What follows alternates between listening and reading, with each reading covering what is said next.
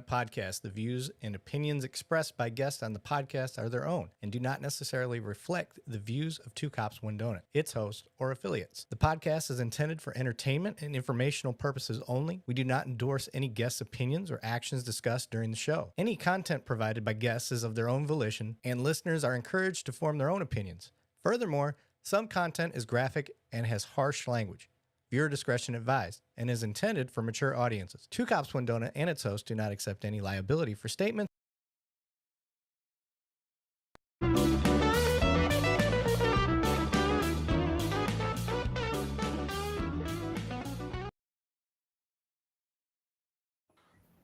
All right, welcome back. I am your host, Erik Lavigne, and this is Two Cops One Donut live stream. How's everybody doing tonight? Tonight I got with me Banning Sweatland. I got Kat Clark, our newest addition to Two Cops One Donut.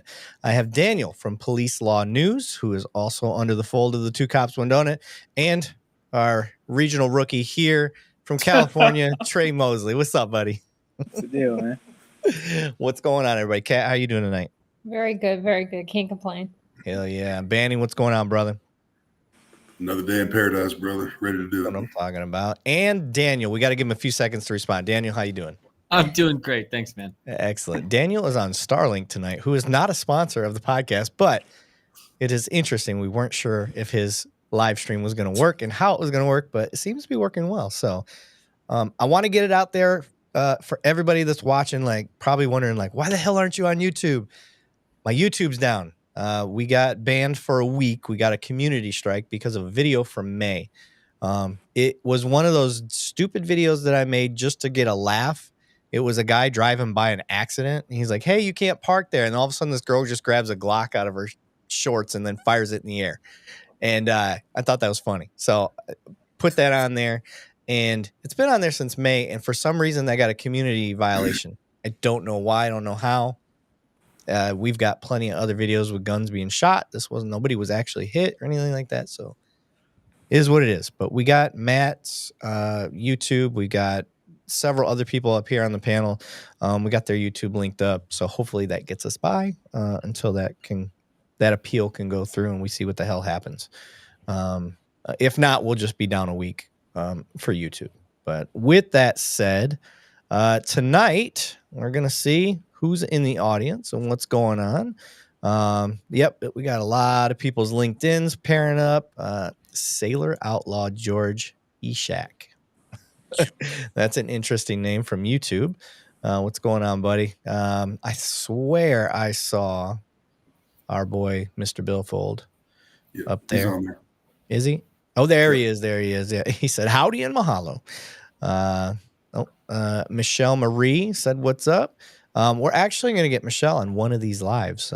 She reached out. We told her we were going to do a podcast. She got the mic and all that stuff, and we just haven't been able to get it loaded up and going yet. But now that we're doing the lives regular as well, she wants to jump up on that. So we'll get her on here. Tonight, I'm trying to think of topics that we were going to talk about. What was that? Somebody is on here from Australia. Oh, yeah. I just say Nunya Biz says hi from Australia. What time is it in Australia, Nunya Biz? Don't say Nunya Biz either. I'm just curious what time it is out there. Dave here showing Dave E here showing up as a LinkedIn user. Yeah, for some reason it doesn't show everybody's name. I'm not sure why it does. Banny, do you know why it does that? No, it seems like they'll do a few comments and then eventually put their name on there. I think he's on mine, so it might be because I'm not sure why. Gotcha. Okay, so with Two Cops, One Donut, guys, I want you all to know, yes, Matt Thornton is a part of Two Cops, One Donut. We put out a video on YouTube, and I got a ton of hate all of a sudden saying I was stealing his content. We did a mashup, guys. Matt is with us. We did a mashup where we found a video. We both made a reaction video to it, and then he sent it to me because I do the editing for the show, and I edited his reaction and my reaction together. We just did another one where Kat was a part of it in Banning. And I think that was in me. We just did us three. So it was another mashup. No, we are not stealing content. These guys are under Two Cops, One Donut. However, they still run their own social media stuff. That's the beauty of what we're doing. We're not trying to steal anybody's content. We're trying to put out our original stuff, like Daniel with Police Law News. He's got a ton of crap that he's putting out all the time. He's obsessed, like I am. So he puts his stuff out. But then we do stuff together. So that is what's going on. We weren't stealing anything. I just want you guys to know that. Matt had to get on there and kind of defend it. He's like, no, guys, he's not stealing my stuff. I was like, your onslaught is coming after me, bro. So let me see. I'm That's a good question. The one that just came up. The discombobulated one? Question. Yeah, I love. He always does it. This is why I like discombobulated. He titles it question. Can you answer questions through the public eye? Answer, not the cop safety. Are we not allowed to be safe too? Well, Trey, you thought it was a good question. You answer it, rookie. So I think what he's getting at is for example, we have someone step out of the car. Like, how many? I'm gonna have you step out of the car for my safety. I think people feel like we're disregarding their safety when we say stuff like that. But it's like, no, bro. We are having you step out so we don't have to do anything else further, bro. Like, it's kind of like a de-escalation thing is how I see it. But yeah, dude, I mean, the number one thing with our job, no matter where, every academy starts off by saying this, our number one goal is to preserve life. That is the job of the police. Gotcha. Okay. I will expound upon that. Expand. I'll talk more. I'll talk further about that. Getting people out of the car is a lot of times is a case-by-case basis. If there's multiple people in the car and the driver's the only person I want to talk to, sometimes I may pull them out for that reason. One is knowing the legal justification behind it. Now, we do have somebody up here tonight that has passed the bar. So I'm going to say why we can do it, and he's going to nod his head yes or no and explain that I'm right. But Pennsylvania v. Mims is a Supreme Court case hearing about pulling people out of their vehicle on a traffic stop, and if that's reasonable, and if it's a Fourth Amendment rights violation. Pennsylvania v. Mims says it's not a violation of your Fourth Amendment rights. They're saying because it's temporary, that you're being inconvenienced by being pulled out of your car, that it's okay. So the police in that court case, they were originally doing it for officer safety, I believe, to do a pat down because they thought they saw a weapon or something like that. People often confuse that and think that because that was the original court case, that's the only way cops are allowed to pull you out of the car is they have to have reasonable, articulable suspicion that you have a weapon and they're patting you down for weapons. It's not true. Court case simply said that it's not a Fourth Amendment rights violation for you to be temporarily inconvenienced by being taken out of your car on a lawful traffic stop. So they kind of left the door open. It's generalized and vague. So I get the argument from the public, but yes, we can ask you to step out of the vehicle in that case. And then for passengers, the court case that backs that up is Maryland v. Wilson, which is basically saying the same thing that extends to the passengers. Daniel, did I nail that? Yep, you got it. I should be a lawyer, bro. Got this. I got this shit down. The reason I asked Daniel is because this is what he does, man. This is one of the reasons we wanted to bring him under. He's pretty much going to be our legal beagle expert whenever we're talking out of our ass about how laws are applied and stuff, because we're just cops. I would say cops get the Reader's Digest version of laws and how they're applied. Yeah. So, but is somebody making fun of me? Did Sigma Lord lawful? Oh, traffic stop. Yeah, a lawful traffic stop. That's the key point. You are right, but here's the thing. Daniel, back me up on this if I'm right or wrong. I'm again talking out of my butt. We don't get to decide if it's lawful on the side of the road. We decide if it's lawful in court. Is that fair, Daniel? Yeah, that's absolutely 100% correct. I mean, if you think that a police officer is doing something incorrect or you have a legal argument with what the officer is doing, the absolute worst place to make that argument is on the side of the road. That's not what that is for. That's why we have courts. So that's the proper venue for that, not on the side of the road. And here's the thing. If for some reason the police officer is wrong and they violated your rights, that's going to be a settlement for you, and maybe the police officer will be disciplined or even fired. And that's the process that we have in place. It's not to argue with the police officer or fight with the officer on the side of the road. That's insane. Yeah. Would Mr. Billford say? He said, "Oh Lord, more Penn v. Mims. Why can so many quote that one, but can't name 5 elements of the First Amendment?" That's a fair argument. That is. I will agree that Penn versus Mims, that shit gets. I feel like people abuse that shit. I saw like a lot of officers. We just throw it out there way too much, and it's like, bro, you can't just pull people out. I know it says for no reason, but you can't do that for no reason because you still got to consider use of force. Like if you're gonna drag somebody out of the car, it's not gonna be for no reason, bro. Because if they say no, then what? You're just gonna drag them out because the court case says that? No. Right. I'm a big fan of having some sort of articulable reason. Like, because at the end of the day, I've got to write the report. Exactly. So when I say why I pulled them out, I'm not just going to be like, because I fucking felt like it. Yeah, that's crazy. No. Kat, what's your thoughts on that? So, yeah, there's got to be a reason, because going back to putting pen to paper, if you have no reason, then you have no reason to pull somebody out of the vehicle. It just doesn't make sense to me to just pick people out cars for your safety, for their safety. It just doesn't make any sense. Yeah, it's such a played out answer. I'm doing it for my safety. Okay. Explain what your safety concern is. Hey, you got 4 people in this car. I only need to talk to you, and they won't stop talking. They keep telling you and advising you of your rights. They're all backseat lawyers, and I can't hear, and I ain't got time to argue, because the roadside is the most dangerous place for an officer, not because of you in the car, but because of the cars coming by. So if they're going to continue to jaw, I need you to step out of the car so I can talk to you, because you're the one that made the violation. They didn't. They're not my concern, so step out. That is a reasonable thing to me. I saw somebody said something. TDG said, "What if the officer will not tell you why they stopped you?" I am not a fan of the technique. Now, officers will use this technique, and Banning, you tell me if you've used this one before, if you've seen it. I know you've seen it. Officers will be like, "Hey, I'm officer and such. I need your license and registration." "Well, what'd you pull me over for?" "I will tell you once I got your license and registration." It's like a hostage.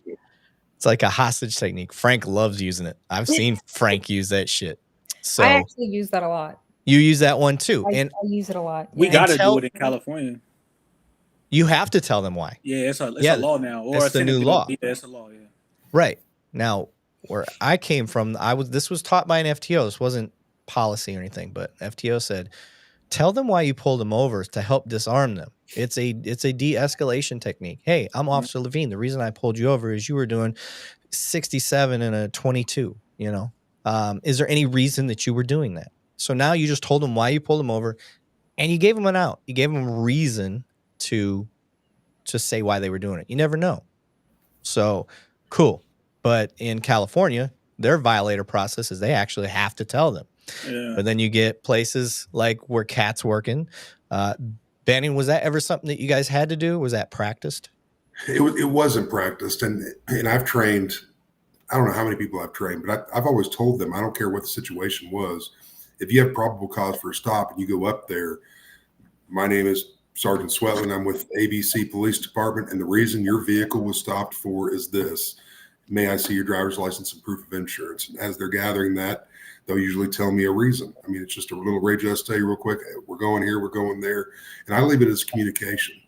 And I believe if you don't come across as a complete and utter ass, I don't ever have problems with people. I treat them with respect and until that respect is no longer deserved. I mean, my jacket's completely clean, 21 years. And I mean, yeah, people get upset, they get stopped. I mean, that's a part of life, but they know why they get, I'll have 3 or 4 reasons usually to stop somebody. And if I have to write somebody a ticket, it's 1 out of 4 or 5 violations. I'm not I'm not that ticket guy. You know, if I catch you in a school zone and kids are involved, you're getting a ticket. I don't care if you have a badge. I don't care if you're the governor. I don't care if you're in Congress. That's our kids. That's our next generation. You're getting a freaking ticket. You can go take it up at the courts. But okay, so I'm different.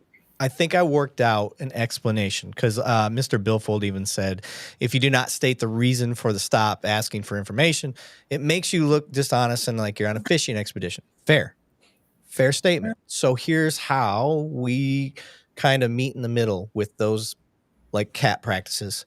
Hey, I'm Officer Lavigne. I need your license and insurance before I can tell you why I pulled you over. And the reason being is people sometimes flee or something bad happens and we don't have your information. This is just a way that we have our checks and balances in place. However you want to explain it. But you've explained why you need that license and insurance up front. So I don't know. I'm just kind of brainstorming. Usually I don't go into the explanation of why I need that. I go up, I introduce myself, I ask for the license, registration, insurance, and I said, as soon as you provide that information to me, I'll explain to you the reason for the stop. And almost 99% of the time, there's no issue.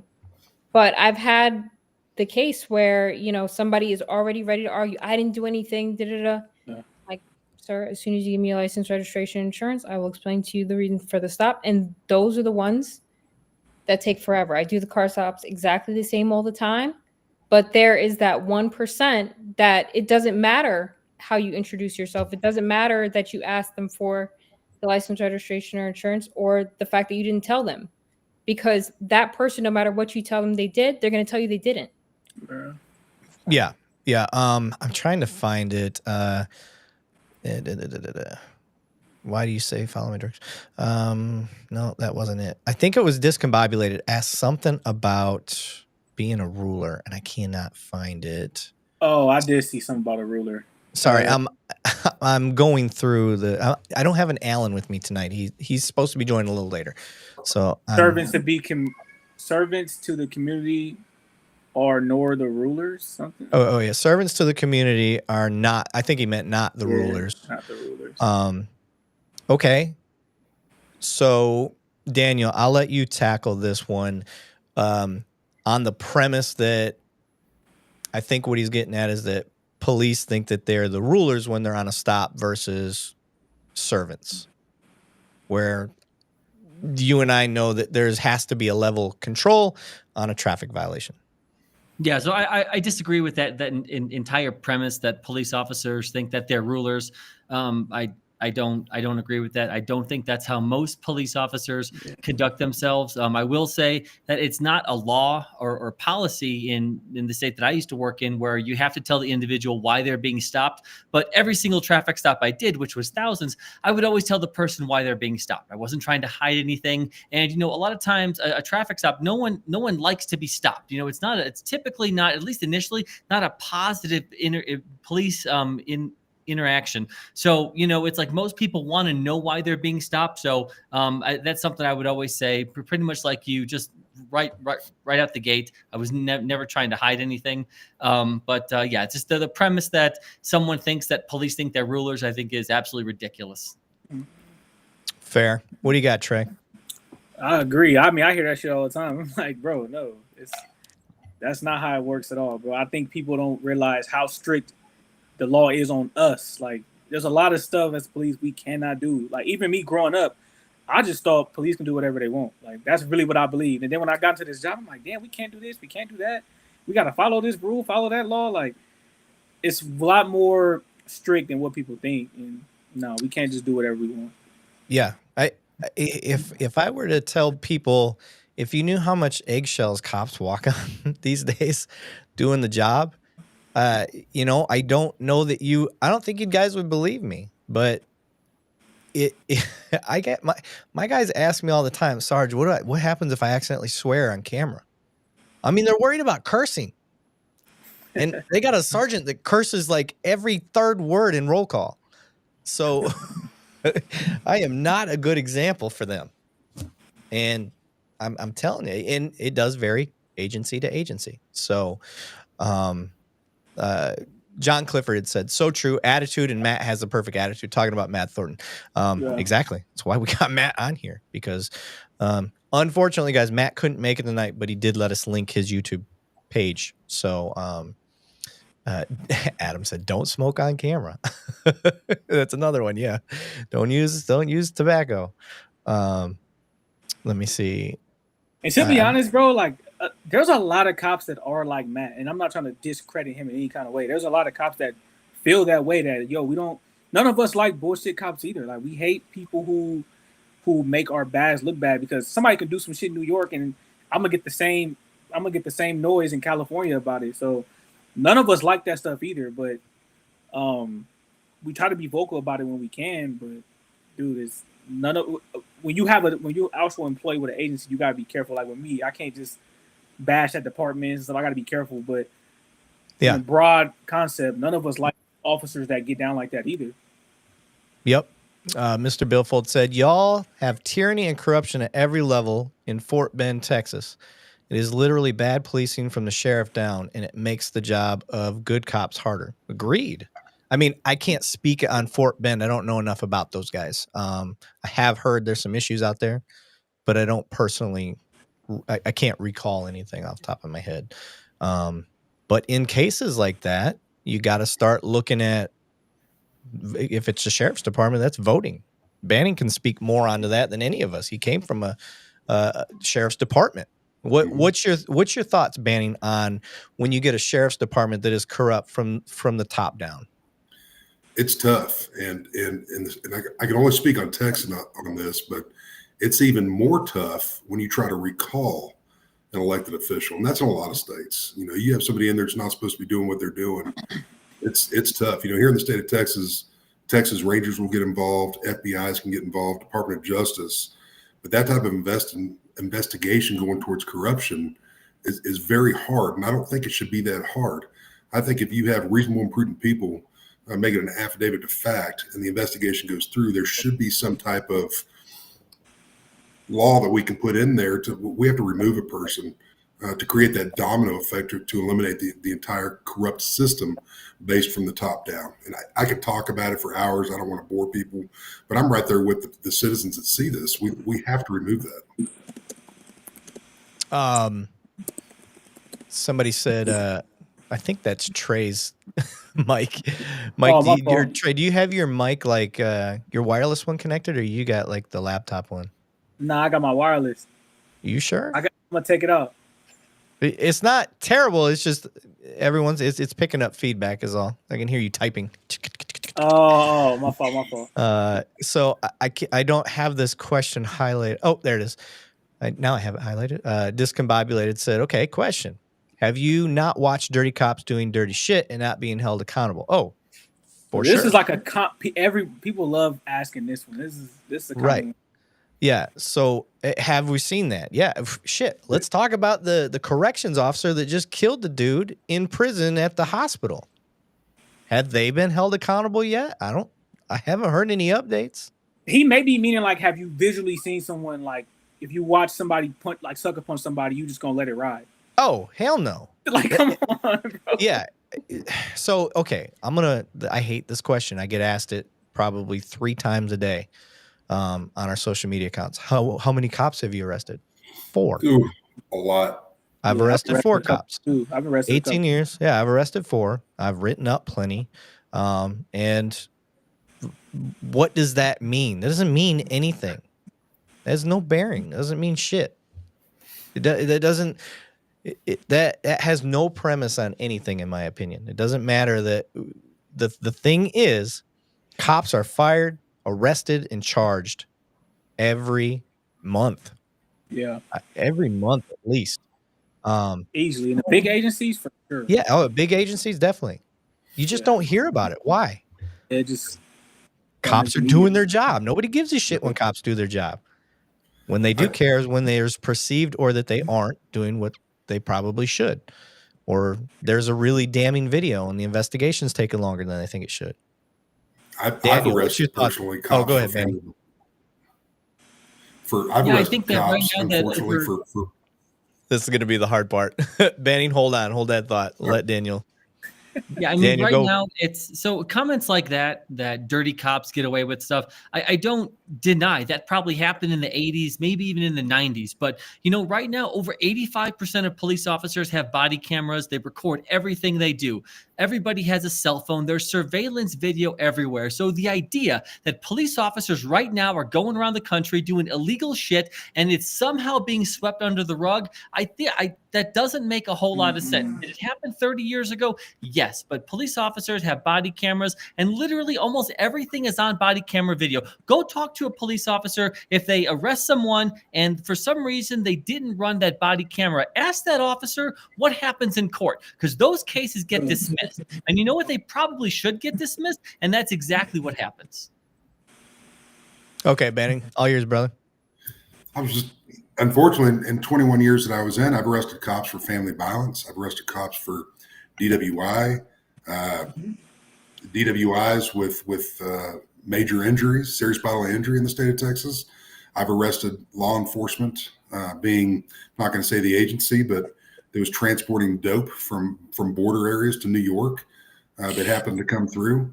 Arrested officers for all getting together and doing illicit acts because they want to make the excuse that they're not making enough money. And guess what?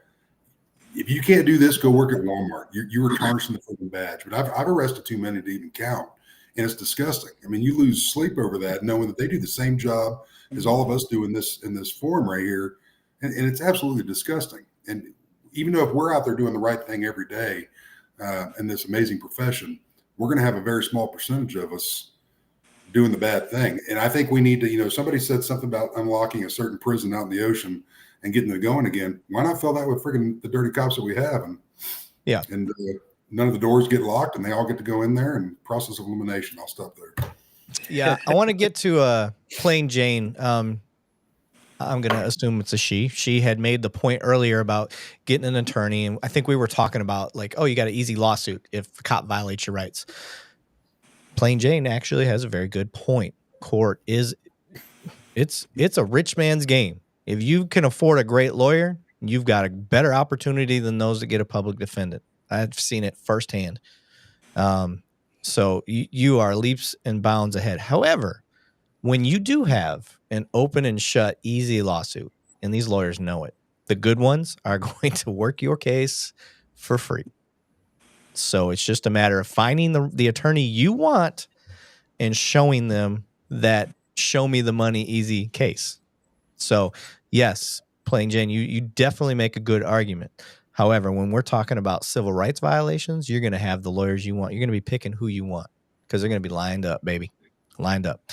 I will even suggest some for y'all. If you hit me up and you're like, look at this. And I'll be like, yeah, sue the shit out of them. I got your back. I'll get you a good lawyer. Let me see here. Discombobulated said, why is your first impression of a person, I'm going to assume, is a criminal? That's speculation, bro. I'm that's not my first impression. My first look may be like, are they doing something illegal? Let me look into this. Are they doing something that they shouldn't be? It's my job. I'm a cop. I'm supposed to be looking for people doing illegal shit. So, but I don't look at people like they're a criminal, period. Are there some cops that talk to people like criminals? Sure. Kat, what have you seen in that? Have you seen cops talk to people like they're just straight up criminals? So honestly, I work with a pretty good group of guys. I don't have to deal with like watching people do it. I don't hear it. I don't see it. Did work in a place where I was unfortunate enough to see it a little bit. And this was, immediately upon hire. And checking somebody when you are a brand new cop is a difficult thing to do. But unfortunately or fortunately, I don't hold my tongue when it comes to situations like that because I've been on the other side of it.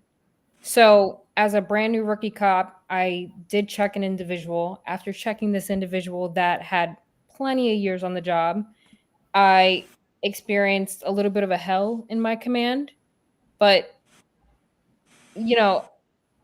these are brand new people and they're viewing you as someone new and not even just looking at the situation that just happened. They are looking at it like, this is the cop that we've known forever, so we're going to back him. And it wasn't until, I guess, the house of cards fell that they started to realize, like, maybe this girl has a little bit of a head on her shoulders. Yeah. Harrison Brock said, Daniel, many cops in Kentucky do not have body cameras. There are many bad cops there in Kentucky, but we also have good cops.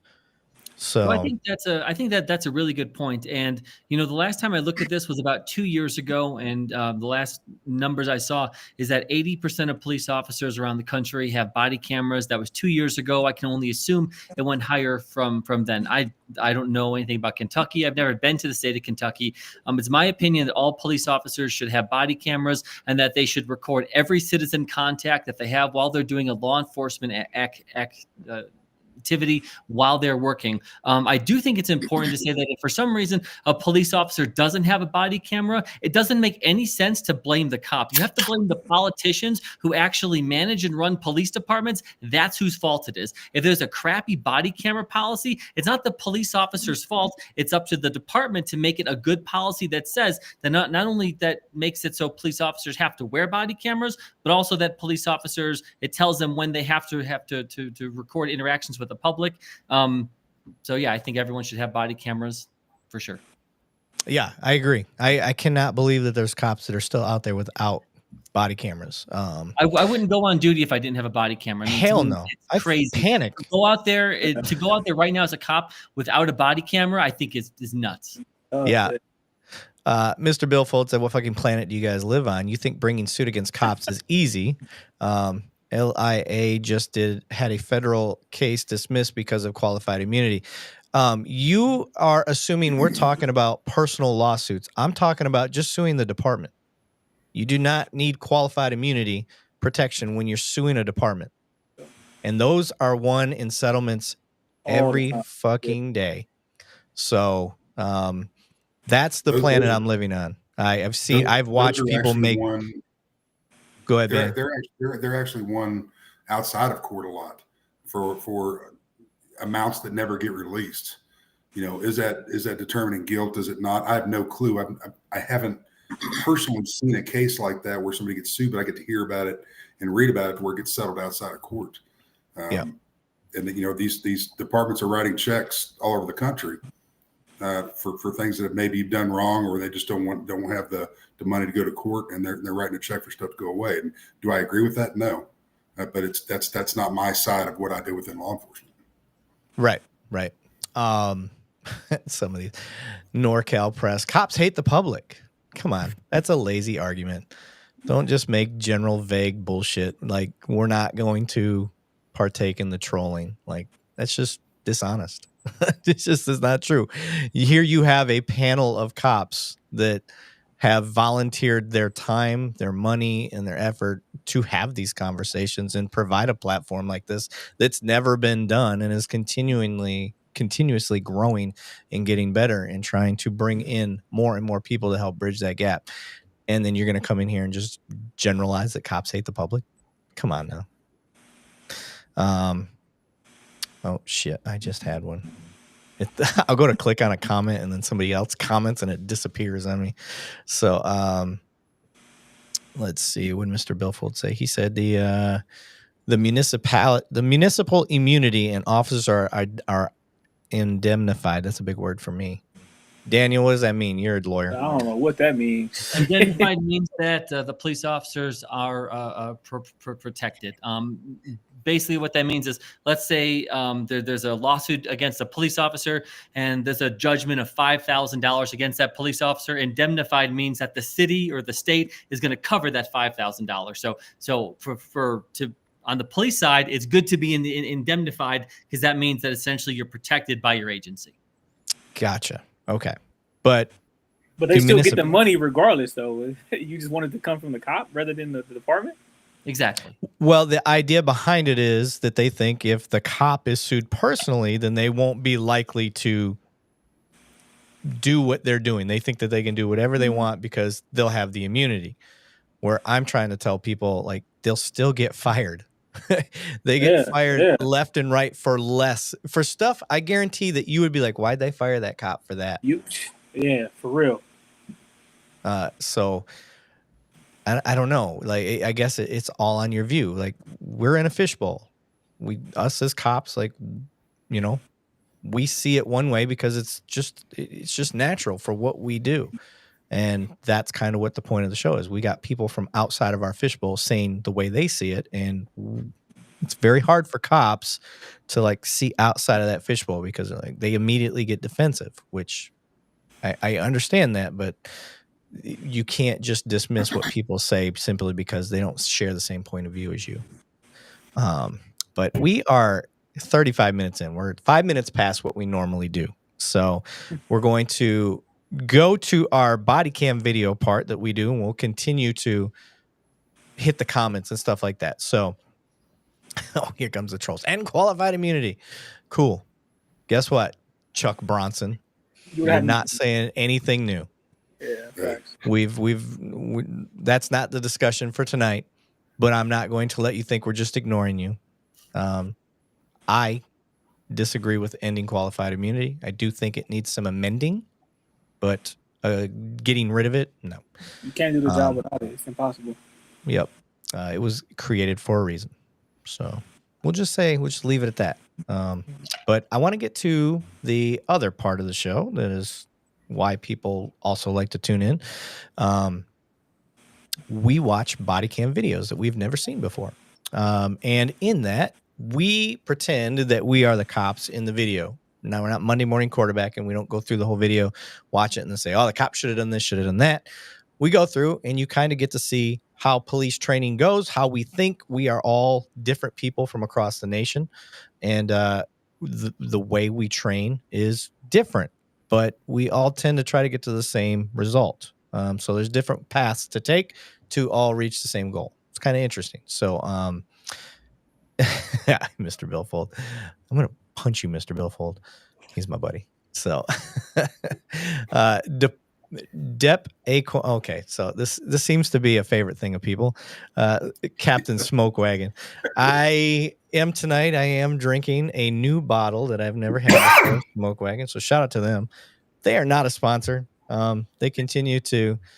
They know that I drink Smoke Wagon on every live stream, but they continue to slow play me, trying to get Erik them to is be paying the light bill for Smoke Wagon. Yeah, I am definitely paying the light bill for them. But Chuck said, thanks for calling me a troll. Nice. Did I call you a troll? I don't think I said Chuck Bronson is a troll. I didn't say that. I'm just like, you shouted and qualified immunity when we weren't even talking about qualified immunity. So what was your point other than trolling? It's pretty easy to see through, bro. Anyone Mr. who Billfold, says qualified immunity doesn't understand what qualified immunity is. They think it's immunity against being fired, against being charged by the locals or the feds. Anyone who knows what qualified immunity is knows that getting rid of it like literally wouldn't do anything. It's a ridiculous thing to say. And kind of real quick, kind of like you said, Erik, it's like if a cop does something so bad that they're violating rights, they can get fired, they can be prosecuted, they can lose their pension. Okay, like the penalties that you might get from a civil lawsuit, a couple $1,000s, is literally the least severe penalty for doing something shitty and violating rights. So if people are like, oh, cops don't care, they're not held accountable, and they're just going to do whatever they want, but the least severe penalty, that's what's going to stop bad cops. I don't understand the logic behind there. So yeah, see, and for those that were wondering, one of the people that I was going to have on the qualified immunity show is Daniel. he's our pro. So but we want to have him go against a person that is a pro in the opposite side of that, so we can have a fair debate and get both sides of those out there. So that's the idea. Whoever said about credentials, that happens a lot. Discombobulated. Yeah, we'll go to that quick before we get to the video. Man, This is the hard part. I want to get to the videos because there's a lot of people that want to see the videos. But the big part of the show, what's actually kind of taken over, is just talking to you guys. and answering your questions. So, Andy Fletcher thinks you're ridiculous, by the way, Daniel. So, hey guys, like, well, fair. I'm on just about every single social media channel. So find me over at Police Law News, and we can go ahead and debate this stuff, or do your next time before we do videos. Hell yeah. I just want to say we do have a celebrity in the audience, guys. The one, the only, Von Kleem. Mr. Billfold, you might want to get your mop handy because I know how much Von Kleem has turned you on. So he loves Von. Dude, he loves Von. He loves him. So I don't know. I don't know who has more of a man crush, Erik or Mr. Billfold. Yeah. All right, guys. You know I don't let you just get away with anything. Who's lying? He's not a pro. He's a liar. Who's lying? There is nobody on my panel that comes up here and lies. If anything, we're just wrong, but we aren't lying. We may think we're right. Shit, I've said stuff I thought I was right about. And he goes, I'm out, Von. But who's lying? There's nobody up here outright lying. That is you're being dishonest. You're being dishonest. That's not what we're doing up here. We might be wrong, but we are not lying to you. Tim Owen said, now wait just a minute about that DEA agent who was speeding in a residential area and killed an innocent woman and claims qualified immunity. I don't know that one. Oh, Trey jumped off. I don't know that one. I can't really. Does anybody? I don't know that case either, but listen, qualified immunity is a protection against personal civil lawsuits. Qualified immunity does not protect police officers from being disciplined, fired, or prosecuted. So again, even if for some reason that cop got qualified immunity, all it means is they would be protected from personal civil lawsuits. No protection from anything else. And I think if we're going to have a conversation about this, people should at least be honest about what qualified immunity is. Pretending that it's protection for everything is not reality. And I think reality matters. I agree. Mama G said, for crying out loud, I'm of the opinion this is not supposed to be a hate chat. I'm here trying to understand how cops think. Knowledge is power. Agreed. Yeah. So listen, the trolling and stuff, you guys, I let the chat rule themselves. I don't kick anybody out unless you become racist or cause for violence. Those are the only two things I'm going to kick you out for. So y'all police each other. I'm not, I'm going to police you like I police the public. Unless I've got a complaint, I don't care. That's really how it rolls. So, all right, I'm going to get to a video. Let's go. First and foremost, it is all from Police Activity's YouTube channel. So make sure you guys go to Police Activity YouTube channel. That's at Police Activity, all one word. I am going to show it here. Boom, boom, boom, boom, boom. Share screen. There we go. I'm going to hide the chat overlay for a second. While we do this, let's put us all along the side here. So this is where we're getting all our videos from tonight, guys, is Police Activity. They are the shit. 3.36 million subscribers. Might as well add yourself to the list if you're not already on there. They show the raw body cam footage with no interruptions unless a fucking YouTube ad pops up. And that's how we like it. So without further ado, we are going to go to our very first video, which we haven't watched. We don't know what it is. And we're going to break it down with y'all. So we're going to biggie size this guy and let's go.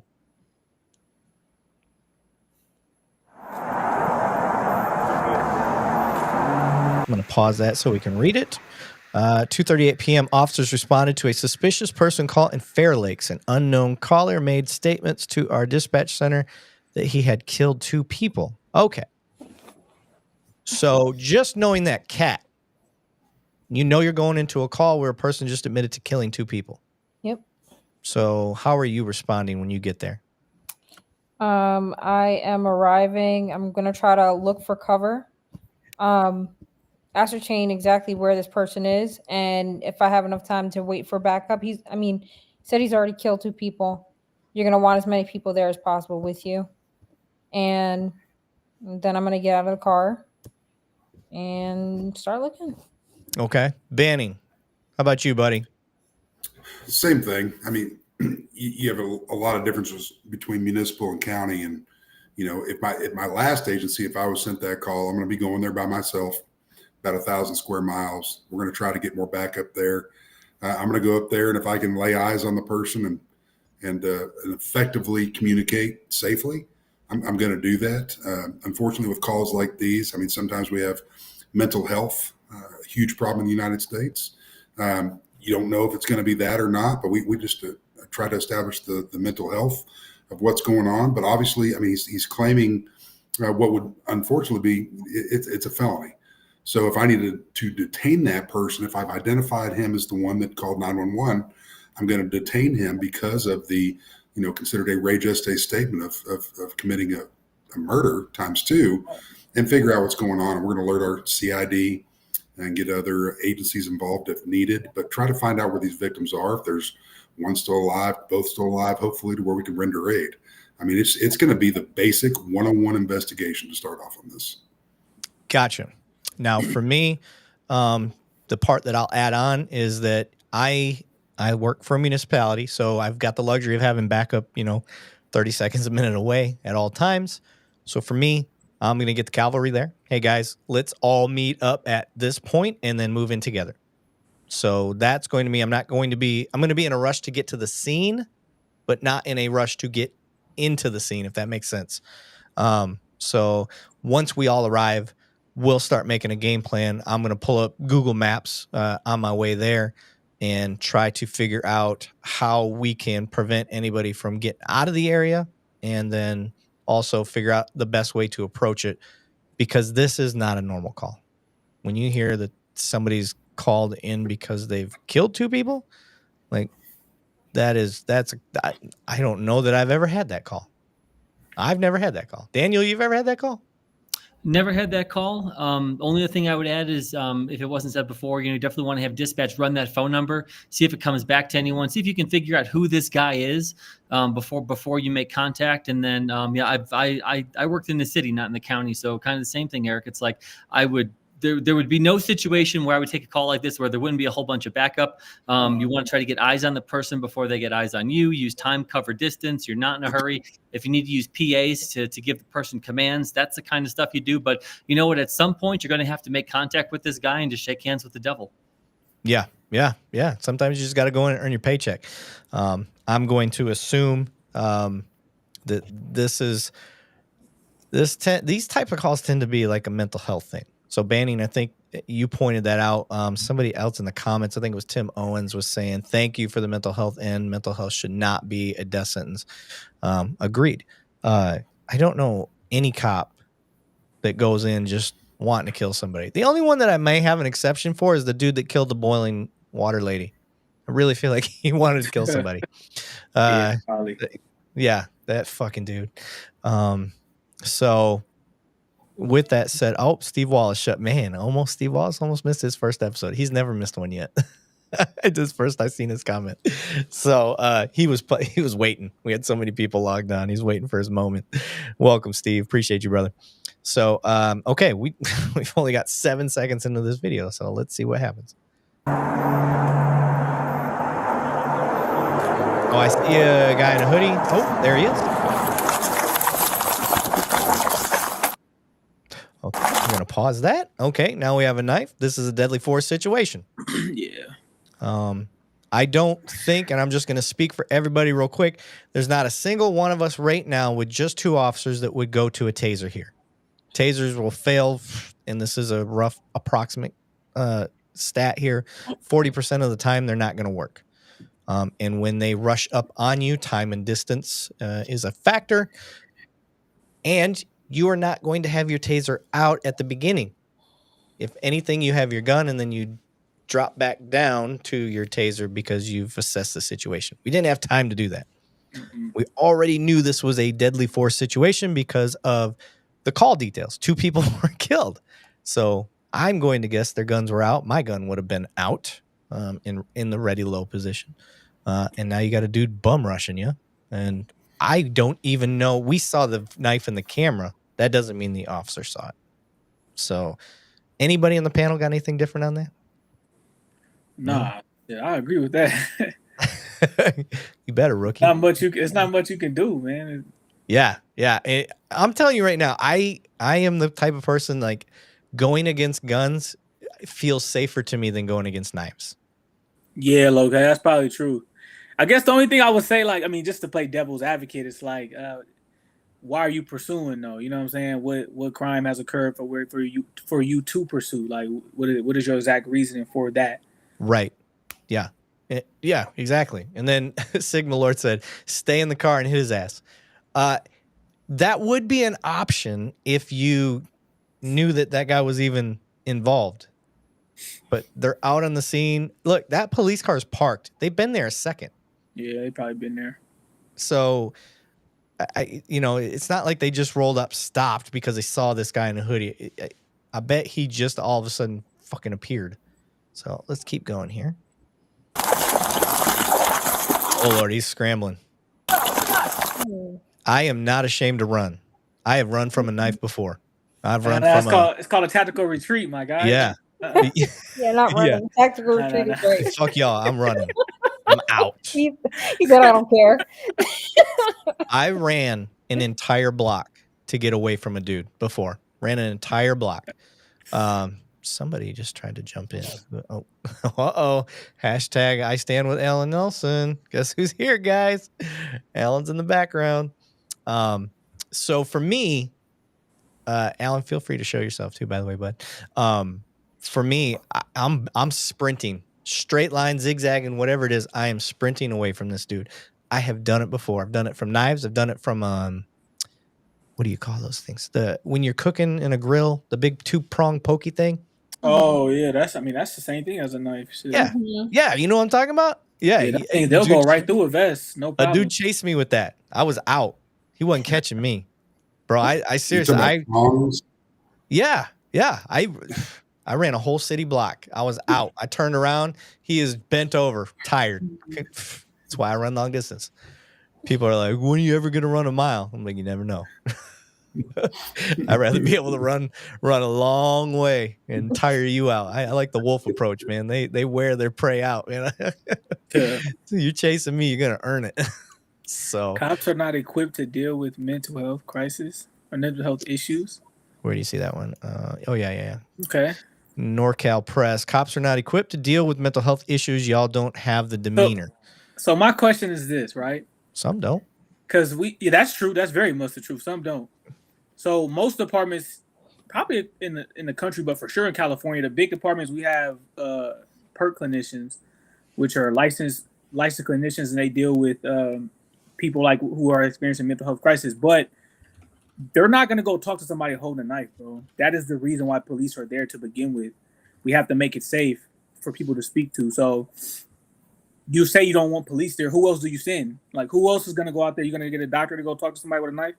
No, it's not going to happen, bro. They're not going to go do it. It's the reason why they have us do it. Yeah, absolutely. Yeah, it's there's Alan. What's up, buddy? What's up, guys? Mr. Billfold was missing you tonight. So, yes, I do agree. I will say there's a lot of cops that aren't fit to deal with mental health crisis. But then again, that isn't our primary function. Our primary function is law enforcement. Does it benefit us to be able to handle that stuff? Absolutely. And I think the more law enforcement progresses, the more we learn about mental health crisis. Shit, guys, we just got rid of, in the grand scheme of things, we just got rid of nut houses or whatever the hell they used to call them. Mm-hmm. Mental, you know what I'm talking? Well, but think about that, Eric. At least the state of Texas is moving towards law enforcement to be the new mental health advocate. And we have done a hell of a lot more training in the past 15 years to help equip veteran officers all the way down to rookies. But you're exactly right. These federally funded and state funded mental health facilities have dwindled. And now it's up to a county jail, which is not a suitable place to truly take care of somebody for mental health. And it's disgusting. Right. How are they working mental health stuff where you're at, Kat? So honestly, there's a lot of different things going on. They have these clinics that you could kind of go into. They medicate them and then they send them out. There's like the halfway-ish houses that house them. Hold on before you go too far. So are you talking like you as a cop, you run across the guy that, you know, is a notorious schizophrenic and you recognize that he's off his meds. So you guys actually have a facility you could take him to get his meds put in? No. So there's places that they actually live. Kind of like a group home. I don't know exactly what it's called, but Okay. they live in these places. I know what you mean. Usually for low income, but everybody that lives in these places, they have psych issues. So when they leave, there's different ways that, you know, you could go about it. There is this thing that we can actually take them in based off of observation that they are either off meds or if they say anything suicidal, homicidal, any of those things, but it has to be imminent. It can't be like, oh, I want to kill myself, and they say it in, you know, banter or whatever. Like, you have to be able to articulate, like, yes, they said that, and I believe it to be true, and this is why. And you can actually take them to get a psych evaluation. And while you don't really get the outcome of the psych evaluation, but they're there for a while. A lot of times they do medicate them, and usually it's pretty good when they give them like intravenous medication. If it's something that they have to take daily, then this is somebody that you're just going to see again, and you're going to kind of go through the whole thing all over again with them, and kind of take them back to get another psych eval for the same medication. Hopefully the doctor gives them something intravenous. Yeah, I think one of the big things to point out in policing is that when we deal with somebody like that is a frequent flyer, constant mental health issue, off of their meds, which usually is that's the reason for most of it, or it's drug induced and they already have a mental health issue, is they commit violent crimes. And an officer, even if they know that person's having a mental health issue, safety and security come first. And we get put in positions where they're like, well, he had mental health issues. Fair. But we are not going to take that chance. And that's where the debate really starts to happen, is how much should an officer have to put up with? And then what the public tends to see it is, we need more training on that stuff. Well, how many different hats do you want your police wearing? Do you even want your police showing up? And if you don't want the police showing up, who's going to show up? What do you got, Trey? Tim Owens got a cool question. Where's he at? He said that SWAT teams should have licensed clinicians.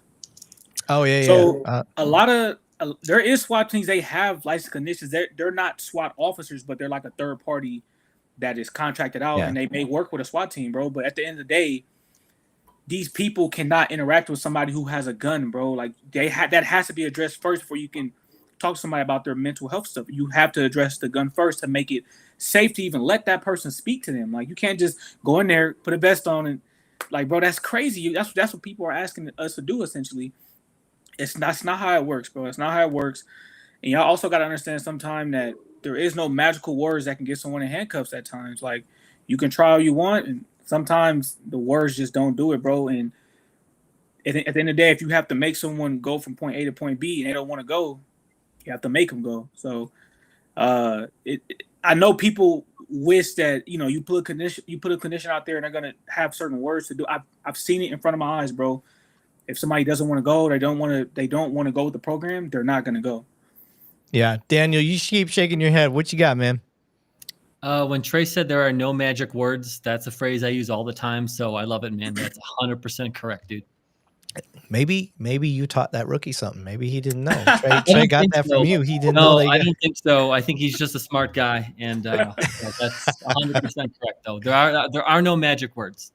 So for everybody watching, I want to go through years of experience so you guys can kind of see when you hear one of these officers say something, when you hear somebody on the panel say something. I want you to understand that their years of experience and what they're saying behind why they're saying what they're saying.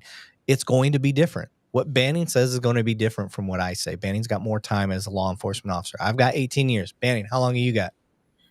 21 years and 4 years Marine Corps before that. So you got that. Kat, how long have you got? 7 years. Daniel? 20 years and a law degree. There you go. Trey? 3 years. Rookie as fuck. Alan? 16 years. Now, knowing that, guys, here's the other difference. I work in a city that's got 1 million to 1.2 million. Banning, how many did you have in your county? A little less than 14,000. Before that, I was at a municipality for about 70,000 people. So he was dealing with some country shit out there. Kat, how many you think you got where you're at? Yeah, I'm not even gonna make up a number. A lot. Millions. A lot. Daniel, what about you? 600,000. Okay. And then Trey? I'm in a pretty big city too. Up in the millions for sure. Millions. See? Fucking Yeah. crazy. Alan, what about you, buddy? I'm over there. We're banning, that smaller side of it. I think our county is like 15,000. So Hey, yeah, so that is we're trying to give you guys across the nation experience, across the spectrum as far as how many people and calls they've had to deal with, the quickness that they have backup available, like Banning and Alan didn't have backup regularly available. Where the rest of us all had backup like just around the corner all the time. That makes a difference on how we look at calls and how we handle calls. So let me ask you this question. So if y'all are going to take somebody in for a mental health evaluation, say you make that determination that they need help, how far away would you have to take somebody? If you are on the farthest side of town, maybe 20 or 30-minute ride, maybe 45 if traffic's real bad. So once we would make a decision like that in my rural part of the state of Texas, I could be in the car one way, maybe 3 hours. what? Yeah. 3 hours? That's I would be- crazy. I'd Because we mental don't- health. We don't have that kind of facility in our area. And so we would have to take them to the nearest, like once you got mental health involved, they would have to try to find a hospital that had a bed open. And they would call all over the state. I had been, so I live near the Lubbock area. I've been all the way to Wichita Falls. I've been to Abilene. I've been to San Antonio from Lubbock to take one person to a mental health facility. Yeah. That's crazy. NorCal Press, he hit my heart on this one, so I had to show this. Every cop should have a minimum of a purple belt in Brazilian Jiu-Jitsu. I lean on a blue belt. Yeah, purple is kind of that's unreasonable, bro. I'm a purple belt, but I think minimum should be blue. But I'm with you. I understand where your heart's coming from, Yeah. NorCal. I wish I could make it be a purple, but I think a blue is more realistic and something that departments should pay for. But Mhm. you're 100% right. You want to lower use of forces from police, make them be mandatory blue belts in Brazilian Jiu-Jitsu from a reputable gym, not some McDojo. I've been rolling since 06, baby. The only reason I'm still a purple belt is because I can't stay consistent enough because of shift change, and I'm still in the military and I got kids. So it's just excuses, but that's why I'm not a black belt. Somebody else had Tim Owens. So we're still talking about the mental health side. So Tim said, this is an issue for me that scares me personally. I've been diagnosed with post-traumatic stress, PTSD, as I'm sure many police officers and military veterans have, but my concern is that if I'm having a mental crisis, I don't want to have to catch a bullet to the end to end it if there is a different outcome that sometimes maybe our police officers aren't looking for that. Oh, my fault. I want to put your mind at ease that I think that PTSD has been beat down in police officers, military, firefighters, every first responder you can think of. It's been beat down in their head the last 10 to 15 years. And we can thank the war in Iraq and Afghanistan that's been going on for the last 20-something years. They brought a lot of that to light that spilled over into the first responder world, and a lot of us military that had all that, we brought it over into the police world. So if there's one thing I'm really confident in these days is anytime we deal with somebody that has PTSD, me personally, like I've dealt with several military guys or other first responders that have had crisis and been able to help them out, been able to talk them down. Banning, what about you being a Marine? PTS, and I refuse to put a D on it for many reasons, and I believe it's a lot easier for the Your wife would get mad about that. Yeah. Sorry, I couldn't resist. Anyway, You put it out there, bro. yes, yeah, Alan's no, like, "And it's I'm out." and I truly believe through time, proper therapy, that the majority of folks can truly get help on it, and programs are getting better. But I'm seeing much better programs that are privately funded or 501c3 from anything that the VA has to offer. And anybody that's connected to me on LinkedIn, if you're a peace officer, normal person that's got a regular job, I don't care what you have. There's a lot of programs out there that people don't know about, and I get on a high, so to speak, naturally, helping people to get into these right programs. And a lot of them are free to no cost, or they'll just bill your insurance if you have some type of insurance. If you don't have insurance, there's other programs out there for that. And they don't get advertised enough because they're a 501c3 nonprofit, or even some of the for-profit ones that are lower in cost, only because they can't afford that overhead of getting stuff out there and doing the SEO controls on Google and whatnot. But I've got a slew and a list. So if you're connected to me on LinkedIn and you want some of that information, you need some help, I get literally hundreds of messages a month where I can direct guys and gals that are going through these problems. And I love doing that. There are a lot of programs out there that people don't know about, and I'll be happy to share with whoever, because mental health is a major deal that we are not, as a country, dealing with properly right now. It's very sad. All right. I wanted before we finish this video, this is what happens to us all the time. I promised I would get faster at showing the whole video, but your guys' questions are important. Plain Jane said, "Damn it, where'd it go?" I told her I would fucking have it too. Something about cops knowing the Constitution. Oh yeah, I seen it. There it is. Why don't cops have to know the Constitution? They do. Absolutely do. Here, Daniel, I'm really going to want your input on this, but I'm going to kind of lead the way. I think officers are taught the Constitution. Absolutely. That is at every police academy across the nation. Mm-hmm.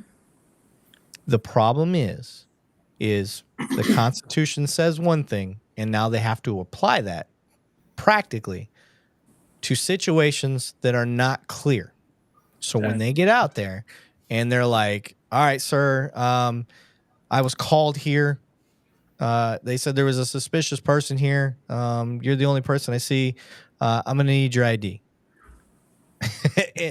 and hopefully at a good academy, they would have covered something like that. You don't have a right to ID this person. However, there are some very poorly trained academies still out there, guys. Mm-hmm. We've seen them. We've called them out on this show a lot. People are like, "Well, it's clear that it's in the Constitution." Well, no, that's not clear in the Constitution. It's also not very clear to officers, unless they've been trained properly, that that's not a reason to ID. So it is not as easy as you think, just because you know the Constitution and then you start to deal with situations in the field. And I would challenge any single one of you that think you know the Constitution inside and out. I will put you through scenario-based training, and then you tell me if you're going to pass it because you know the Constitution. Now, you got to remember, if you think you're upholding the Constitution and you still have legal things that you are supposed to do, you're still upholding the Constitution, but you have legal obligations. Mm-hmm. I want you to navigate those. Like, it's a pain. It's not as easy as it looks. I promise. It's not as easy as it looks. Daniel, tell me what you got, buddy. Yeah, I think that's a really good point, that there is a difference between taking a constitutional law or having to write a constitutional law essay in law school where you have some time and you could think about it. And there's also a difference between when you're sitting at home from the comfort and safety of your own house, you're watching body camera video and you already know how it's going to end. Being able to say that's what the cop should have done. That's different than being a police officer in the moment where you may not know all of the facts of the case. You may not know everything that someone else might know once the case is done because you're watching a video that's a week old. So in the moment, it isn't always as clear. And, just like you said, Eric, I think it's really important that police academies, it's impossible for them to go over every single possible scenario with an officer in the academy during training. What police academies should try to do is really try to teach these concepts to police officers and also one of those concepts is that it's okay to take a break. It's okay to ask for help. It's okay to ask questions. Just because you're out with someone and you're not sure it's okay to ask. It's okay to stop, and not everything has to be 100 miles an hour. And I think that, when police officers, and I think more experienced police officers do know that kind of stuff. And someone said in the comments that police officers need more training. I agree.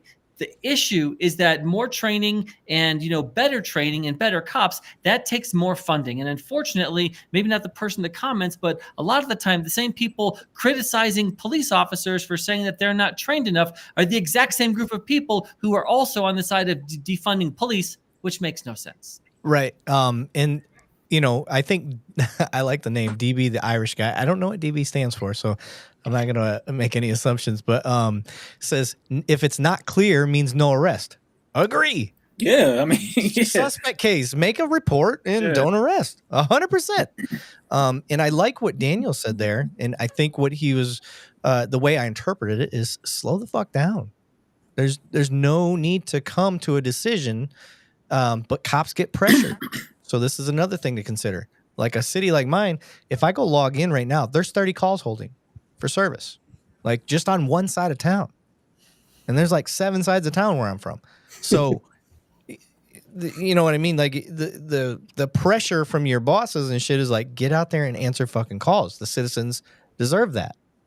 But at the same time, they're going to get pissed off at you because you're taking more time on a call than what they think is necessary. So that's what we run into. That's the battle as cops. And before I get to the video, like I said, I'm going to do 10 minutes ago, Sigma Lord, associate's degree in law minimum.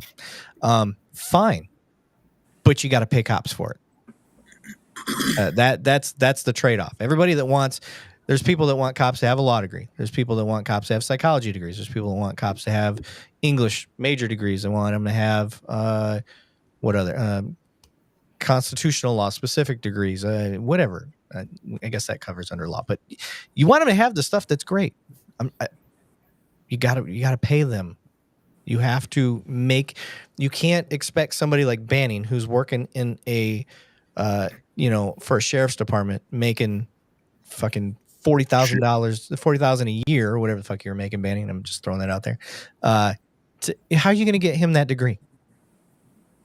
How are you going to convince somebody to go out and get that degree when they can go get a job anywhere else with that same degree, making a fuck ton more, being a legal help? Or Daniel, what are those called? Those legal helpers? Paralegals. There you go. That's what I meant.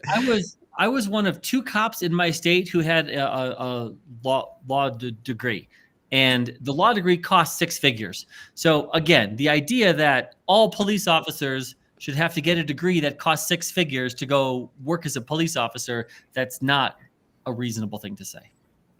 I got you. Okay, let's get to this fucking video. Let's finish this son of a bitch.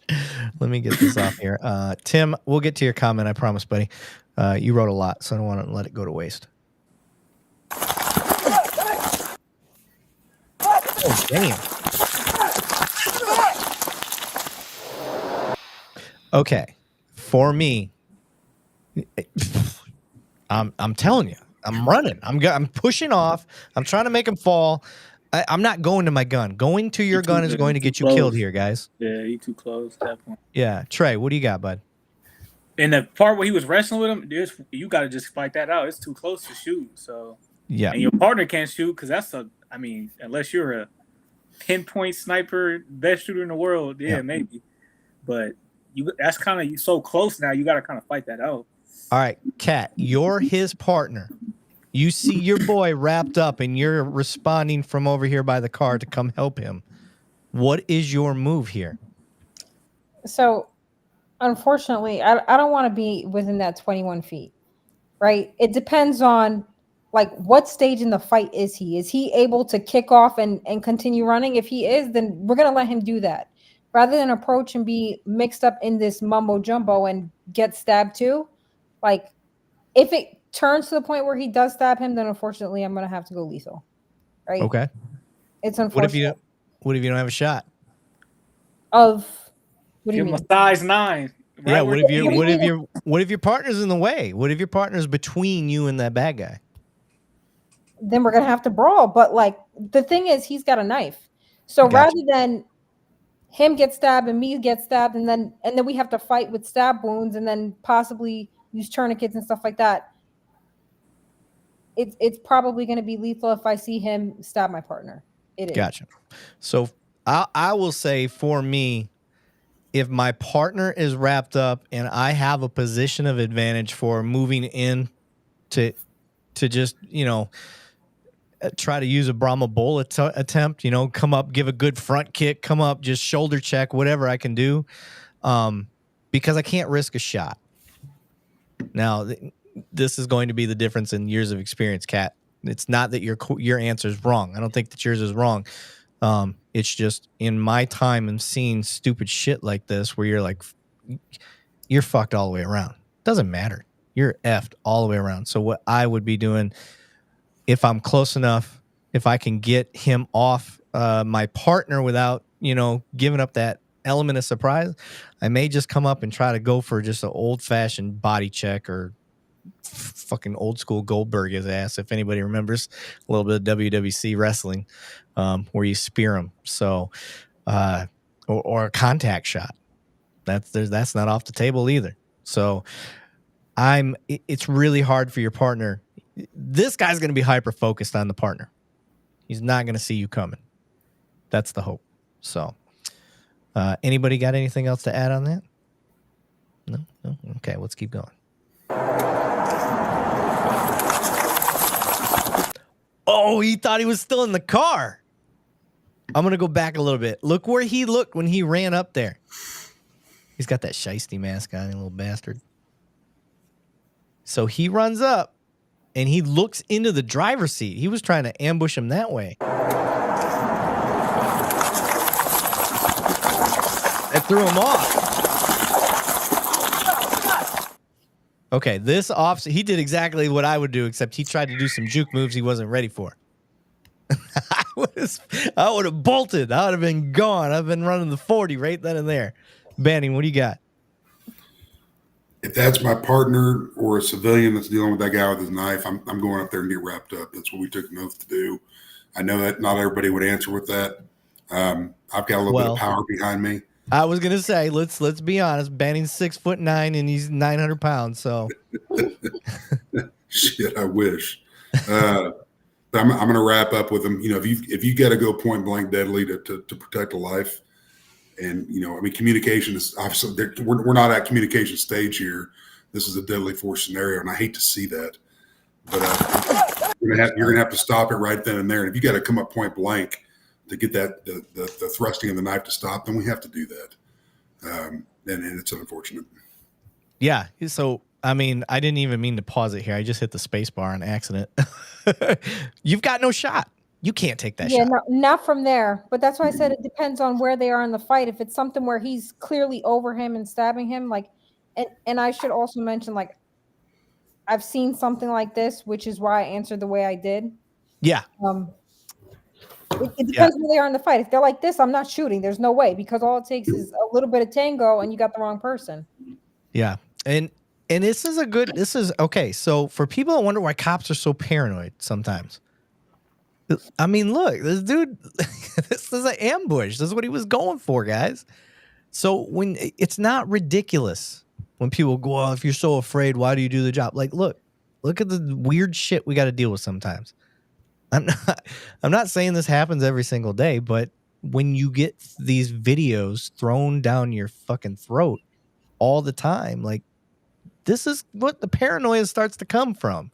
So you guys know me. I'm going to call out bad police all the time. I'm always going to call them out.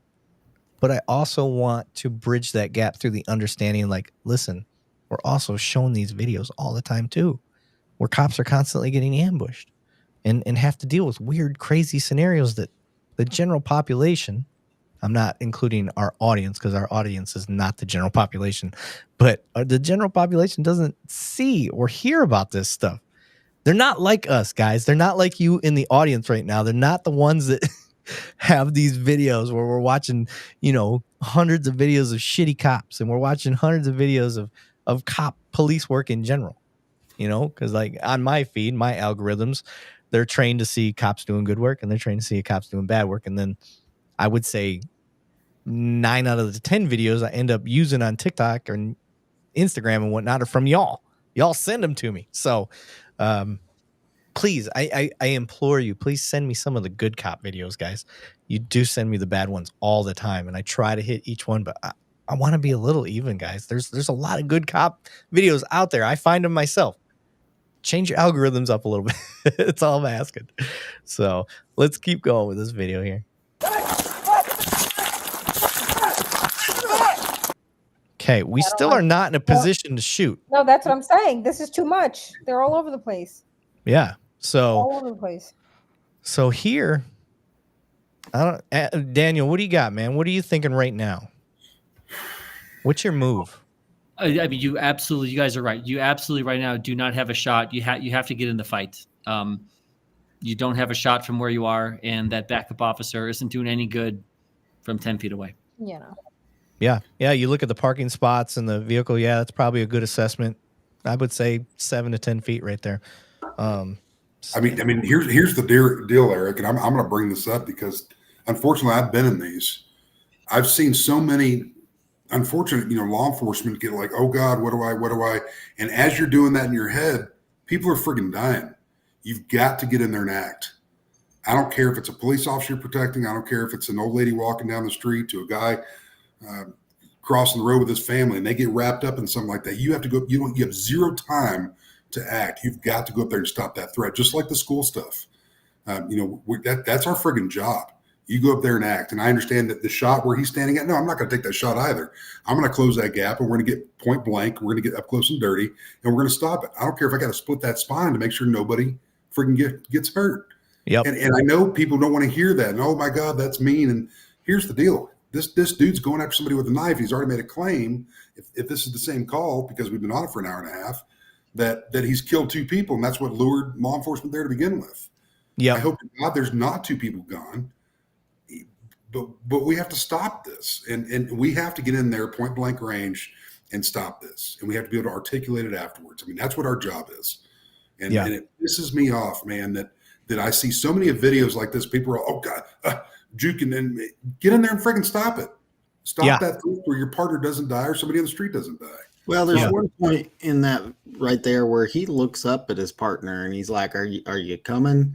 And the guy falls to the ground. There was that moment to close the distance. And, it's kind of even when the taser is being used, when people they fail to respond when it could, when it's that moment to get the advantage. Yep.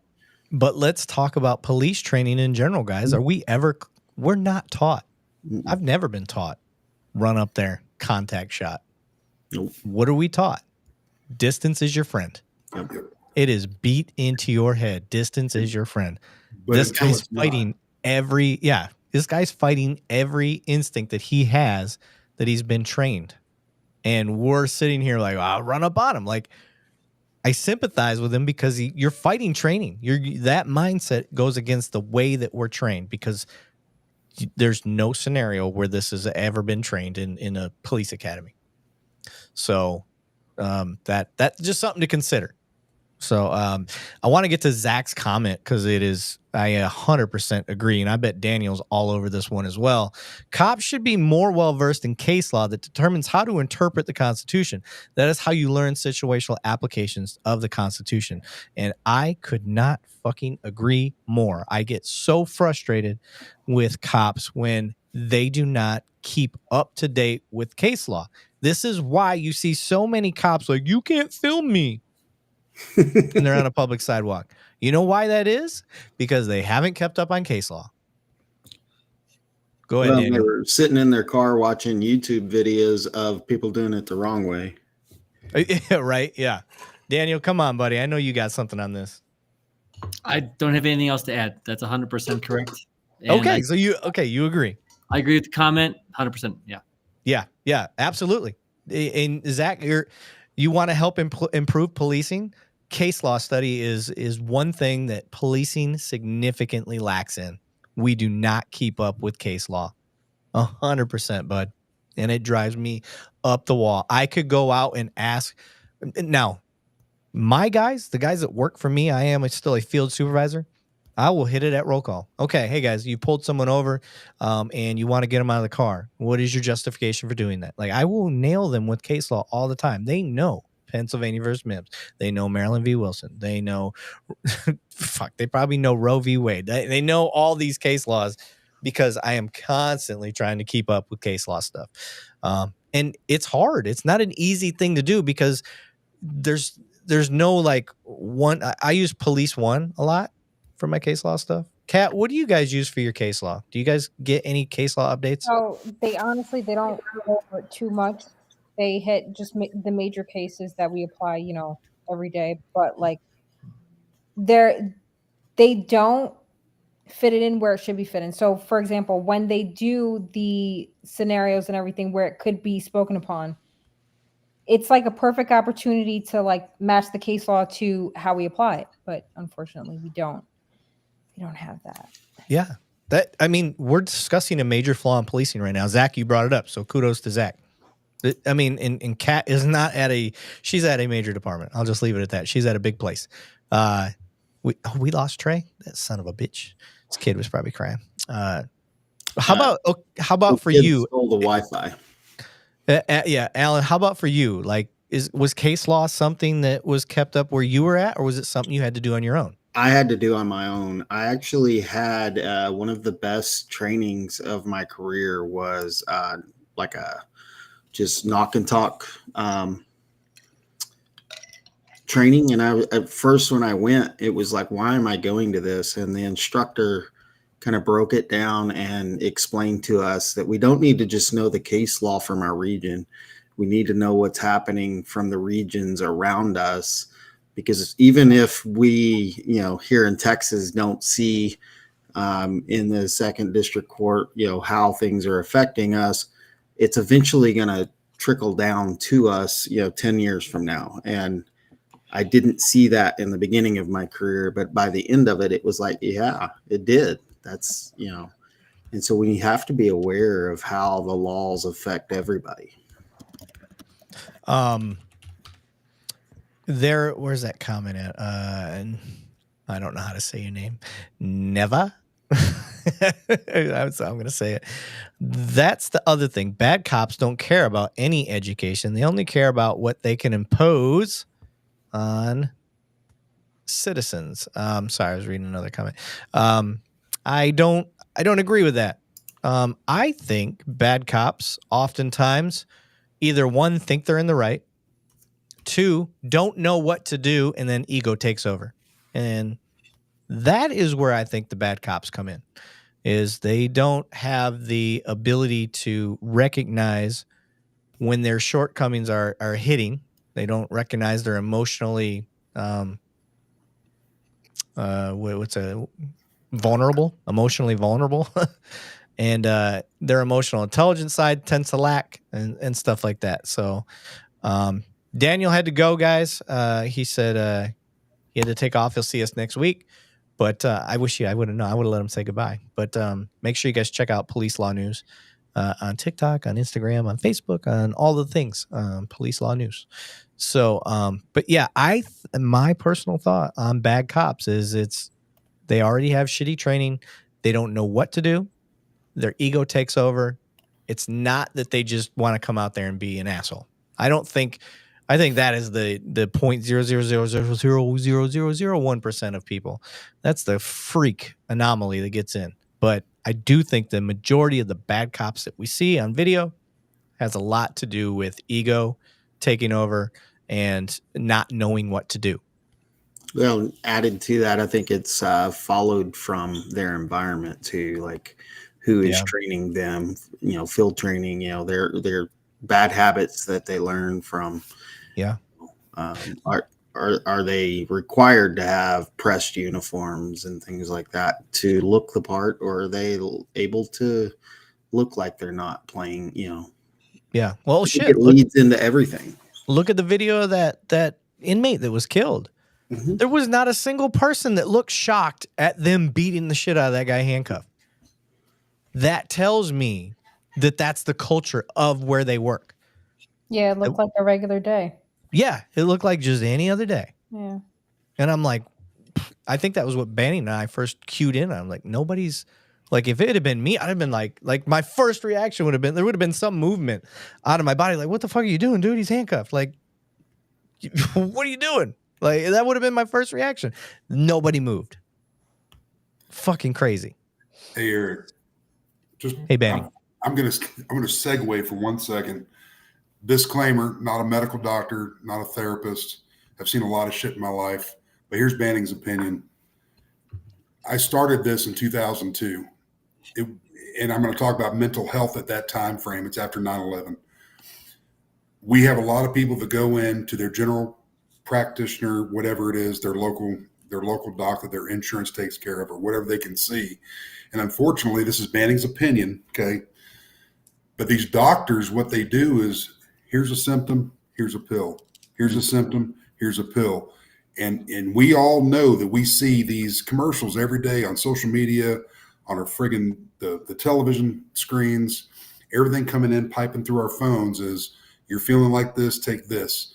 And then the little side effects that you hear for 30 seconds after they tell you all the good about the pill. And this is just Banning's opinion. I think Big Pharma, and they're probably going to come bust in my friggin' hotel door and take me out tonight for saying this. Don't get Clintoned. They better friggin' bring an army, because I hit pretty hard. But all I'm saying is we always talk about oversight for law enforcement, which we have to have that. Where's the friggin' oversight other than this minor oversight from the DEA for these pill doctors that are pumping all this stuff into these people, and they only came in with a minor depression, which we all get. We all get the anxiety. We all get the depression. And instead of saying, let's look at your diet, let's look at what's going on naturally to find out, it's and I'm not trying to use, but SSRIs could be also known as Xanax or other things for antidepressant. And you look at the side effects on this, and it's turning a lot of people into monsters. Again, this is opinion based, but looking at this for 21 years, and where mental health was at, where I was at in law enforcement, to where it's at when I just recently got out, it's atrocious. And I think we need to focus a lot there, because this country is in crisis when it comes to mental health. And these doctors, that's what they've been taught. I'm not mad at the doctors, but it's pill for a symptom, pill for a symptom. And then you've got a 30-year-old guy that maybe had 4 years in the military, and he's taken 9 to 10 pills to start his friggin' day, and side effects have gone everywhere, creating a whole different personality. And then sometimes it ends up just like this video. And that's not the person that was born. It's doctor-induced, Big Pharma induced. And I'll get off my soapbox, but it just pisses me off to see all this stuff going on the street. And I believe a lot of it's to do with your friggin' local friggin' pill mills. And it just pisses me off. Hey, buddy. I like it. I like when Banning goes off the fucking rails. So I'm going to stop sharing real quick because we got onto the topic of ego. I want to put this out there real quick. I want you to see my face closer so you know how serious I am. The place that I work, we have developed a course for officers that is based around ego. The course is about officers' ego. And I told all of the team today, I'm going to bring the instructor that created this course. He created the course based around all of our talks on Two Cops, One Donut about ego. So the show has created a course for a major department about cops and their ego, and how to see the warning signs and how to deal with it, and for how other officers to see an officer's ego taking over and how to step in and stop that and squash it from happening. So I am going to do a mini series on our YouTube channel about how cops can recognize the ego and how to deal with it. So you can see police training that's very progressive, and that is developed specifically because of what you guys have pointed out in this show. And it's going to be a mini series. So every time we post a video about a cop and his ego, now we're going to reference that department. When we see it, we're going to be like, hey, you obviously have a problem with officer ego at your department because of this video. We're not just going to point out your problem. We're going to offer you a solution. Go to the Two Cops, One Donut YouTube page, and you will see the mini series on how to deal and train your officers with their egos so it doesn't become a problem. So we're not just talking about problems, we're offering solutions. So I'll go back to that video. I just wanted to put that out there. I thought that was cool. I thought it was different, something that isn't being done And I think we'll see how it goes. Shit, where'd the video go? Oh, here we go. All right, and play. Stay down! You stuck? No. Give me your hand! Did anybody else see him get shot? I didn't see him get shot. Mm-mm. I'm gonna go back. Oh, he's dealing with this. Okay.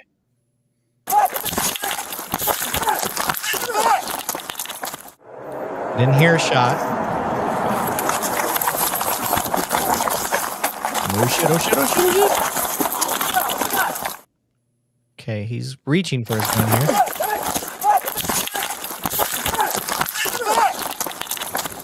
Stay down! You stuck? No. Give me your hand! I didn't hear it. I think it was happening when he was wrapped up with his arm in. Like, You all right? I thought I heard a gunshot. I didn't hear it. I think you're right though. I think it was while he was wrapped up. I think that's why they paused it while he was on the draw. Right. I'm gonna pause. Banning's back in, so I'm gonna bring him back in. He had to reconnect. So he scrambles, draws right here. I think he makes a contact shot. We just right about where he gets to that next white line. Probably right there. We just can't hear it. I think we hear it's like a slap. You stuck? No. Because he's up in the jacket. Give me your hand!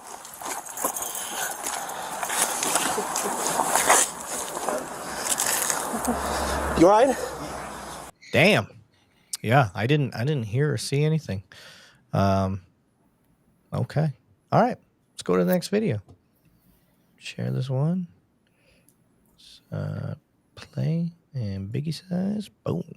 6th floor. Oh, we've seen this. No, we haven't. Never mind. I thought this was that court case one. Chicago police. Oh, Chicago. Yeah. What's going on? Nothing. Whoa, let's go.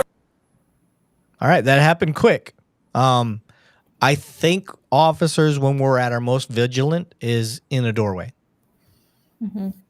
Kat, what do you got? You coming up to a door? We don't know what the call is, but does it matter? We know we're knocking on an apartment door. How are you approaching that? Knock and back up out that doorway to the left or right, but don't stand directly in front of the door. And I'm usually going to wait for somebody to open the door for me. Even if I see that cracked a little bit, I'll give it a little bit. It takes 10 seconds for them to come to the door, then it takes 10 seconds. Unless I hear somebody like asking for help or something, I'm going to wait till the person comes to the door, but I'm standing cantered off to the sides. Okay. Banning, what do you got on that? Same thing. Same thing. We all know that that's the fatal funnel. So we're going to go up there. We're going to listen. We're going to use all our other senses other than vision if we can't see it. Obviously, if we hear something that we have to make entry, we're going to go in and face that. But again, we don't know what the call is when we get there, and we're trying to hear. We're trying to listen. We're trying to get dispatch to do callbacks, give as much information as we can. I'm not going to say that this officer did something wrong, but that's where I'm at on it. Yeah. And for me, being stuck in a hallway with nowhere to retreat, like that's a big concern for me. So if I get presented with a threat, before I even make contact with the door, I'm already considering these things. So for you guys listening that don't do police work, or you're kind of wondering like what's going through our minds, like I'm already considering places to retreat if I get stuck in a position. If you look at where we're at, we don't really have anywhere to go. I'm not going to out. Yeah, where's my out? That's a good way to put it. Where's my out? I don't have an out here. And I'm not going to backpedal. Backpedaling is one of the ways that cops get killed the easiest, because we end up tripping over our feet while we're fucking in panic mode. So in this position, I'm not seeing much option. This dude's probably going to get shot. So I can see a big-ass blade already. Mm-hmm. Well, I think it's second nature, too, for all of us, especially after experience. You hit a door and it moves like that, your hand's already coming with the gun out of your holster. Like, it's just an innate reaction of, like, doors don't just open for you in law enforcement. Mhm. So generally, we're taught that bad things happen on the other side of the door. I'm going to let the door breathe, and Yep. that's what happened. Yep. We're getting more comments about ego. Zach said I couldn't agree more about the comment about ego. He said it's the number one red flag of bad cops is if they have an ego. And I agree. Mhm. That is when I'm looking for guys and girls on my team, that is the first thing I'm looking for. Do they have an ego? What is I don't mind arrogance. There's a difference. I can deal with a cocky officer because they think they know everything. Fine. Can deal with that. Mine is the fragile, I think it was Plain Jane said, especially the fragile ego. Yeah. The fragile guys that they can dish it out, but they can't take it. That's how I start screening my people. If we're in roll call and you can dish out the insults all day because that's how roll call goes. But the moment somebody throws one back at you and you get pissy, that's a huge red flag for me. And that is my way of screening my people safely. So I don't have to screen them when they're dealing with y'all. And no one's ever taught me that. It's just how I've learned it through my experience. So I give that freely as a tool to anybody else there that has to deal with public safety and do what we do. Start screening your guys and girls. Sorry, Kat. We're not used to having girls on the panel. So, Okay. Kat, from your position, Mhm. what ego's got to be a thing you see as a female cop quite a bit. Yeah. She's like, I don't want to fucking say about it. I mean, dig into it as much as you can. So it is. I think guys start to realize when they do have a female officer on scene that can talk to people. Sometimes things go a little bit smoother. I feel like sometimes when men, you're going to a call, somebody's already upset, and then you have a man show up, and man to man, sometimes it's a little bit of a testosterone battle. It's just what I see. Sometimes it's easier for them to talk to me. Other times it's not. But yeah, I do see the ego come out, and then when they don't want to talk to each other, then it's a war of words, and we're not getting anywhere with a war of words. So Yeah. I see when in that I think that takes a good supervisor. I won't even say a good supervisor. An involved supervisor should be out there with their people and be able to step in when they can if they see the ego start to take over. That's their job. We're all susceptible to it, guys. So everybody out there is like, oh, cops with egos don't belong. Listen, you have an ego. Everybody gets an ego. We all do. It's just a matter of how far you let it go, and is anybody around to keep it in check? I have had my officers let their ego get the best of them, and all I do is put a hand on their shoulder. Hey, I got it. That's it. Step back. Nope, no one's violated anything. You're just talking you're starting to talk like an asshole. It's my turn. Let me take over. You got emotionally invested. You let your ego take over. Whatever it is, my job. Now I'll step in, or your partner steps in, or whatever it is. Well, and I think it comes with the situation too. You might be having a bad day, and your sergeant does a good job of supervising that. That's when I want to be pulled off if I cross that line, because it happens to all of us. We all have a bad day, and all of a sudden it slips out, and you're like, you don't catch it, but somebody beside you is like, hey, let me start talking. Yeah. No, Lisa. My sergeant keeps me in check in hot situations and has kept me from getting complaints. Nice. Let me for the other officers that are watching this out there, because I've done this just as a slick sleeve, and that just means a patrol officer, and I've got a corporal, sergeant, and a lieutenant usually on shift. This is back in my municipal days. But how many of you have the friggin' cojones to pull a sergeant out? I've pulled sergeants out. I pulled lieutenants out because ego becomes an effect. And I don't care what your rank is, but it's your friggin' job to get in there and stop that. You may get fired. You may get put to the side. After the investigation, you're going to get reinstated because you're doing the right thing. But ego has no friggin' rank. Sometimes it's going to call upon the highest ranking guy there, and he may not be the person for that rank, and he attained it for whatever reason, and his ego gets the best of him. That slick sleeve or that officer, even though he may lose his job, it's their job to stop that, eject it from the situation to whatever's causing the friction, if it's that ego.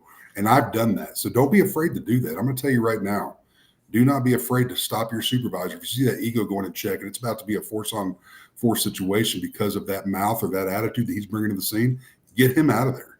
I don't care. You got to call above, get a call, call somebody else, get that SOB out of there, because it's just going to make it worse. Somebody brought it up earlier. There's that video of that female officer she's a young officer too, pulls her sergeant out because he's going too hard in the paint on the suspect in the back seat, and he like fucking chokes her, like grabs her by her throat, pushes her back. Oh, would you fucking tell me what to do? And you see officers standing by in the moment, like not doing something. And there's a lot of people who are like, why the fuck didn't any of those other officers do anything? And do I have a right as a citizen to do something? I think Mr. Bill Foley brought that up earlier. Like that, like, no, you cannot get involved in that as a citizen. If you see that happening and there's a bunch of cops around, like if you want to get involved during that time, that's when you need, if you want to be a help, go become a cop. Like that's what they're certified to do. That's just the way the law is. So, I understand the want to help. And do I think you'd actually get in trouble for trying to come to an officer's assistance that's being assaulted by another cop? No. But I don't recommend it. I wouldn't put yourself in that position. I wouldn't recommend that. So, but in those situations where you see a under officer trying to, a lower ranking officer try to do something to a higher ranking officer, like that's few and far between. Doesn't happen often. I don't, my guys, they know how I am. They'll pull me and say, hey, Sarge, like, I don't think that's quite right. Like you haven't been a patrol officer a minute. Like that's, and I get caught up in that. I like the way we used to do things isn't how they're allowed to do things anymore. So occasionally I'm wrong, but they come to, hey, Sarge, no, it's this way now. And I'm like, oh, okay, that makes sense. I remember that now. No ego. Get rid of your ego. Even as a sergeant, get rid of your fucking ego. So, oh shit. Right, crispy. Maintain your bearing. The only power people have over you is your reaction. Let your coworkers know not to do unlawful stuff, falsify reports in front of you, or you'll report it. Be strong. Agreed. That's a good comment. So with that, let's keep going with the fucking video, guys.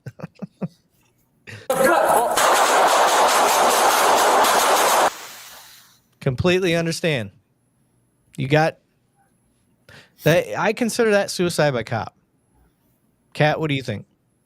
I agree. I mean, what else? There's nothing else that you what do you do? Yeah. I mean, the whole, even for those that aren't in police work, you probably heard of the 21-foot rule. We're talking 5 feet that guy was at, and that's giving a lot of grace. That was probably 2 to 3 feet, but there's nowhere to go. The elevator door's shut. You got nowhere to retreat to, guys. That guy wanted to be shot. That's all there is to it. That is a suicide by cop. From here, we're going to go into life-saving measures. We got to secure the knife and then go into life-saving measures. So. 10-1, shots fired. 10-1, shots fired. Full disclosure, I didn't look at the alcohol content in this new bottle I got. And I'm like, I'm getting a little slurry, and I'm not normally slurry after what I've drank. This fucking thing's at like almost 60%. I just look down. I'm like, God, why am I turning into a lightweight? No, shit's strong. I can't show you what I'm drinking. Mr. Billfold's not on here to support me. So he would. Oh, is he? Did he get off? I haven't seen him in a while. So. Yeah, he hasn't been talking. So I could. He wasn't here if he, I can message him. I'll be like, where you at? You drinking Where- Malibu? Yeah, baby. And Dr. Pepper. I'm just drinking some Embassy Suites coffee. Yeah, I'm sure. Yeah, you lying asshole. Bubbly sparkling water. Oh, There you go. There you go. Cat, you're so lame. Nah, she got some Everclear in there. She's Stop with the holding peer it. pressure. We just talked about that. Right.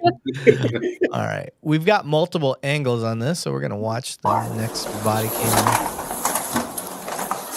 Dang, your boy came out of the elevator like Kool-Aid Man, smiling. Oh, yeah. Chicago police.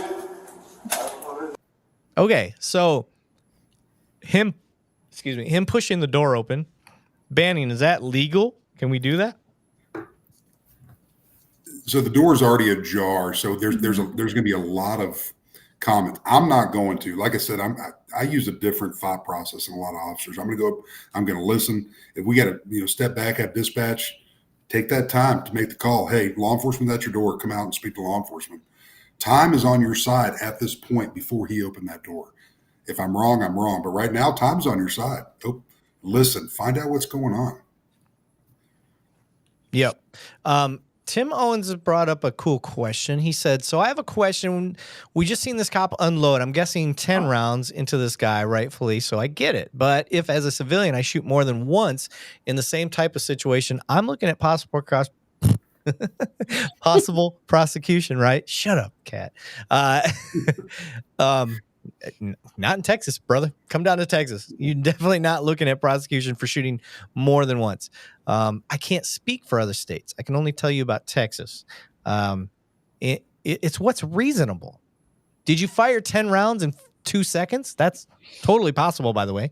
No, it's when the threat stops. Like, he's got a knife and he's moving forward. You got nowhere to escape.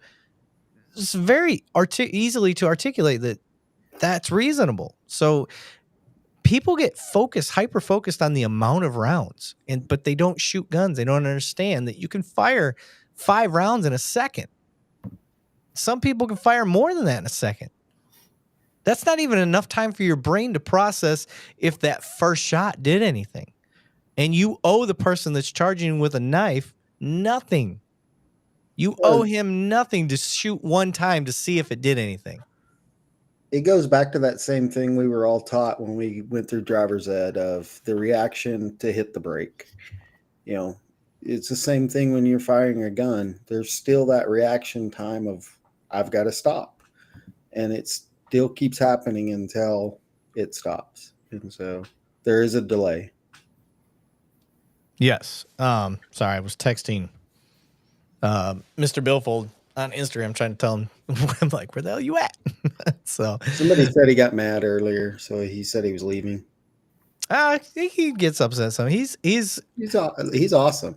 He's awesome. He just has a lot of emotion and he's invested into what we're talking about. So rightfully so. Yeah. And he gives himself time to cool down because he comes back. He's come back before. So it's fine. Let me see here. Drinking is the only thing that makes average people tolerable. Oh man. Listen, this is my weekend. I do this because you guys are fun and I have a good time while we do this. So let's keep going here. What's going on? Oh, he ran right into his guy. So that's another factor to consider. You go to back up, you're trying to get out of the way, and you meet a wall well before you expected to meet a wall. Kat, what do you got? I mean, if somebody's right behind you and then you feel that resistance and you don't have the option to back up, what you can do becomes limited. So if I had the idea to run and retreat, I don't have that anymore. So yeah, it ends like this. Yep. Nightcrawler. Come on, Nightcrawler. That cop broke into his apartment. Any reasonable person would come to the door armed when they hear a voice inside their home. Don't pretend you wouldn't do the same thing if they was in your house. Listen, that guy was waiting. He left his door open. Nobody leaves their door. You go down this hallway, you show me how many open doors you find. You're going to find none. He left his door open intentionally. All that cop did was just push it open. He didn't break any sort of threshold. So that whole argument, that's dishonest. The guy was waiting. You know he was waiting. It's different if you're sitting on the couch and you hear somebody like, "Hey, police." It's not that he's in your apartment. The first thing you're going to be like, "Did I fucking leave the door open?" The cop just didn't get off that elevator and go to a random door. Yeah, Mhm. there was a call there, man. Like, come on And now. I don't know. Have any of you guys ever like answered your door with a knife? Never. No. Not unless, I mean, it just depends on the situation. But in this particular situation, no. I don't think that was a normal thing. And then usually just thunder and lightning. yeah. And then let's go into reasonableness. Okay, that goes back to my comment earlier, Banning. Just because you have a double-headed axe doesn't mean that the rest of us do. Okay? Right. So, and let's go into reasonableness. Like, you see 3 uniformed officers and you're just going to continue to go outside your apartment and charge them with a knife? Come on, Nightcrawler. I expect better, man. Put up a good argument, bro. He did break. Okay, I see. He said he broke the plane. Okay, but that like it was well after the doors open and like he didn't cross that line. No. You're gonna go knock on the door, ba ba ba ba ba, or just push it. You still have the right to touch the door. Yep. You're not crossing the threshold. No. And then that goes back to articulation of, this is what happened. It'd be different if they went all the way into the residence, right, and then found him. Yeah, there was nobody walking into the house. Comes out at him, yeah, and who was it? Andy Fletcher? No, not Andy. Harrison Brock said, "I've answered the door with my SBR. I have too. I absolutely have answered my door armed. But the question is, you assess, you check out the situation. It has to be reasonable, guys. No matter what happens, it has to be reasonable. That's how it comes down in the court of law. It's got to be reasonable. You're not going to win the argument of reasonableness when you've got 3 officers that haven't come into your apartment that are standing at the door because they were called, and you charge at them with a knife outside of the house. So why do so many cops stick their foot in the door and refuse to get out? That is so rude. Not only is that so rude, that is illegal. That is breaking the threshold, and that is violating your civil rights. That is a specific scenario that we train in my academy with our recruits. We have a loud music party. I mean, insane loud music party inside of a little hidden village or city village that we have inside of our police academy. And the whole point is to frustrate the officer. Just sit there, not let them ask any questions, not let them say anything. We just keep talking over them. We turn the music up and we keep trying to shut the door in their face. And we try to trick those recruits into not letting us shut our door. That's the scenario we do. And that's what all police academies should do. Kat, did you guys get that one? No. Mm-hmm. You didn't get that one? No. Oh, shit. No. See, guys? So, Kat. That's a good one. It is a good one, and it's a common thing. Cops are not allowed to break that threshold. They got to have a warrant, right? So, in my opinion, that should be, can I legally let my dog bite them and get away with it? If they come into your house without a warrant? Sure. But not standing at the doorway. You can't let your dog go while they're standing in the doorway. So Eric, I've stuck my foot in 2 doors. But here's the articulation about it. First one was in 2003. Knocked on the door. Gentleman came to the door, opened the door, didn't know it was law enforcement, just didn't have a reason to think the law enforcement was coming over. And he had a mobile meth lab there getting ready to pack up into a car, and everything was in plain sight along with the smell of a recent cook. Door was stopped, got a warrant, didn't enter the house, secured everybody. Second one, stuck the foot in the door because they opened it. And as soon as we opened it, we saw a bloody female sticking halfway out in the living room and halfway in the kitchen. And we had articulable to leave the door open. So officers that do that, they're seizing the scene to either provide aid or there's a felony in their view. I can't speak to this. I don't know all the details on this call that we just saw. Yeah. NorCal brings up a good point. They would shoot your dog. Yeah. Be careful. Like, understand. Listen, guys, just because you can sometimes doesn't mean you should. Like, if 3 officers enter your home illegally, let's hypothetically speaking, let's say these 3 went into the apartment. Not likely that you're going to win that fight. You're better off fighting in court. Don't risk your dog. I'm a dog lover. Don't risk your dog. Don't risk your dog over these assholes. Don't do that. So think about it. I'm just trying to risk play here. So let's keep. Stop shooting. Look at the next body cam, and then we'll go to the next video, since we know what happens here. I want to see him run into his buddy. So see, they don't go inside. Doesn't go inside. Not. Say he stood right at the threshold. Say he stood right at the threshold. He did come close, though. Well, I remember when we saw his body camera, he had already seen the dude. So, like, when still doesn't give you right to come inside. Well, but did he see the knife? Like, but we don't know what the call is either. We don't know what the call is. We don't know if Right. it was somebody was screaming inside. Right. There are articulations. They came off that elevator and went really quickly to where they were going. So yeah, so there are reasons, exigent circumstances that you could have made entry. We don't know enough, so let's be. You're right. If we're going to be honest with each other, let's be honest. We don't know enough, so let's not go down the. Oh, you went through. Well, we don't know. We don't. Okay, so I will tell you, I have 1 building, maybe 2 buildings like that. So, what do you do in this in this call on an everyday? You're going to a loud noise or a domestic. How do you handle that in that long hallway on an everyday call? What is the protocol? What do you teach your people? Are you asking me? Yeah. I mean, your cat or. Yeah, just when you're dealing with a domestic, you show up, stop, listen. Me personally, this is what I do. We stop, listen, try to hear anything we can on the outside to see if we have an exigency, see if somebody's yelling, screaming for help. And I'll do that for as long as it takes.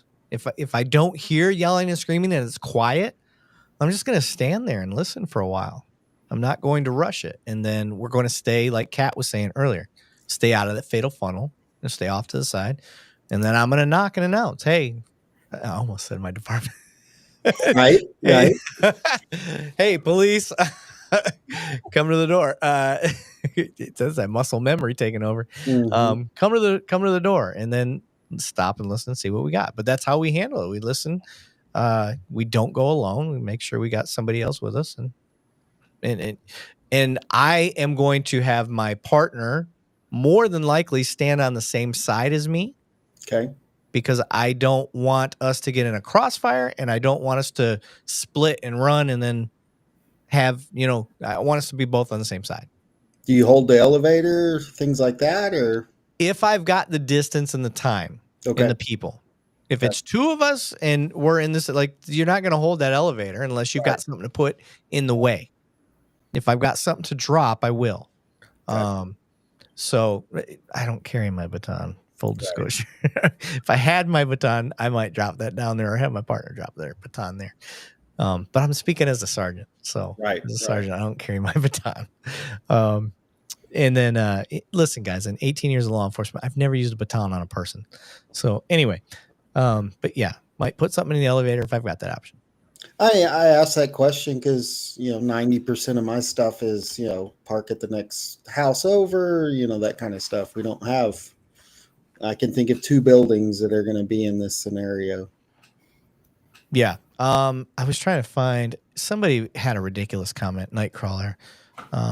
There it is. If someone's pointing a knife at you, probably don't shoot them just because. That was not the comment that I saw him say earlier. He had said something. Nightcrawler, you're just being a contrarian, bro. Like, let's be a little honest about what we're doing here. This was a very clean shoot. This guy was setting these guys up. Let's go to the next video. Biggie size. There we go. Police with a search warrant. Police with a Okay, search warrant. We're up here. Search warrants are serious. We don't know what we're doing. Kat, have you ever been a part of a search warrant? I have not. No. Okay, so we've got some learning and some teaching that we could possibly do. Banning, have you been a part of a search warrant? Many. Okay, so on a search warrant, for all those listening, the first thing that we do is you're doing an ops plan before you even go to this place. So you are, these days, you're going to Google Maps that. You're going to see the photo that's on Google Maps. You're going to have somebody go out. This is the best case scenario, guys, because there's still departments that don't do this. You're going to go out there and you're going to verify that the address that the search warrant is for looks and is described the same in the search warrant itself. Go ahead, Banning. Absolutely. Well, you have to describe the property from the paint color to the style of the home, everything in there to where you're not going to the wrong. And we can go into the studies from the 70s and 80s when search warrants were served and it was on the wrong house. And that's why a lot of these laws changed on these affidavits for a search warrant. So not only do you have to have the numbers correct on XYZ Street and whatever USA, you have to have the description of that house in that search warrant. And what you're going in there to search for and why you're going in there to search for. And then either justice of the peace, county judge, or district judge is going to read that over, make sure we have the elements in there for probable cause for that search warrant period. And otherwise it's going to get kicked. Are there people that's written wrong ones? I'm sure there are. I haven't personally seen any wrong ones in there. I've been with a group of great men and women in law enforcement that wrote extremely well search warrants. But anyway, I haven't personally been a part of any bad search warrants, but I have seen them online where I'm like, how the fuck did you make that mistake? So it happens. So we can't ignore the fact that it happens. So nobody's got an excuse. I'm putting this out there right now. This is the way that you should be doing this. You make an ops plan. Here is the address. And then once you get the address, you send somebody out. I need you to go out, take a picture of this place that we're going to do a search warrant on. Okay. Now we need to link up and show, hey, here's where the Google Maps shows it. Here's where we went out and we verified the address. Here's where we have the, whatever intelligence officer it is that says that this is the place that we need to be hitting, corroborates the connection. And then before you hit it, you need to send somebody out there. Hey, go take a look at this house. Is this the house that we have? Yes, that's the same house. Okay, good. So you've got so many layers of making sure you hit the right place. I am not a fan of no-knock warrants. I'm not a fan of them at all. I do think there are very, very limited times where they're appropriate, but they are so rare for a no-knock. And that needs to be for the most violent, vicious of people. If you're doing a no-knock warrant for dope, get the fuck out of here. If you're doing a no-knock warrant for property, get the fuck out of here. Your no-knock warrant. Yes. Crimes against children, crimes, murder suspects, sure. But anything else? No. I don't like no-knock warrants. And when somebody appropriately defends themselves from a no-knock warrant, like, hey, it's the way that's the risk you took. I'm not a big fan of those. Banning, what do you got on that? I mean, it's, when I first got in 2002. Damn, you're old. I know, right? So there was a lot of. Cat wasn't even born yet. Okay. There was I'll take it. There was a lot of warrants out there that we didn't, that agencies did no knock for. And then we had a lot of chemical introductions, meaning meth houses, people that were actually cooking on scene. And then they invented the double flashbang, which is an outstanding piece of equipment when you need it. But that concussion flashbang also puts off a large spark in the air. And then when you have certain chemicals in the air, because these people don't care where they're cooking, they don't care it's going to create a friggin' explosion. And so through wrong warrants going around through the country, it's, some of these no-knock warrants, there was no flashbang. So then there's no element of surprise. And it just got, so what all I'm saying is when I got into law enforcement, there was a lot of no-knocks. And then it came to knock and announce. and then it was knock and announce with some type of timeline that a judge would put in there. And you're going to lose some evidence, but so what? If you're not throwing a flashbang in there. But again, with the dope stuff, let it wait. You know what I mean? It's going to be a force on force. But this thing's about crimes against children, crimes against people, and you got no choice to go in there and get them. I can understand a no knock on that because you don't want to lose that person or allow that person to hurt somebody else. I'm on a big soapbox when it comes to that as well for safety. Yep. NorCal said, no knock on wrong house. What happens if a gunfight with police causes you to think your house is being broken into? There is Supreme Court case law backing you up in that you are justified in defending yourself. There is actually case law. I think an officer was killed. He was. Yeah, an officer was killed.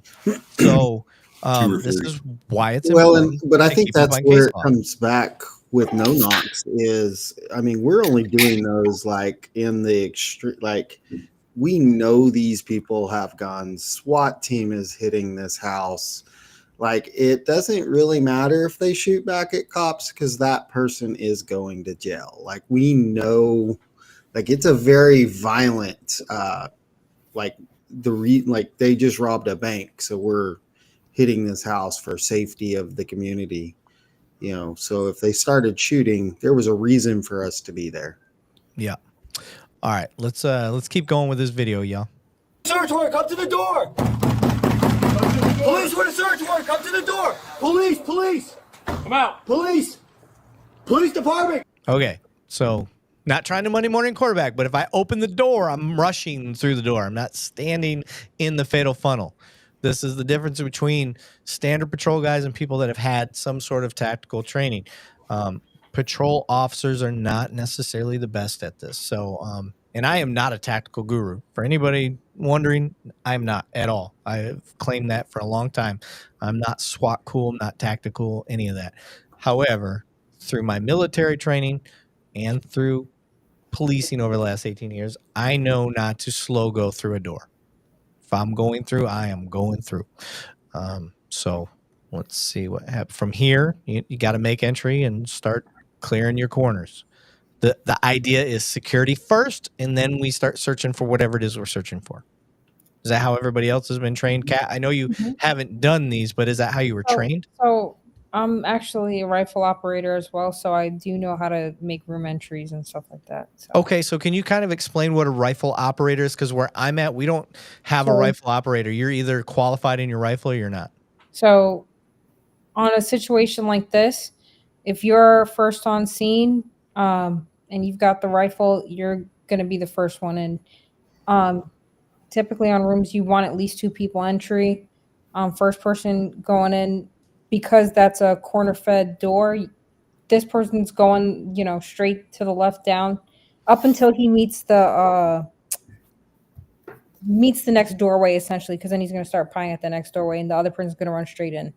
But yeah. Can you kind of explain what a corner fed door? I'm so happy that you said a corner fed room. So if you're looking at the door, as soon as you walk into the door, right corner fed room is when you hit the wall. You swing the door open, the door hits the wall immediately right there. To the left is going to be the rest of the room. The door is in the corner of the room, essentially. A center fed room, the door is going to be in the center of the room. You've got two sides to clear. So, I personally like a corner fed door when you're making entries like this because it's just a little bit easier to go in. Gotcha. Yeah, it's safer. Corner fed is more safe than a center fed. Mm-hmm. Yeah, I agree. So it's awesome to have somebody that's trained in this way and be able to explain it, and it doesn't have to come out of my fucking mouth because I get tired of hearing my own voice. So might not be the best explanation, but I'll try. No, it's wonderful, and the whole point is education. That's what our entire platform is based on, y'all, is education. I want you to understand what we're doing, but I also want you to understand the why. So understanding why we look at rooms a certain way and how we do it tactically and all that stuff. We're not giving away trade secrets by any means. This is stuff that's out there. You can get this in an airsoft training camp. I promise you. So, But no, this is great, and it just adds to the qualifications behind all that is cat. So Come to the door. Okay. Hey, hey, come out. Come out. man, they Here you go, redacted here you go. everything in Put the this. sign here. All right, come. Get her. No, come on out. Come out. I saw you tucked in the room. Get out. Come out. Come out. Okay, What you say? Banning, you hear your partner say, "I saw you tuck into the room. Come out." Is it a reasonable and normal action when police are coming in yelling search warrant for a person to tuck back into a room? A reasonable and prudent person is not going to duck back in that room when they have armed peace officers in there.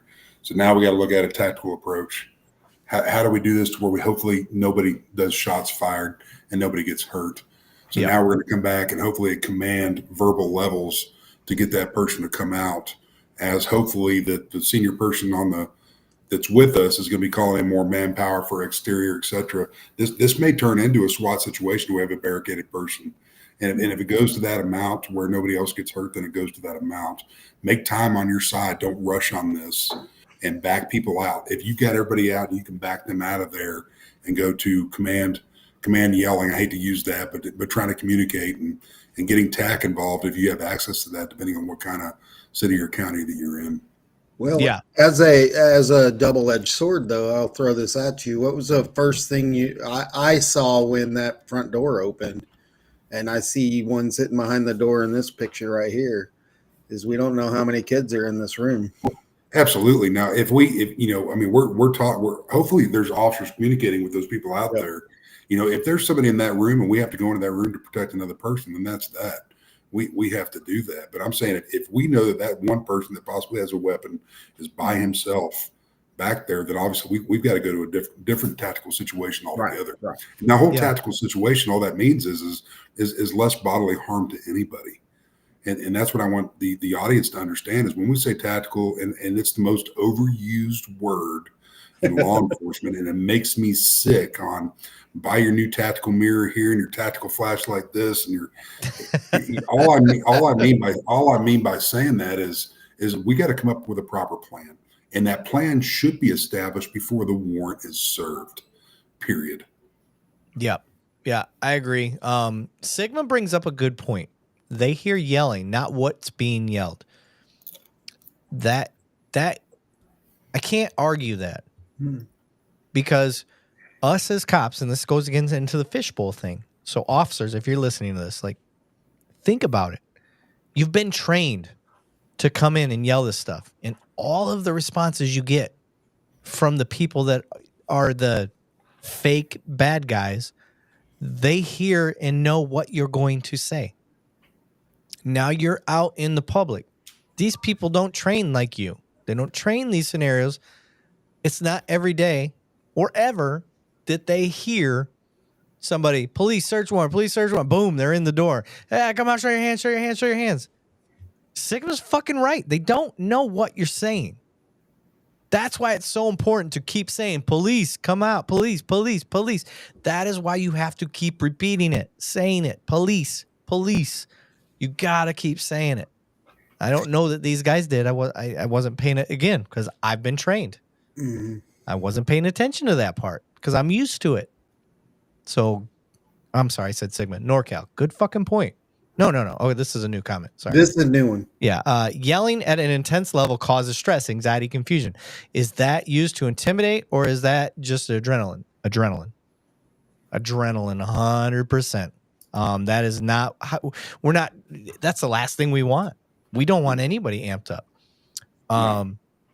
So for me, on a couple of the search warrants that, that I've done myself, I say a couple, a few dozen, I fully, the first few times I was a little juiced up because I had all this training and it was for property, guys. It wasn't even for anything. I wasn't going after anybody serious. I wasn't going after homicide suspects. I've never been that guy. So I had a search warrant for, hey, police, search warrant, and, the first few times. And then when you start to realize, well, like, these guys aren't really, they're not super concerned about property crime stuff.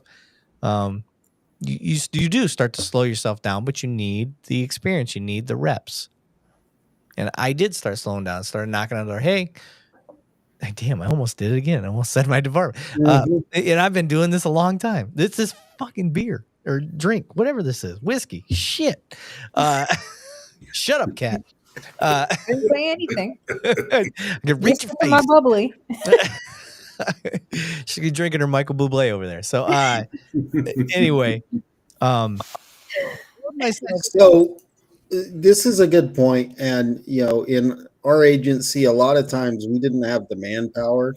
So Sigma brings up great primarily points. when we don't want to cause this effect in somebody's home, but sometimes it has to be done. But a lot of times, like if you were the bad guy, we tried to do a traffic stop away from the house, things like that, because we You're didn't right. have the manpower Yeah. to like lock down a whole city block. We could only, really lock down the front and rear of a house and, 2 people to go in and search the house. Yeah. So if we could get the bad guy somewhere else and then deal with the house, we could do it on our time. Yeah.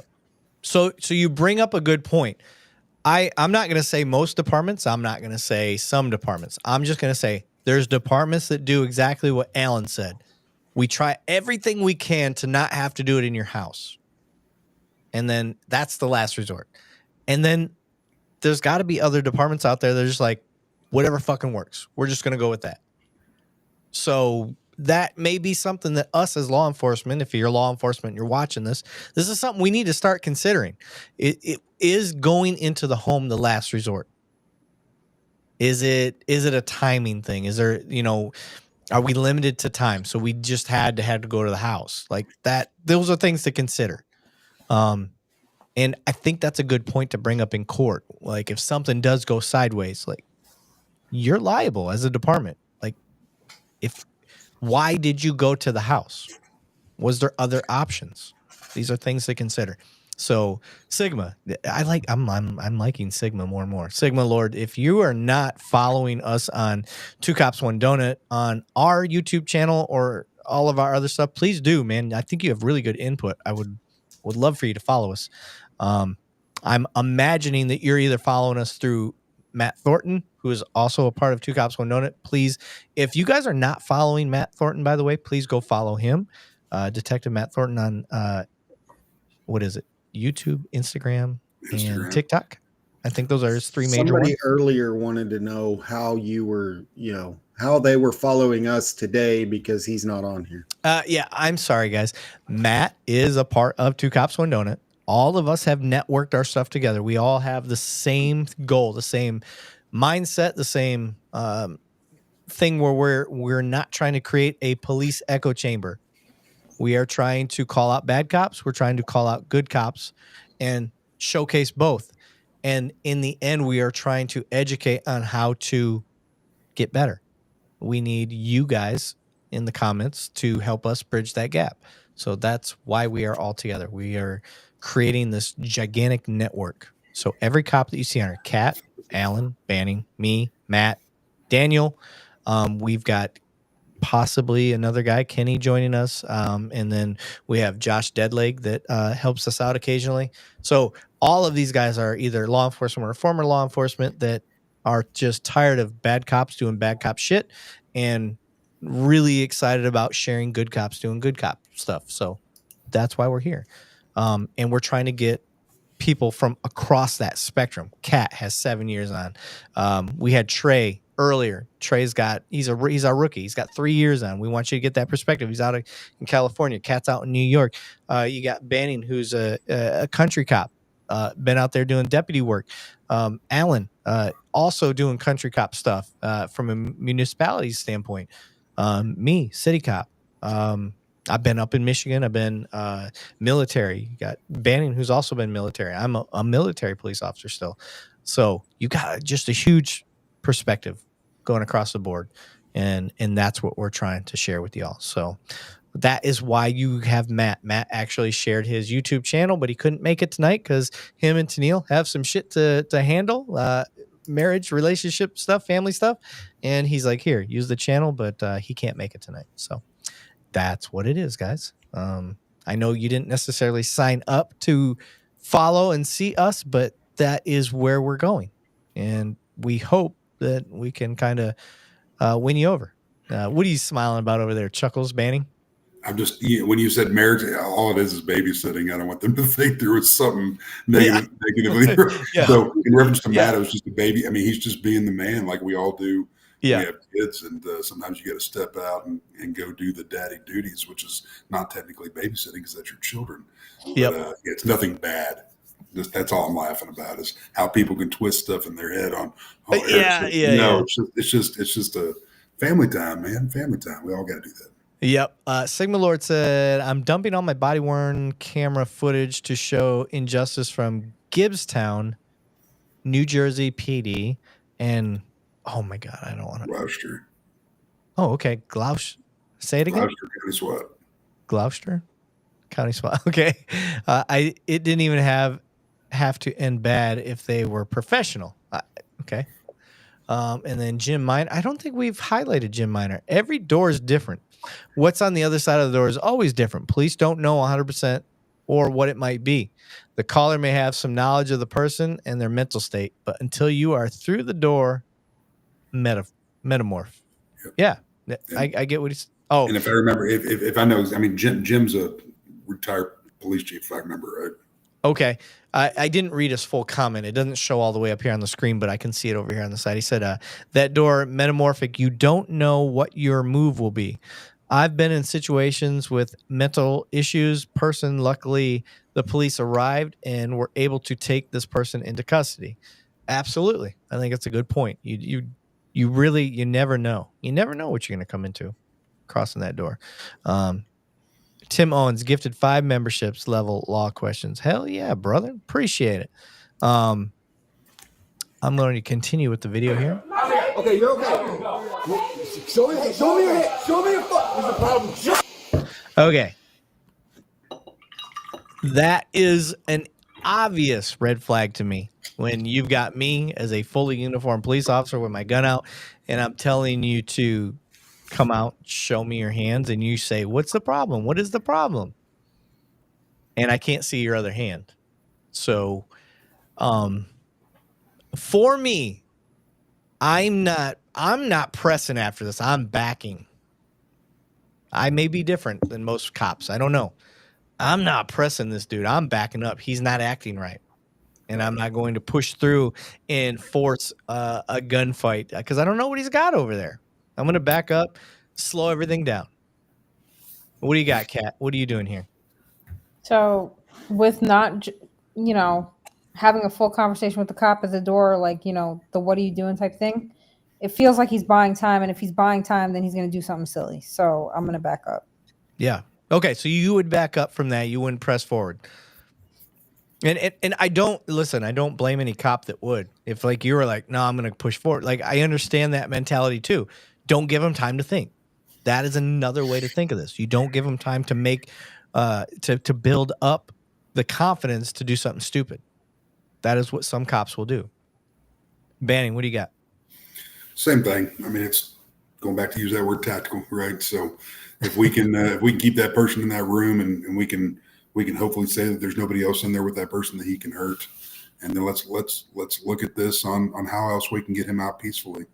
And I wish we knew what the warrant was for, why we're here to begin with, because that's going to change Banning's. I mean, that's going to change my opinion. Yeah. You know what I mean? We go to crimes or crimes of property, but when it comes to crimes of people, that's the only time we're really, just me and most departments I would hope out there are really going to push the issue. Again, like Alan had stated earlier, we get them out on the street and stop. We used to do that all the time, man. If we can get that one person that we have paper on, meaning a warrant, if we can get them stopped and secured, and this bad person, for whatever it is, we've got them stopped, and now we have paper or a warrant for that residence, and maybe we can communicate with the wife on scene and get it done and bring before the court whatever they're demanding through the warrant without anybody getting hurt, and let the courts figure it out after that. But that's what we're doing, is we're just here to bring the people to justice, and then it's up to the courts after that. Yep. Yeah, I'm really liking the comments and stuff that we're seeing going on right now. Plain Jane, Sigma, highly impressed with you tonight. I hope you reach out to us on the side. Would love to consider maybe having you on to tell your story. It sounds like you've got a lot going on. Like I said, we are not an echo chamber. We want every side of the house. So if you guys have something that you want to bring on and we can do this on a live and just discuss things, just know that we have limitations. I'm still an active cop. Kat's an active cop. Certain things that some of us can't say, we can't do. So if you're ever considering joining us and doing what we do, we're one of the, if not the only platform I know of cops that are willing to have people that don't necessarily share the same ideas and opinions that we do and invite you onto the show. And why and not to interrupt you, Eric, but why I'm so impressed with Eric and why he created this is we're trying to truly bridge that gap. We care about everybody that's on here, whether you have indifference feelings of us. I mean, that's what we're here for. We're not sitting here saying that you're going to come and watch one episode and by golly, all cops are gravy and they're great. We know that's not going to happen. We know that there's a lot of things that are going on out there that shouldn't have to go on, but we're giving this platform's not for us. This platform is for y'all. And we want y'all to be comfortable here and talking. And if you come and sit here and say bad things about cops, just like Eric said, he's not going to kick you. He's not going to boot you. We want to hear your stories. Yep. We want to find facts behind it. I mean, we're not attorneys. We're not the judge and jury. We're bringing you a lot of experience in law enforcement. Doesn't mean we're the best out there in the business, but we're willing to put our names on the line out here to listen to you guys and maybe offer you a little bit of from experience on what we've dealt with in our careers that may shed some light on some things that may have happened to y'all or a family member or a close friend. That's all this is for. We're all human. We all put our pants on the same way every day. We are no better than everybody, just like y'all are no better than everybody. We're all human beings. And that's the whole reason that this Two Cops, One Donut was formed. Eric, you got anything to add on that? But that's what we're here for. Yep, absolutely. And you know, I appreciate that, Banning. And for those that are new to what we're doing, because like I said, Matt added his channel on here. I know we're getting a lot of feedback from Matt's channel. Like, guys, 100 and girls, and I don't mean that exclusively, but everybody, like, that is what we are honestly trying to do. And it does sound like Sigma Lord, which I love the name, by the way, has a story to tell. Would love to get you on here. We've had felons. We've had people that were convicted of homicide. We've had people that were wrongly convicted of crimes that we've done interviews with. So that is what we are here to do. I don't want you guys to think that this is an echo chamber by any means, because it is not. We need to have the hard conversations. You guys have been pushing our buttons all night, trying to I don't mean pushing my buttons ego-wise or anything like that. I mean, you guys have been giving us tough questions, and we're not hiding them. We're not trying to keep them from people seeing them. We will attack them and go after them as best we can. I'm sorry, I just saw that Sigma said, I'm subscribed. Listening to is what system never did. It gets cycled around and you never get a voice. And that is the point of what we're doing, is how often do you get to sit down? My mic disconnected. I heard it. How often do you get to sit down and have a cop honestly talk back with you? It doesn't happen. That's one of the problems with law enforcement, is we don't talk to each other. We're here talking to you. Kat signed up to talk to you guys. Banning signed up to talk to you guys. Alan signed up to be the guy behind the scenes, but here he is up front talking to you guys. So despite Alan's ugly face, he is up front, guys, talking to you. And that is what we love about Alan. So Kat, you are the newest addition to what we're doing. Mm-hmm. So for you, when you see this stuff, like you see these people, I told you, I gave her fair warning that our audience is ruthless and is going to hit us with the hardest questions and do what they do. What is your impression now, being the second time on and seeing the level of heat that they're bringing? Listen, I like it. Even though they are bringing heat, you can see that some of the people in the comments, they genuinely want that conversation and want to have some sort of understanding. So when I see those comments that, you know, don't necessarily make sense to me, or they seem like they're just trolling, I think that is the first layer of trying to understand.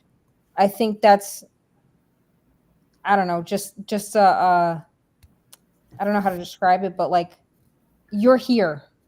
So you're trying to get something. Yeah. Yeah, I agree. I'm sorry. There's a bunch of people popping in on the comments. So I was looking at Plain Jane's. Yes, Tim, it's needed. I got lost on my way home from kindergarten. A cop took me home. I got stranded on the freeway in my first beater car, and a cop took me home. I used to look up. Now I'm skeptical. Now, I will say to you guys, please judge each cop on a case-by-case basis. It's not fair to anybody in any class of any profession or whoever, whatever walk of life, to judge every Subway sandwich employee because you got a dude that fell asleep and, you know, had a heroin-induced sandwich making experience. I saw that video where the lady falling asleep making the sandwich because she was high on heroin. So you can't judge every Subway based on that. You can't judge every cop because one or two bad cops gave you a bad experience. You can't, you can't judge every experience because you had great experiences with cops. That doesn't mean there's not bad cops out there. So judge them all on a case-by-case basis. That's just the only fair thing I can say. Let's keep going with the video. Fuck! Oh, okay. Let's go back. Hey, come out. I think the cop was shot. Here you go. Put this on here. Come on, baby. All right, come. Get her, bro. Come on. Did you hear what he just said? Put this on here.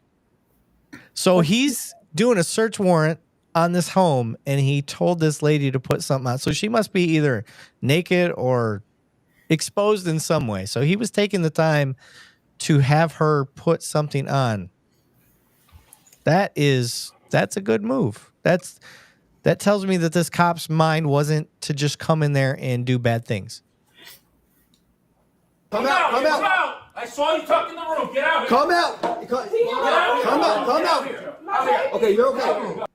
Okay, so he gave her the clothes, told her she's okay. Now he's dealing with this person. This is the one that said something. He started asking questions. Mm-hmm. Show me your hit.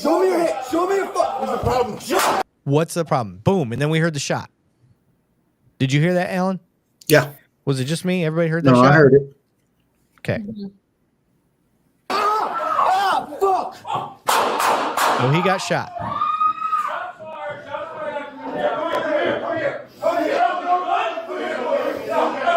Okay, if I'm this officer here, I'm cutting this corner.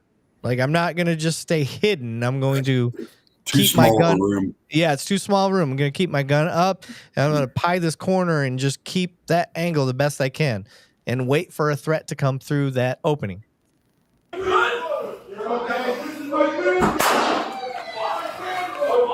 I think he's hurting. Yeah. Here, shield up. I heard him say I'm hit.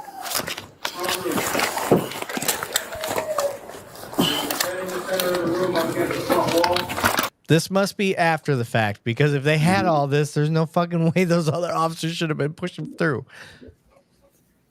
Gotta jump over to the right. He's to the left. So Marty, is it this door? No, to the left. Right here. It's a quick button. Look, They're talking to him in the bathroom. That's what I think. Yep. That's what it sounded like. it's right around here. It's right around this wall. Okay. It's right around this wall. Move over to the right. We got blood on the floor to the right. Shot from the right side of the Marty, are you in the bathroom? front door, right here. This wall we're talking about, just know that. See you, Joe. Is it right there? Oh. That's the room right there, yeah? Marty, get out of here when you can.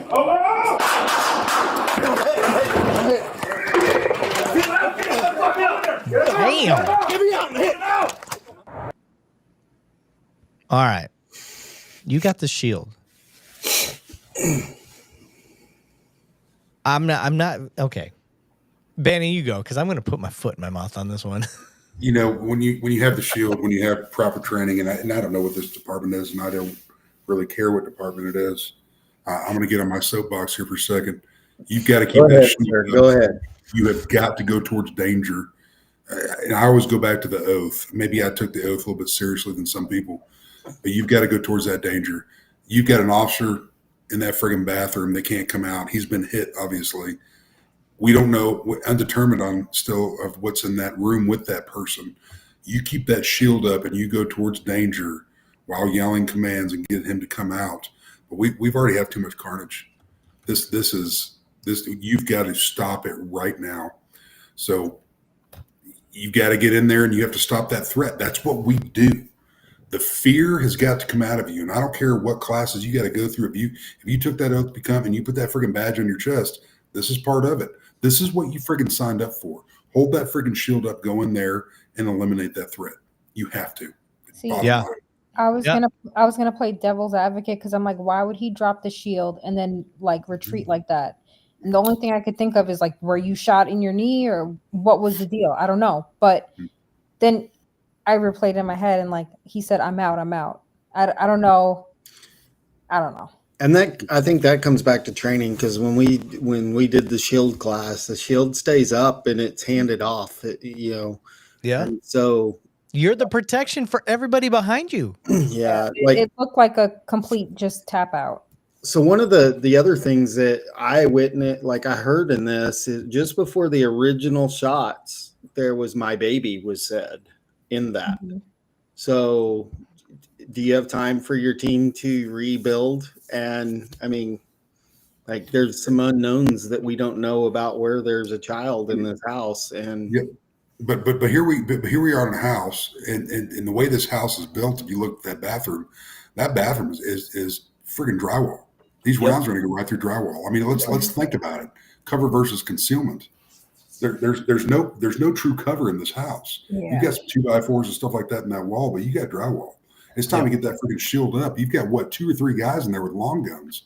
Get in there. I'm talking about before that. Like it seems like we paused and waited for the shield to get there. Just from what I'm seeing in the 2 different body cameras. And, I get going to rescue him, but if there's kids in there, it's time for us to go to work. And Yep. And I think Tim Owens is right. That shield should stop everything up to probably about 762. Depending on that manufacturer and what type of shield it is, if it's unfortunately a lot of these Homeland Security grants are getting the bare bones shields. Once it's been hit a couple times by 762 or higher, the whole shield's gonna be defective from 9mm and below because it's gonna break up the cavity of the shield. Yep. I will lean on Banning's expertise on that, guys. He has got a lot of training when it comes to that stuff. So I'm sorry, I stopped sharing the screen there. Share screen.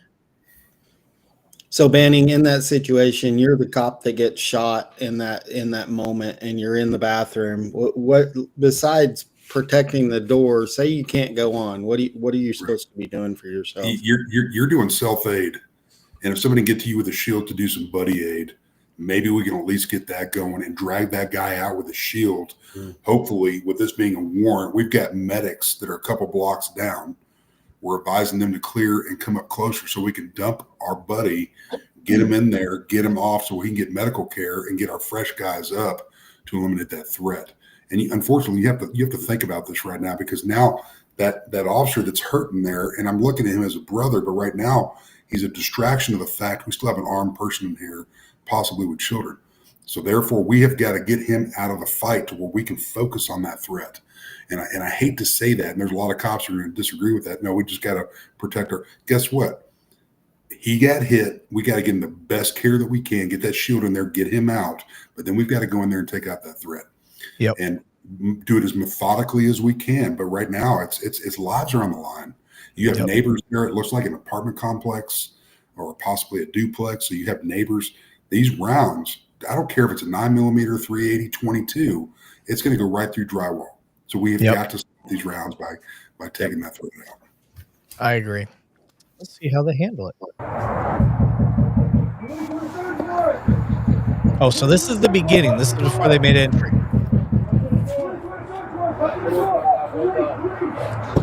So these guys are outside in case somebody jumps out a window.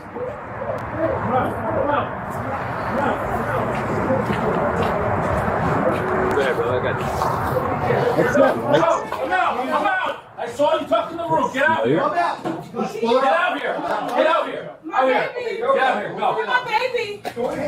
So I heard it that time. My baby, my baby. Shots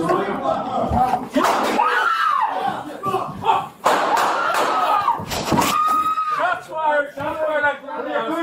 Come here. Come here. Rob, you good? Come here. Get out. Rob, you good? Hold on. Back up.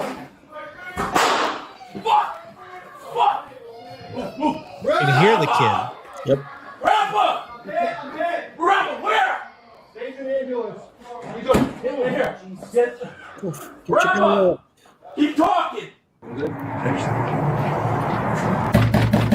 Police with a search warrant. Police with a search warrant. Come to the door. Come to the door. Police with a search warrant. Come to the door. Police. Come out. Police department. Come to the door. Okay. Hey. Come out. Come out. Here, get yourself. Here you go. Put the sign here.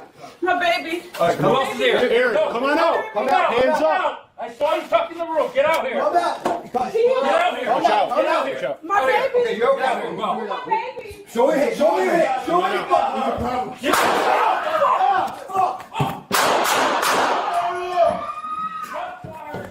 So he's got to watch these stairs now. It's okay. You're okay. So I understand where his mind was at on this. He's got to watch these stairs. Like he's got to trust that the officer that was down there with him is covering wherever that shot just came from. So that took a lot of trust of what he just did. He knew where that shot came from, but he still stayed on the stairs. So kudos to this officer for doing what he just did. That's the way I see that. Anybody see that any different? No, I think he was pressing forward because of the whole, there's more to clear.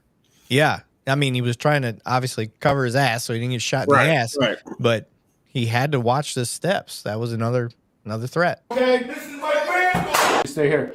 Aaron.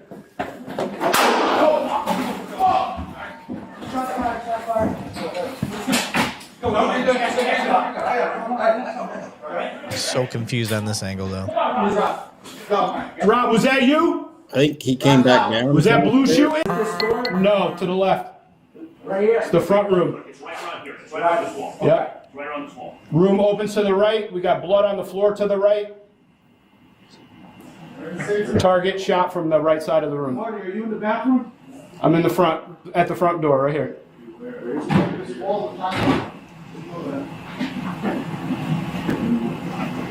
Yeah, you got to keep the gun up. Right there. That's the room right there. Yep. Marty, get out of here when you can. Oh!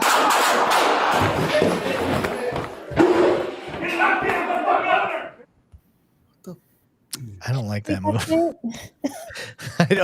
I don't understand That's your that. whole role being right there. Right, yeah. Put rounds down range, bro.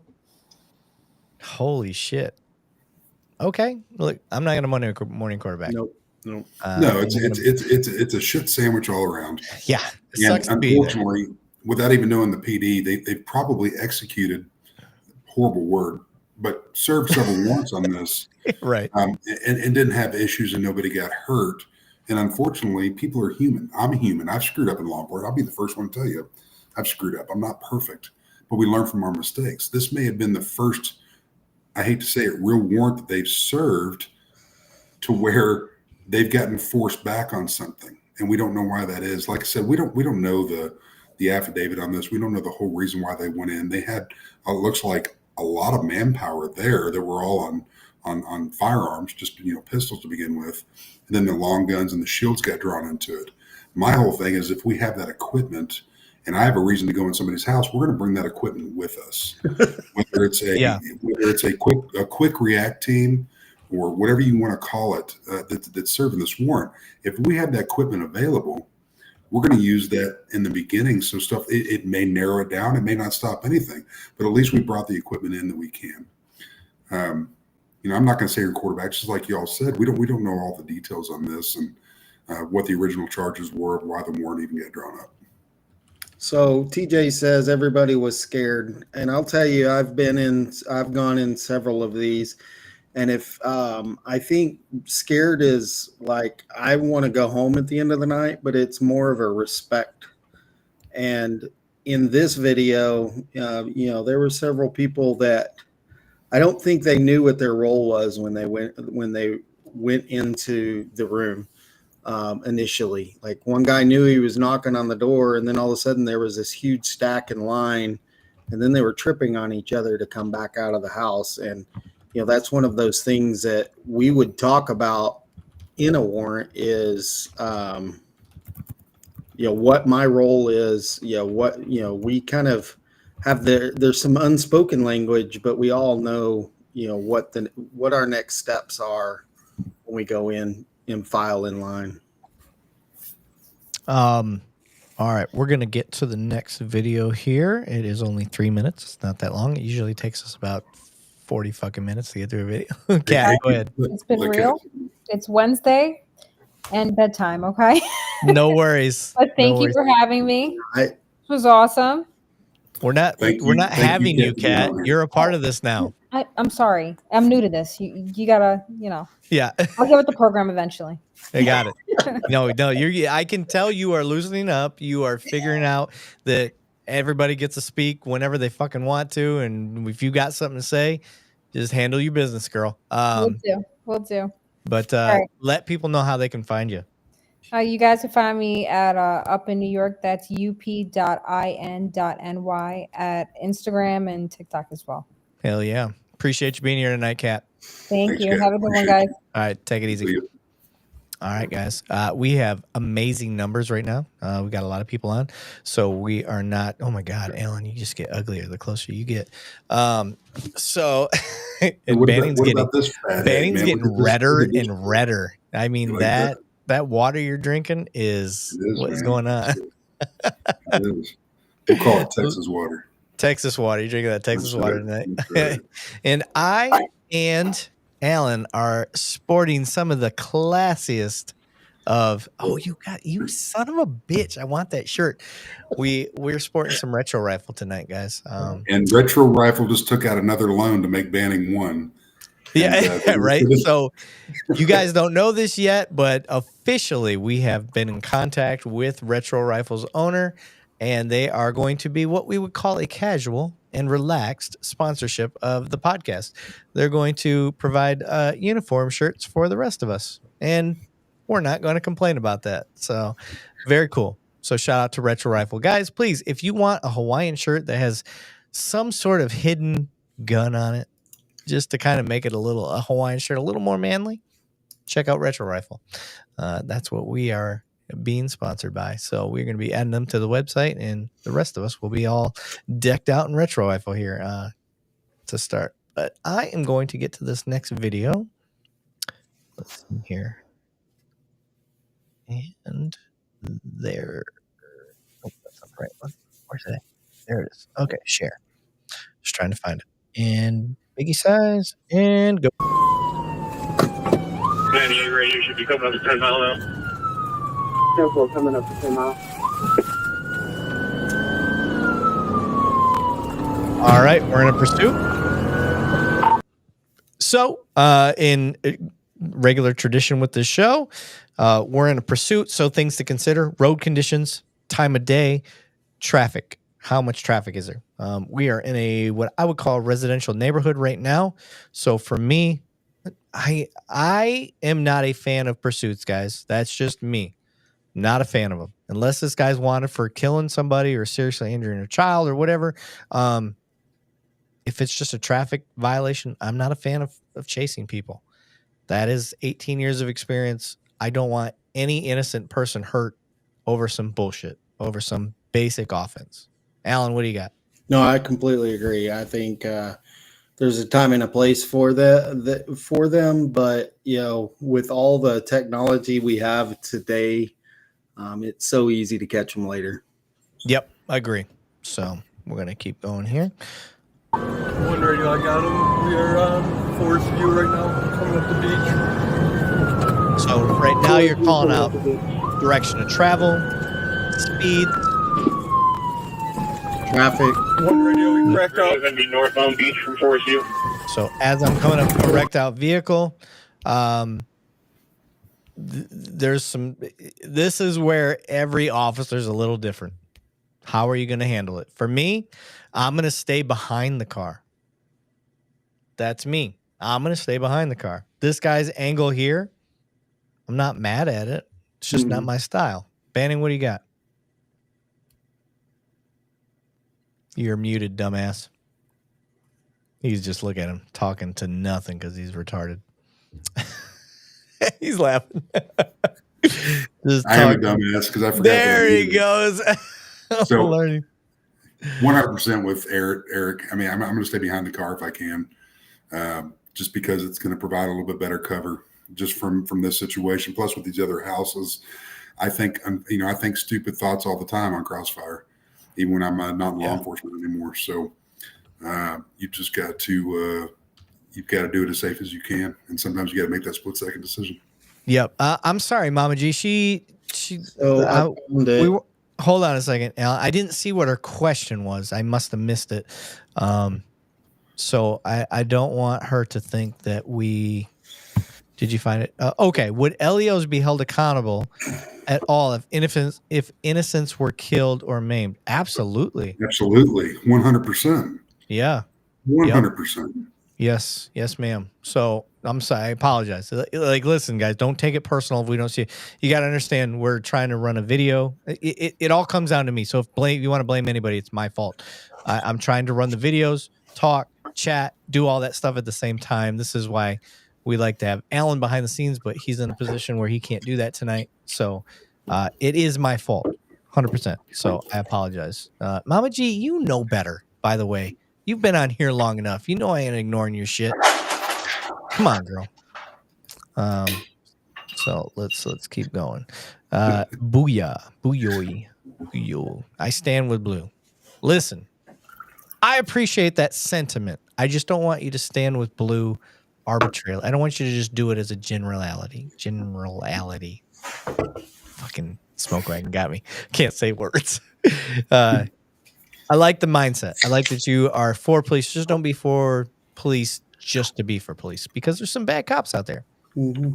You want to see some dumbass cops? Look at the ones that want to have a Punisher tattoo or a Punisher symbol on their stuff with a thin blue line going through it. I've automatically got a problem with you.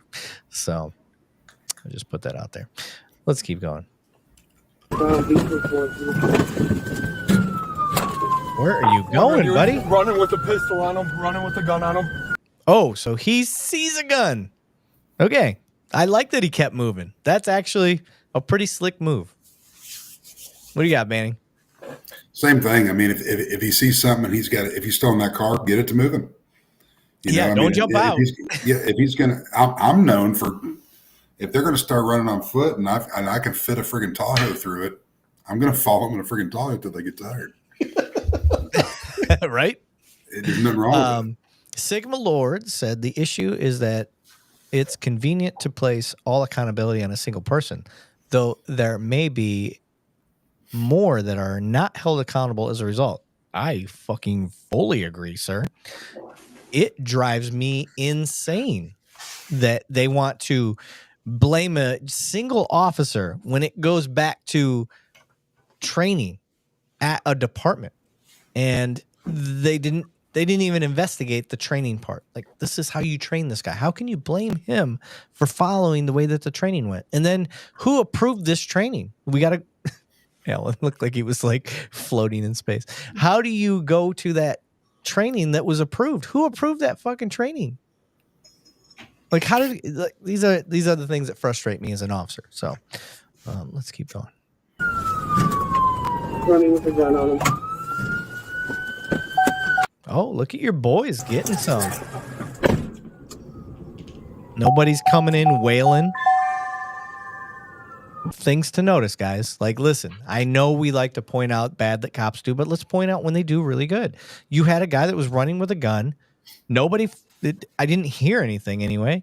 Didn't sound like anybody fired a shot. They were able to take him into custody without a shot fired. And they had ample opportunity to lay elbows and knees and all sorts of crazy shit. And they didn't. They did that very professional. Let's keep going. Maybe they don't finish professional. You never know. One in custody. Hold on a second. Nobody gets away for free. Tuscan prepper. F the blue line. Come on, bro. That's lazy. You don't even know what thin blue line means.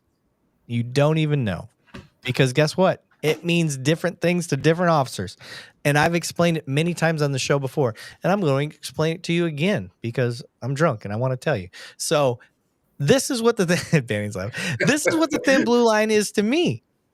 The thin blue line isn't us versus them, good versus evil. That's not what it means to me. What it means to me, I have 2 daughters and I have a wife, and we grew up together. I've never been divorced. I've been in the military. I'm still in the military, and I'm a cop. You're a unicorn. I am the poster child for I should be divorced 3 or 4 times. Guess what? I've been with the same girl. We've been dating since 7th grade. Been with the same girl. We grew up together, and we have 2 daughters. To me, what the thin blue line is if I die in the line of duty, guys like Banning, people that I was in the department with, my daughter is going to learn how to drive. She's going to have her first vehicle. She's going to be walked on her wedding day by people that I served with. That's what the thin blue line is to me, guys. It has nothing to do with us versus them or any of that stuff. That is what the thin blue line is to me. So it's different to each cop. It just depends on how you look at it. So F the thin blue line, like that's very lazy. And it's very obtuse. So relax. That's all I ask. Just relax a little bit. Talk to a cop. See what it means to them. Go ahead, Banning. I see you want to say something. No, I'm right there with you, man. And I get a lot of guys and gals that come at me, even on LinkedIn on a professional platform, of not understanding what the true blue line is. And there is a difference. You know, there's a true blue line, and then there's one that's flown for the wrong reasons. So it's the ones that are the wrong reasons. We're right there with the general public that is affected by that wrong reason. And we want to stomp that out too. But the blue line and the green line for the military, the red line for EMS and fire, and yellow line or gold line, however you want to call it for dispatch, it has its own meetings up and down the board. And then you have the civilian line, just the red, white, and blue American flag is what I call that as. And are we separation? No. We're all here for a good cause. But it has been used in bad reasons, and we do not support that. We will put that out here right here and now. We do not support anything negative used with that thin blue line, red, gold, green, indifferent. We're here as people, period, for the right reasons. And I'll leave it at that. Yep.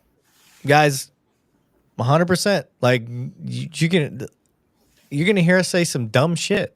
It's going to happen. You're going to hear us say some cool stuff. You're going to hear us, like, we're coming here just being regular old people. I don't know another way to put it. We hope to have fun with y'all and answer questions and have some understanding together, because you guys keep us level. That's the way I see the show. We talked about this before the show started. I have 100% changed the way that I've been policing because of y'all, because of the way we've discussed videos. This idea, this platform has made me a better cop. Thank you. And I've passed that on. I think it's made other cops better cops. So we're doing the right thing, y'all. This is a different way to look at it. I hope y'all can stick with us long enough to help us keep continuously becoming better. So anyway, let's keep going with this video. I want to see how they one in custody. Kind of want to see the different body cam angles. He's found it. Yep. Caught. I got him. We are on Forest View right now, coming up the beach. Forest View coming up the beach.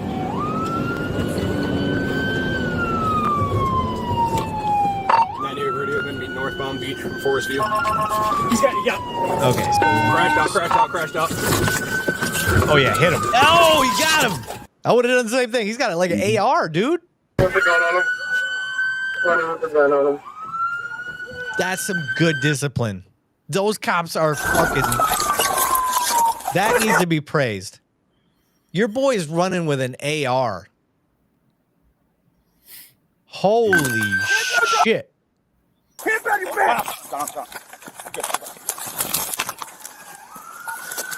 Like, here's what I want you guys to think about. It wasn't that he was running with a gun in the vehicle. He got out of the car. He had to make a conscious decision to grab the gun from the vehicle and then continue to run. How many? 9 out of 10 times you're going to get shot for that. Black, white, green, purple, it don't matter. 9 out of 10 times you're going to get shot for that. These officers are amazing. That needs to be praised. This is what we're talking about. You guys see all the bad cop videos you want to see, but how often are you celebrating when they do great? That was great. That was great. What do you got, Banning? Same thing. I mean, he's going to be able to answer for whatever charges started this.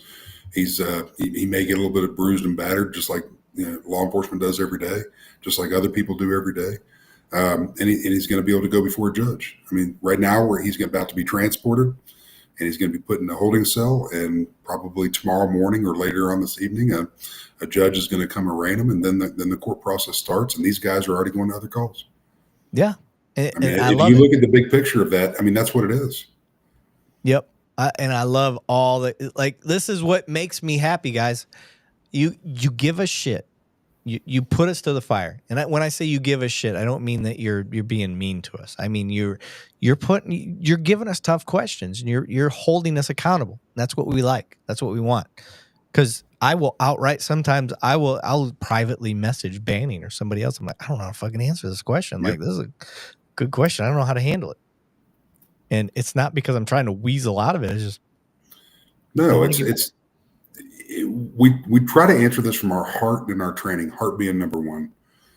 Are we always going to have the right answer? No, but we always reflect to a call that may have been similar within our career and how it occurred without scathing from anything. And it may not make everybody happy, but we try to make the best decisions we can on scene. If we come to a scene and there's 10 heartbeats, we want to leave and there's 10 heartbeats, if that makes sense. And I hope that catches a grasp with a lot of our listeners and watchers out here tonight, is we want to preserve life. And I know everybody on this channel has seen negative videos. We've seen them too. And if Eric and I and Alan and all of us that are on this panel had the power to stop every one of those, we would do it in a friggin' heartbeat.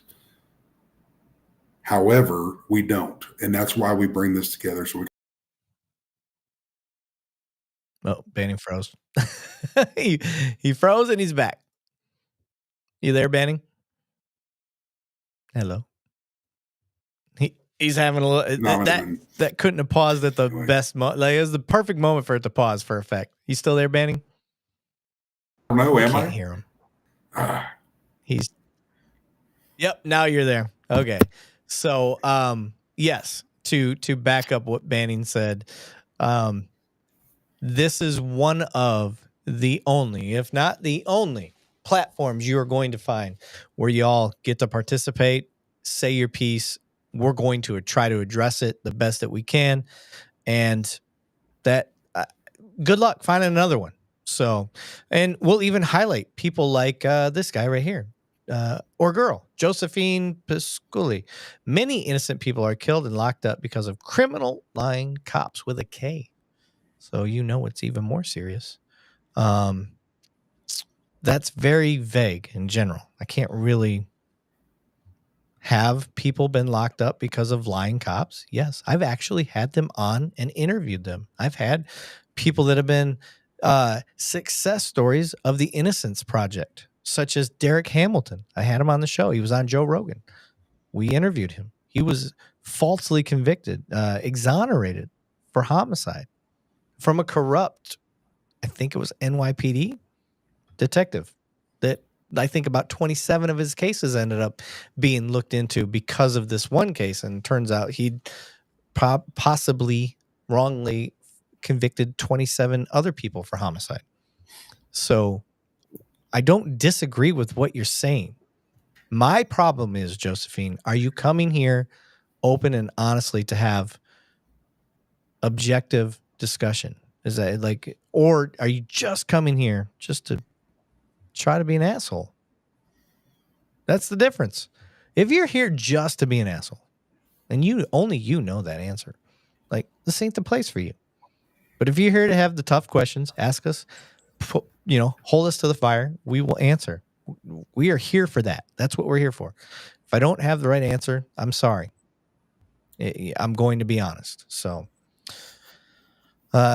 Jason Elledge said, I agree with you, Sarge. I lived in Las Vegas and I've seen Metro act right and I've seen them act donkey. I think people don't like when supervisors sugarcoat mistakes in the field. Agreed. Oh, 100%. 100%. Agreed. I have made my officers apologize in the field. Hey, tell them you're sorry right now. Hey, ma'am, sir, my officer fucked up. Do you want to, I don't say fucked up, but hey, my officer screwed up. You want to file a complaint? I'm the supervisor. I'm here. Here's what that process looks like. But most of the time when you lay out the education and why an officer acts the way they do, sometimes it does help. It's like a crab where if it's spelled with a K, it means it's not real. Josephine said, bring me on your panel. Okay. Do you want to be on it? I just need you to have a mic and a camera. Your mic needs to be external. I'm not doing a cell phone. Audio is the most important thing for what we do. Any cops that we have on here, I don't let them do it either. You need to have a mic and you need to have a webcam. So if you're interested, reach out to us. We'll get you on here. We'll discuss whatever it is you want to discuss. That is also the difference in what we do compared to other people is I invite every single person that's anti-cop on here.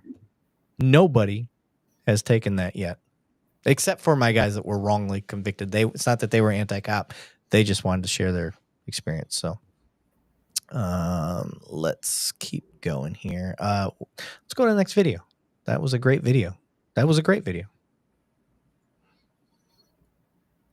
Boom, boom, boom. We still have a ton of people on, by the way, Banning. Come here. Come here. Come here now. 215. I got one running. Go open 24. Stop him! Shoot you, damn! Biggie says. What was that? I don't know. Biggie says it though. Oh, I'm sorry. I'm gonna go back. That all happened very fast for me. Hey, come here. Come here. Did he get out of this car? 215. I got one running. Go open 24. Stop him! Shoot you, damn! Okay. There are some people that that will get mad. He said, stop because I'll fucking shoot you. Listen, he said that because he's trying to avoid using a use of force. It's a bluff. I was hoping to scare him into stopping so we don't have to run after him. We don't have to chase him. We don't have to tase him. We don't have to tackle him. We don't have to shoot him. We don't have to do that. Imagine if he stopped in his tracks because this officer all of a sudden said, stop or I'll fucking shoot you. That is why he did what he did. And I'm okay with that. So for everybody's out there, oh, you shouldn't talk to people like, no. If it stops somebody in their tracks so I don't have to use force later, that's the best case scenario. That's a bluff I'm okay with. Show me your... Show me your... Did he run back to the car? Oh, yeah. Okay, so we just ran in a circle here. Andy Fletcher said, having him run in the snow. Ugh. Yeah, I agree with you. I grew up in Michigan, y'all. Hand! Stop! Is he alone with 3 people? I thought that was another officer. If you guys can see my mouth, but it's not. So I'm guessing here, we tried to do a traffic stop. This guy fled from it. But we got 2 other people here. Were they the other ones in the car? I'm trying to figure everything out. He's in over his head here. This is a shitstorm. I don't even know how I would handle this. Okay, if I'm and I've got the luxury of I paused it and I'm guessing. I'm gonna run wide back to my vehicle and try to use my vehicle as cover. Because this is insane. Like, what do you do here? I don't know. Banning, well, you got anything? I don't know what to do here. Am I frozen or can you hear me? I can hear you. Can you hear me? Yeah, no, I'm looking at my other picture up here and it looks like I'm frozen still. So I didn't know. No, you're good, bro. I didn't know if these were other people in the car or if another vehicle rolled up and maybe they're covering it. We can't see it. But He had a good point. Is this a CID with a body worn camera?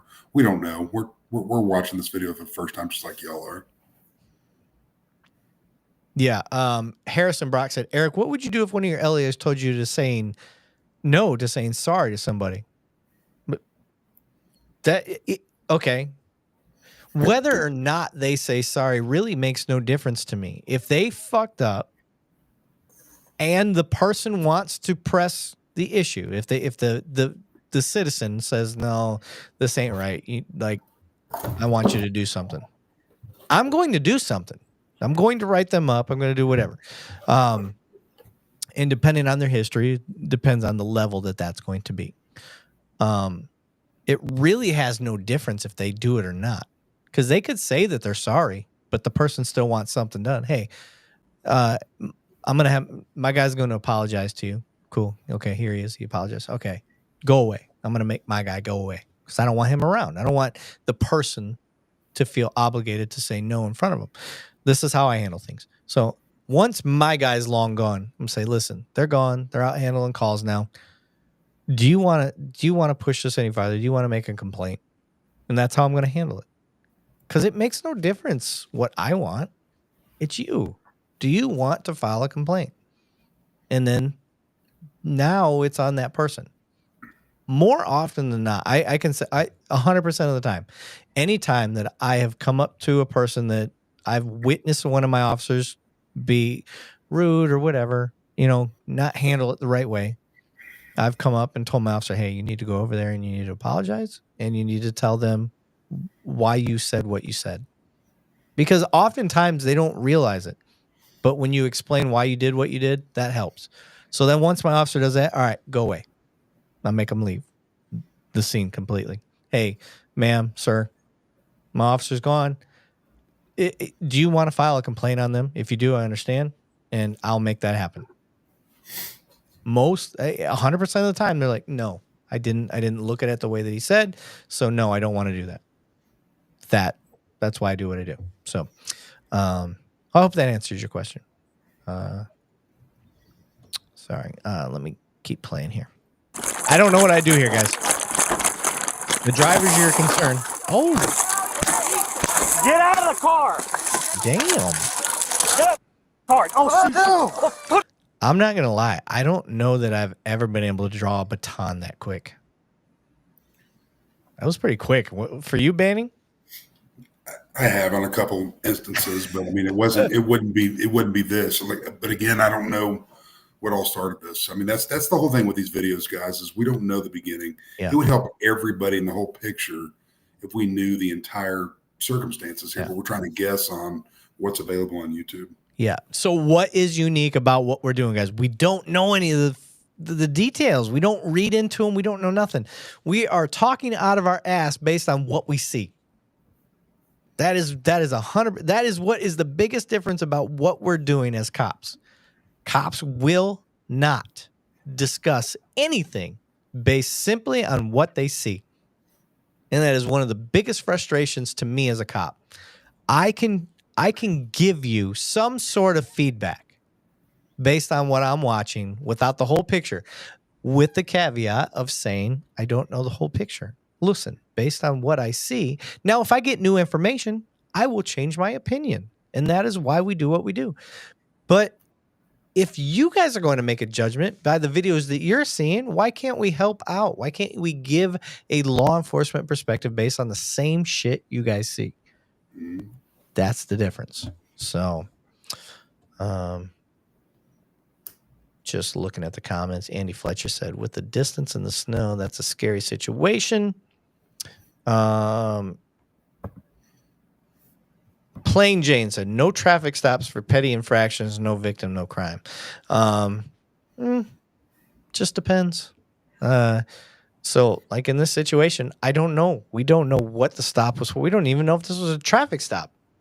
This could have been a suspect vehicle. This could have been a lot of things. So let's not get too invested. Put it in park. I'll shoot you. Put it in park. Put it in park. Okay. A reasonable person doesn't continue to try to put the car in drive while a cop's on top of their ass swinging a baton around. Ooh, I can hear the gas. He's pressing the gas. Shoot you. Stop! Stop! Stop! Oh!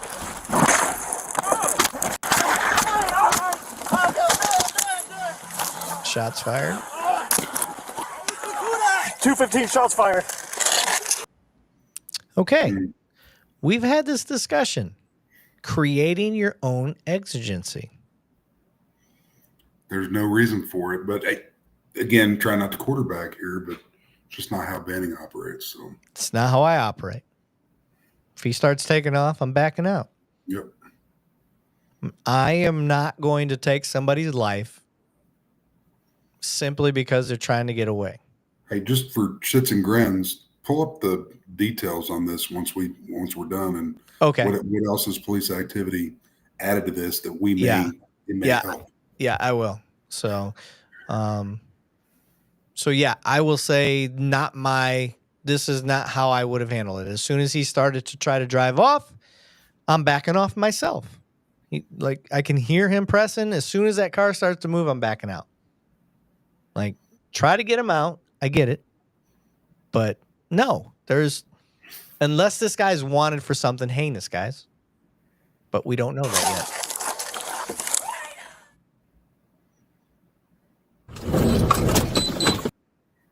So that makes me lean towards this. Is this a traffic stop? Is it an investigation or a traffic stop? Right. This car was parked. He was already long out of that vehicle. Did he flee and then get to here? I don't know. Things to consider. Hey, come here.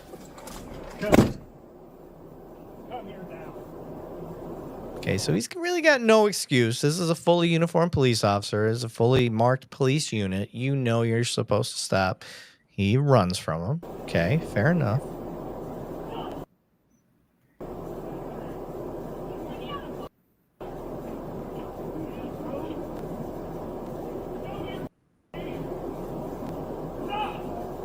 Do these guys get back in the car? They do, don't they? Because there was one dude did.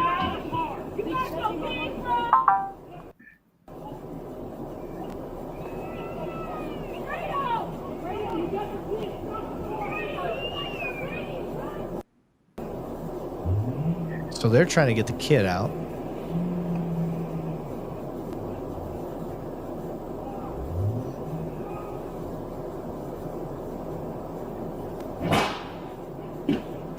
Wow. Okay. So that occurred well away from where I thought it happened. I thought it was all in that one spot. Yeah.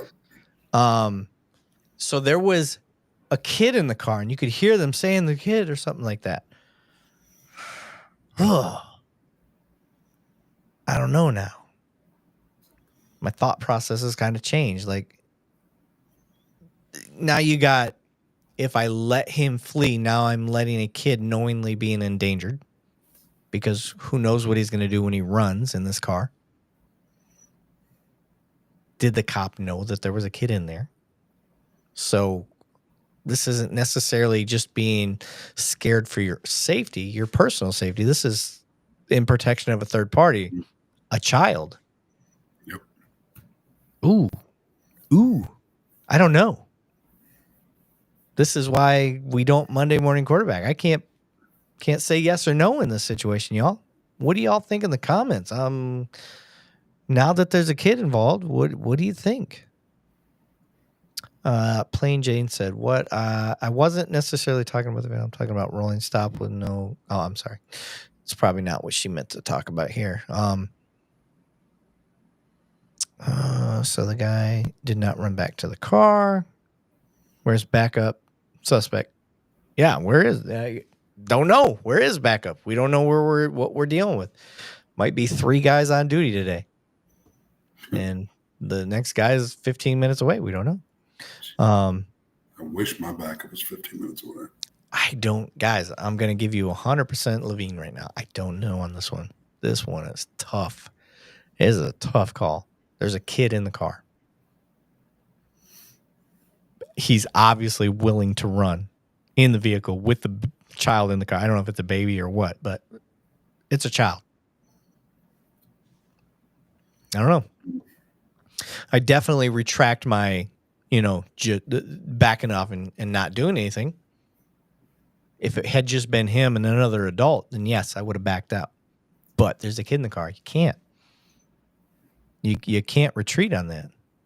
I don't, and I never did. Is anytime dealing with this as a single person unit, rolling up and the driver just takes off. If you've got other people in the car, or you don't know, you're clearing that car before you're going after that person.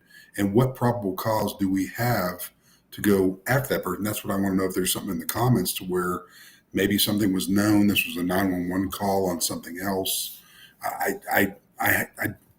I really can't state without even reading it yet that he's just rolling into this alley and he's like, oh, hey, there's a guy getting out of the car. I'm going to run. There's got to be more to the situation, and try not to quarterback it much, but golly, man. I mean, anytime you have kids or just other people involved is Andy Fletcher said, it sounded like the car crashed into the house on the right just as you froze the video. Let me, I'll go back. I think that was the gunshot, but I'm not sure. Let's go back right there. He's hitting the gas. He must be in that's when the officer's in the driver's door, you see it open. Spinning the tires. That's a gunshot. Gunshot.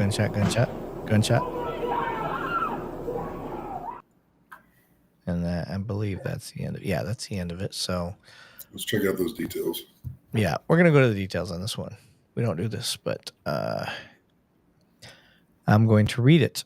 Rock Island, Illinois, on January 5th, 2025, at approximately 3:15 p.m., Rock Island Police Department, Brett Taylor was conducting patrol in a fully marked squad vehicle in the area of the 12th Street and 34th Avenue on Rock Island, Illinois.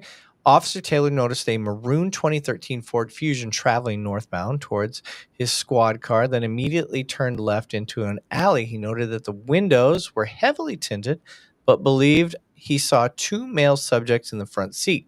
Officer Taylor ran the license plate of the vehicle, which was registered to both 21-year-old Jakarta Jackson and female numerous alerts came back from the vehicle, including a weapons caution and recent involvement in a fled vehicle report. There was also an active warrant for Jackson out of Rhode Island County.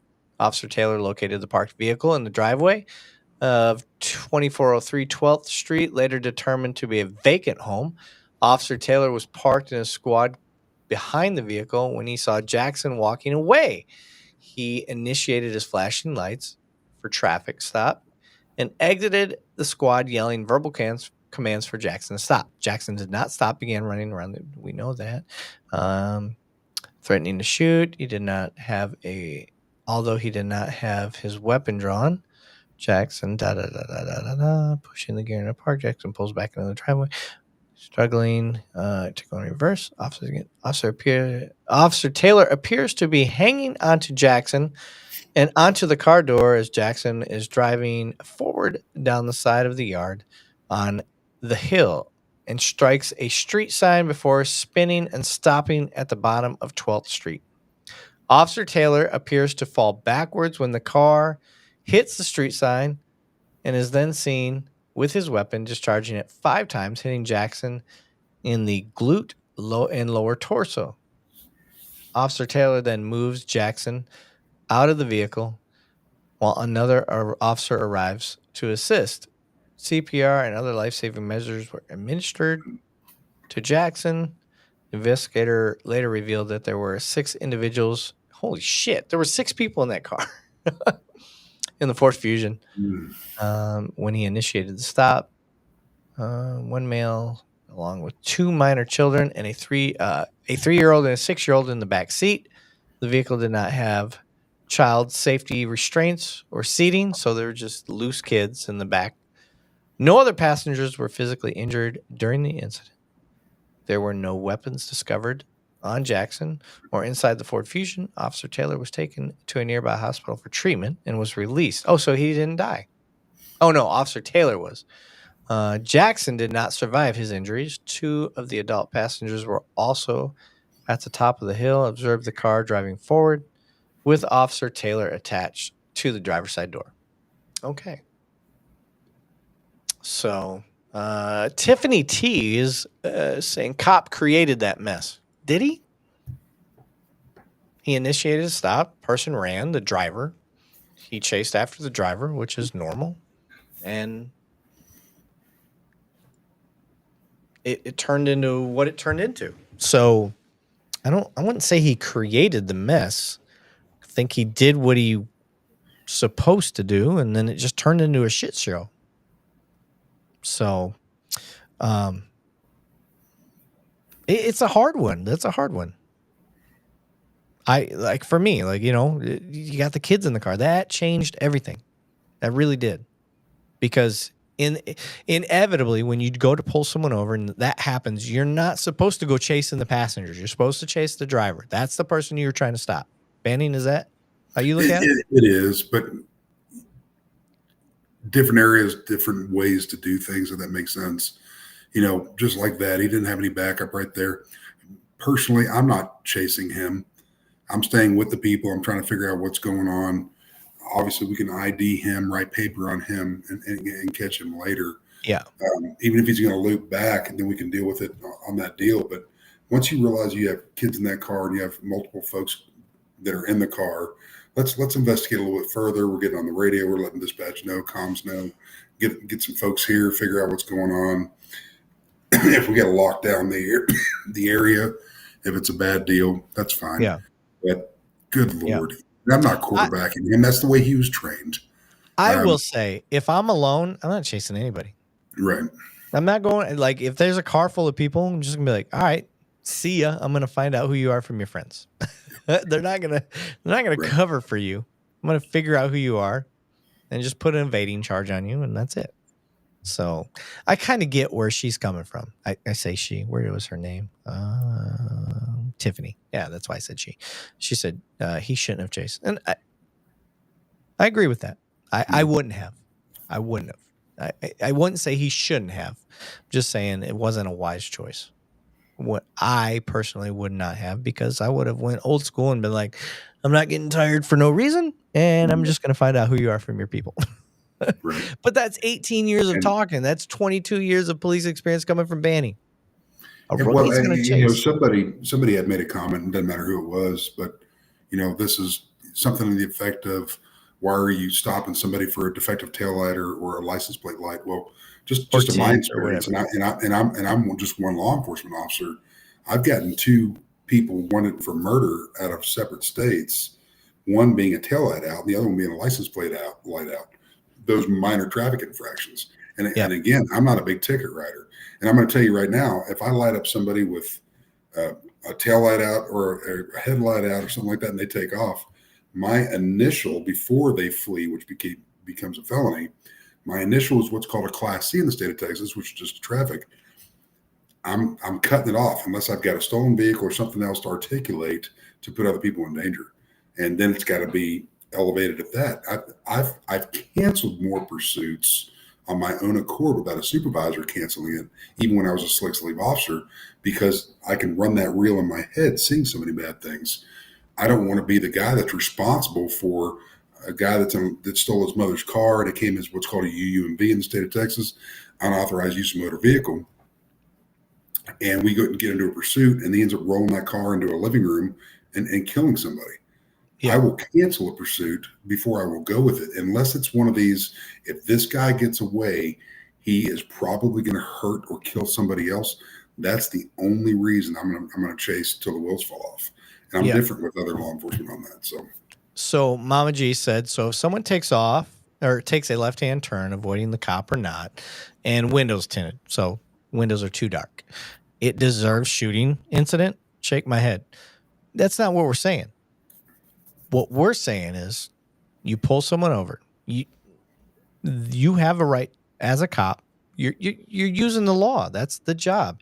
If you don't like the way that the laws are, then you need to get them changed. And that's the beauty of this nation, is that we can get laws changed through votes and having the people stand up and say, no, we don't like that anymore. But that's not the case. So having tint too dark is a law. So that is justification for a traffic stop. Is it something I would do? No. I live in Texas. It gets hot. I would think you're nuts for not having tint and having dark tint. Like, I get it. However, let's just say we're going to go with whatever state this is or whatever. It's against the law, and they decided to do a traffic stop. That is not why they decided to shoot somebody. They didn't say, oh, his tint's too dark. Bah, bah, bah, bah, bah, bah, bah. They didn't do that, guys.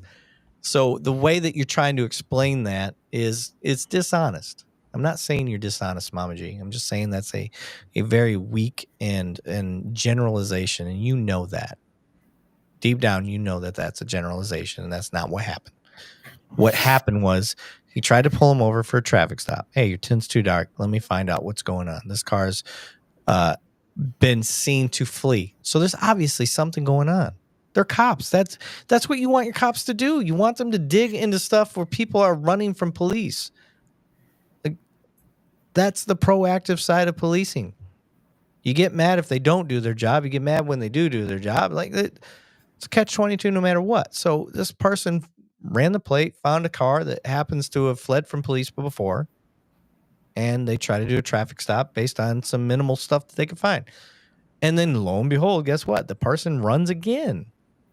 So now he chases after him. This is where we have some common ground. I wouldn't have chased him. I had 5-6 people jump out of the car. Like, I'm going to figure out who you are based on that. Then we can write a warrant later. There's no reason to go any farther. But that's old. That's experience speaking. A younger cop may not have thought that way. Younger cop's going to see the rabbit runs. I chased the rabbit. So he did. He chased the rabbit. And he paid for it. It wasn't because of tint. It was because of series of things that happened. And based on his training and experience, which was limited, that's what he did. He chased after him. So then he gets up there and he's like, oh shit, I'm in over my head. I'm alone and this guy is running in the car. Oh shit, there's kids inside.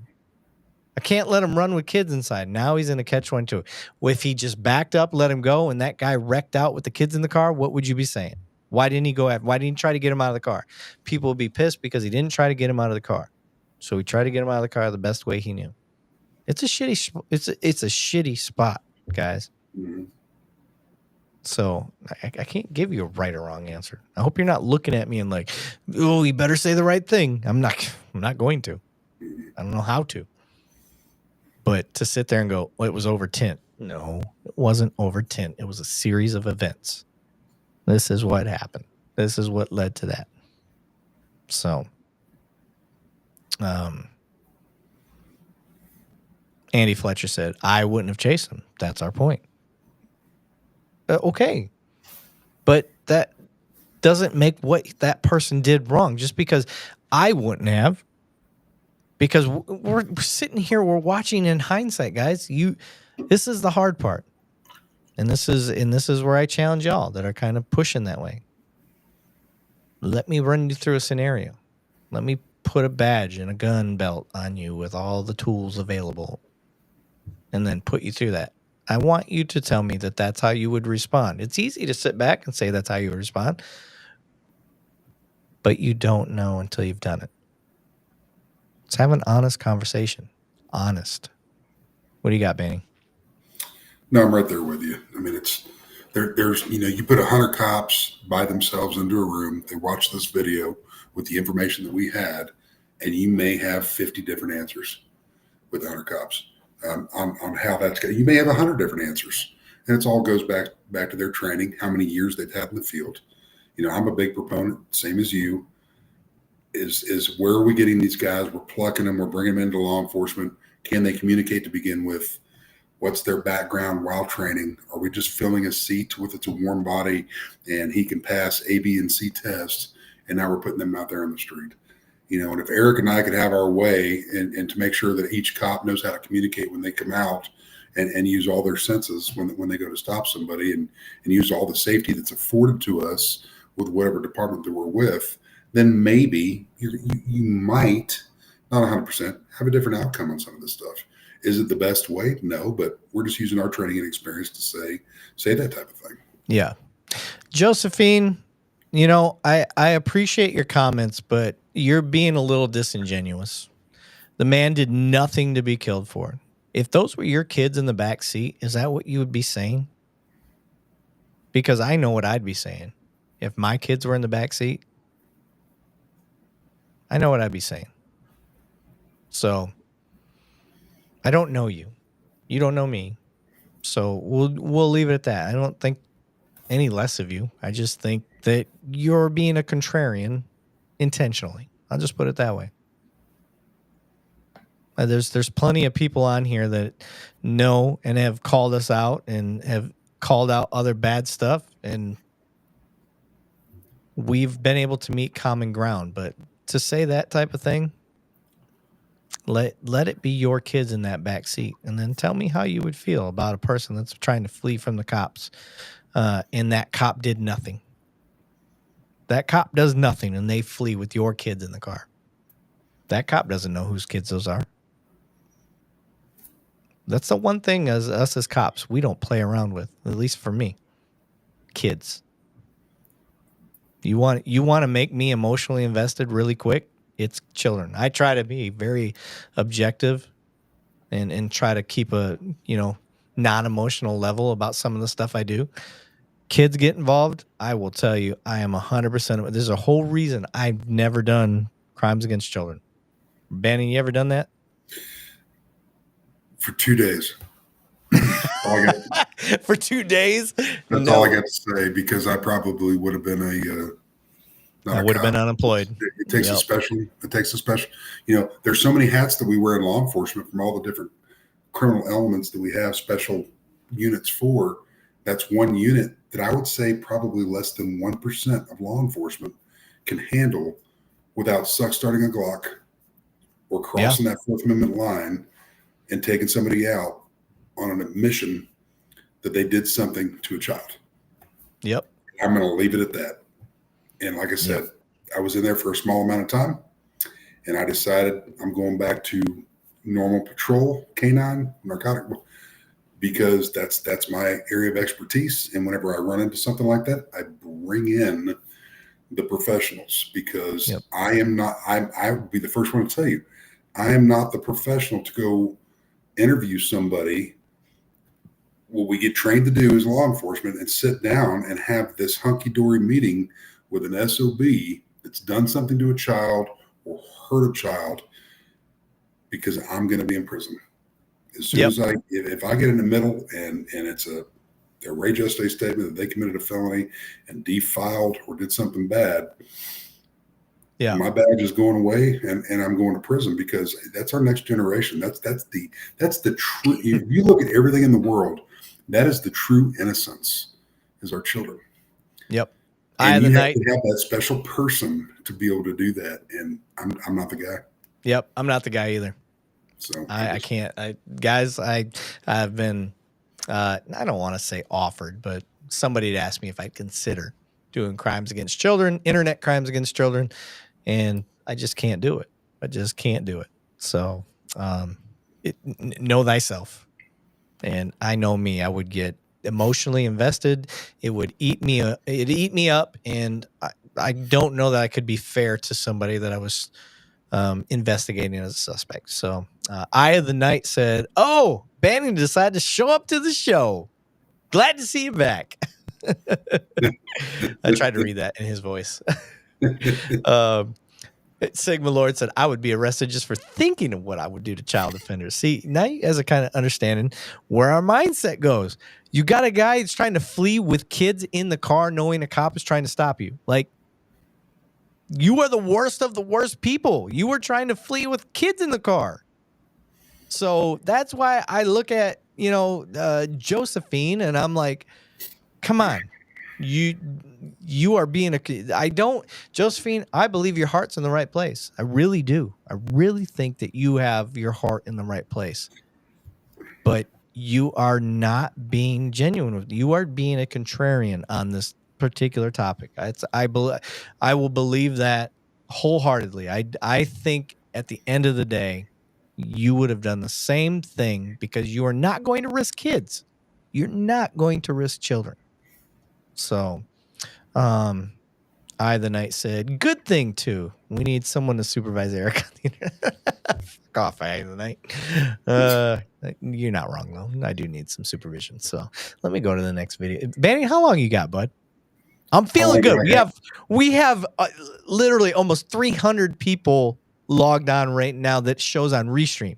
So dude, we know if you want to go for another hour, I don't care. Fuck it. So just for those listening, when we see our numbers on Restream's numbers are very off. If it shows 30 people, that means we've got anywhere from 1,000 to 2,000 people. When it shows us that we have 300 people, that means we have a lot of people still logged on. So, and if you're wondering, like, how the fuck do you know that? It's because it's only registering my stuff. It's not registering Matt's stuff. It's not registering Banning stuff, which he's got his LinkedIn. Banning, how many LinkedIn followers you have? 30,000? 31,000 and some yeah.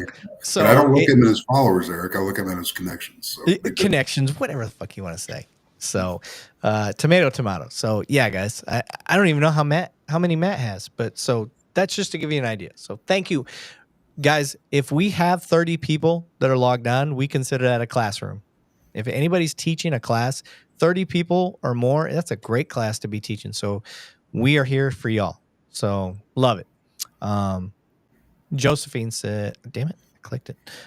Eric, I'm not disrespecting, so stop disrespect. I'm not disrespecting you. Listen, if you're going to try to call us out, we're not gonna just sit back and let you slap at us. We're gonna come back at you. We're not being mean. I'm not saying. Josephine, we love that you're here, and yes. I hope that this is 100%. Again, Eric and I don't make any money for this. Anybody on our panel doesn't.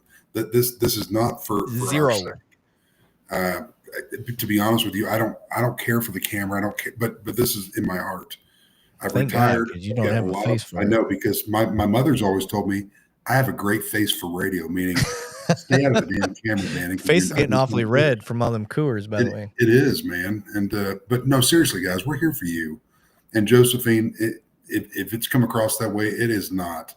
We love that you have a voice. We're not gonna put out your voice. If we disagree, we're gonna tell you, because we already know if you guys disagree with us, you're gonna tell us, and that's what this panel is all about.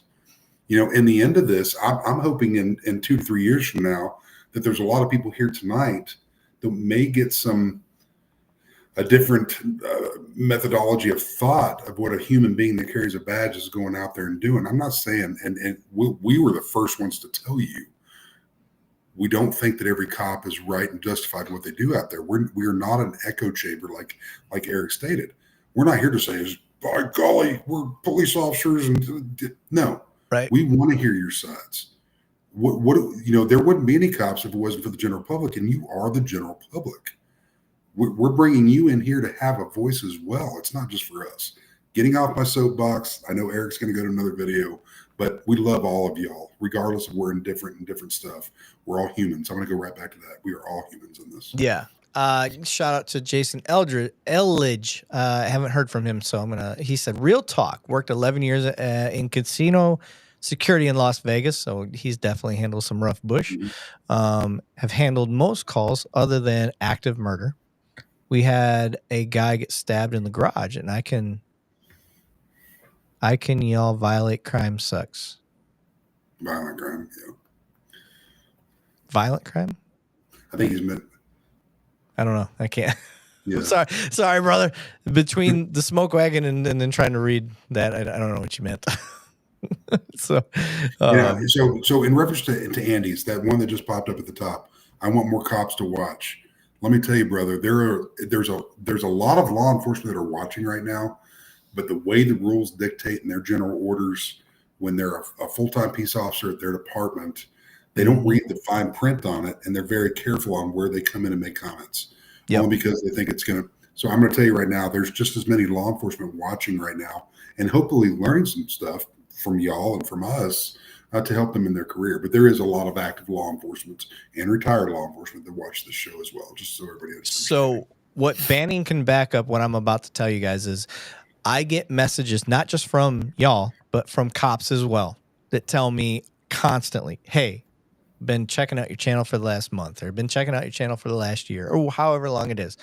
It is so refreshing, or it's so cool to see, or, you know, it's really awesome that a cop is calling out, you know, other cops, but also like you're doing it really well because it's even keel, or however you want to say it. Every time we get those messages, I send it in our group chat and show our guys. I highlight it. Hey guys, the mission that we are doing is working. Here's a cop saying this. Here's a civilian saying this. Here's a cop saying this. And I share it with them every time. I want it to be a motivator that somebody is like, this is awesome. So cops are watching. I will tell you, when I started doing this, it was for citizens. That was my idea. When I first started, I was like, oh, I want to help teach citizens this, that, and the other. You want to know who I've taught more than anybody? Other cops. So, Andy, it's working, brother. It is absolutely. I have gotten more feedback from cops. You really want to see it? Check out my LinkedIn. Go to our 2 Cops 1 Donut on LinkedIn. You'll see a lot more cops on there. It tends to be kind of a more professional format, so they do it for their job and all that stuff. But that is where I've got a lot of other officers that are like, I didn't think of it that way, or man, this is great. This should be training everywhere. So yes, other cops are watching. But you're right. Yeah, more cops need to watch. Sign up, follow us. You spend so many hours on the range, and you have to shoot in the vehicle while IQ of a goose. I don't understand what that means. Well, he's yelling it. It's all in caps. I mean, unless I'm wrong. I mean, it's obviously he ran into something, and maybe some people have a hard time seeing, so they write in all caps. Sir Richard, the Lionheart, man, stick around. We're human just like you are, man. We're not perfect, and we're not sitting proclaiming to be perfect. So I'll put my foot in my mouth. I will put my foot in my mouth. I 100% guarantee it. It's going to happen. So let's go to the next video, though. Let's see. Is that the right one? Share. Biggie size. Oh, Banning, by the way, apparently me saying biggie size is a thing. It is. I get comments even on LinkedIn that you're not even connected with. They're like, is Erik going to biggie size it? And I'm like, are we going live tonight? We're going to biggie size it. When I was a kid growing up, that was a big thing. It is. You go through the McDonald's line. Do they still? All right. This tells you how not in touch I am with fast food. Because the only fast food I really eat is Chick-fil-A. When I do decide to eat it, maybe sometimes some Canes. But do they still call it biggie size? Do you say I want a big? Can you biggie size that? I have no idea. I just eat vegetables. I don't know either. I don't know. You don't eat no fucking vegetables. You live on what is that steak? Chicken fried steak. That's what you live on. That's a Texas thing, y'all. I never heard of chicken fried steak till I moved down here. All right, let's go. All right. This doesn't look real.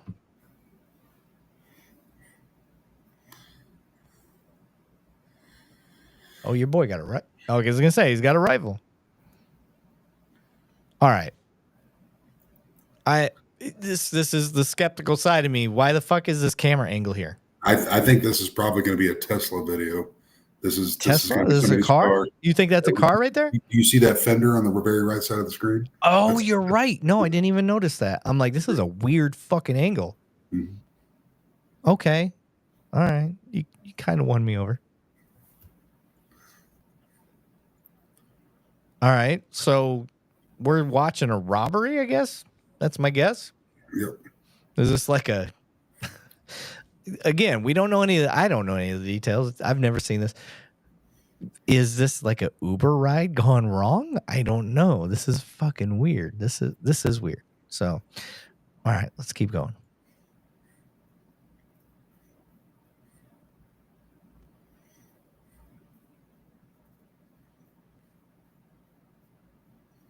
Okay, your boy is really trying. We got no sound, guys, so I apologize. This is just the way it is. He's robbing two dudes on the sidewalk with what looked like an AK to me, like a... Probably an SKS, but...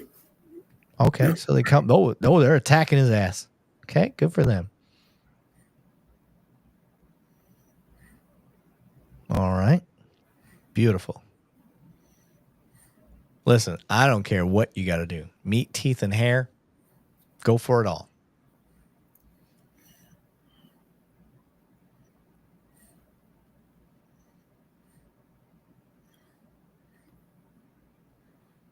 Okay.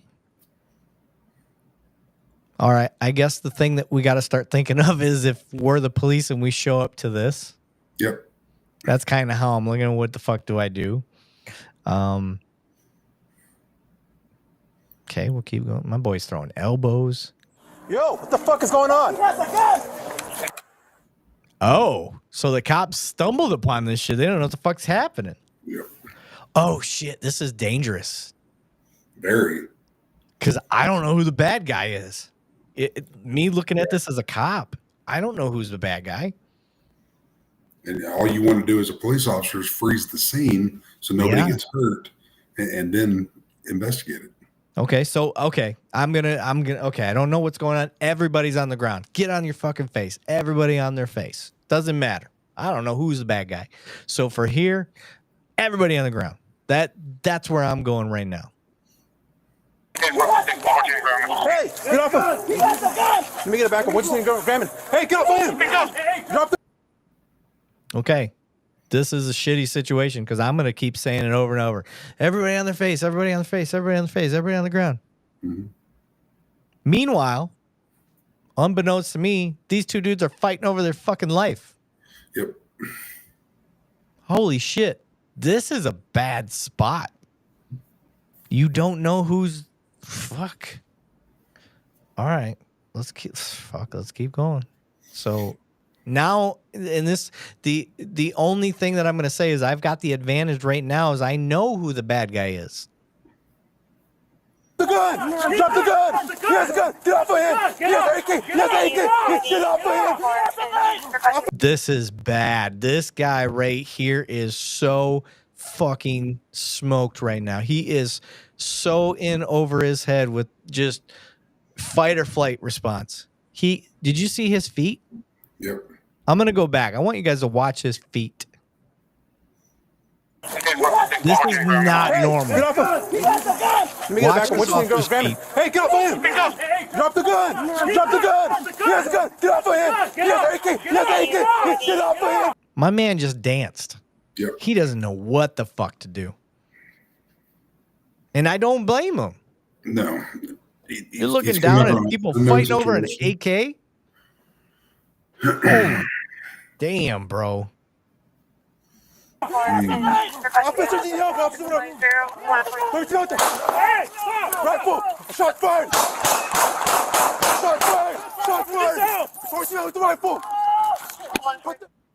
So it looks like one of the victims got hit in the hand. Looks like one of them got hit. Yeah. Luckily they shot the right dude. Okay. 2 minutes. No audio capture during the 2-minute buffer period. Whose body camera has a 2-minute fuck is going on? buffer period? Hey, get off of him! Let me get it back up. What's your name? Go examine. Hey, get off of him! Okay. So I didn't hear that before, but the guy's yelling, he's got a gun. He's got a gun. Shit. Okay. Even still, you don't know. Drop the gun! Drop the gun! He has a gun! Get off of him! He has AK! He has AK! So he sees the gun. He says it. He's got an AK. He's got an AK. Like, our body armor is not stopping that. So I understand his excited utterance right here. Officer, need help, officer. Don't blame him. There. Get everybody. Everybody. This is the one time you get to call everybody. Ooh, oh shit. I didn't mean to do that, y'all. Damn. Dang it. Gun! He has a gun! Get off of him! He has AK! He has AK! Get off of him! Officer, need help, officer. That shot right there, I don't think that was intentional. No, I think that was a sympathetic response. Yeah. With fear, human fear, and that's a training issue. And is that excusable? No. Yeah, I agree. I don't think he meant to do that. I think that was a fuck up shot right there. That may have been the hand shot. I don't know which one got shot though. That's a guy in blue. Did he get shot or was it the other dude? I think it was a dude in the darker clothes, but I'm not sure until we. Okay. I'm going to go back just a little bit to see if it's possible he shot. He has a gun! Get off of him! He has an AK! He has an AK! Get off of him! Officer, need help! Officer, where's you out there? Rifle! Shot fired! Shot fired! Shot fired! Where's you out with the rifle? What the?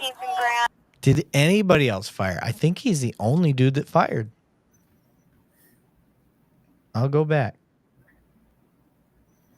I think he's the only one that fired. I don't even know if the AK fired. Hey, get off of him! Drop the gun! Drop the gun! He has a gun! Get off of him! He has an AK! He has an AK! Get off of him! Officer, need help! Officer, where's you out there? Rifle! Shot fired!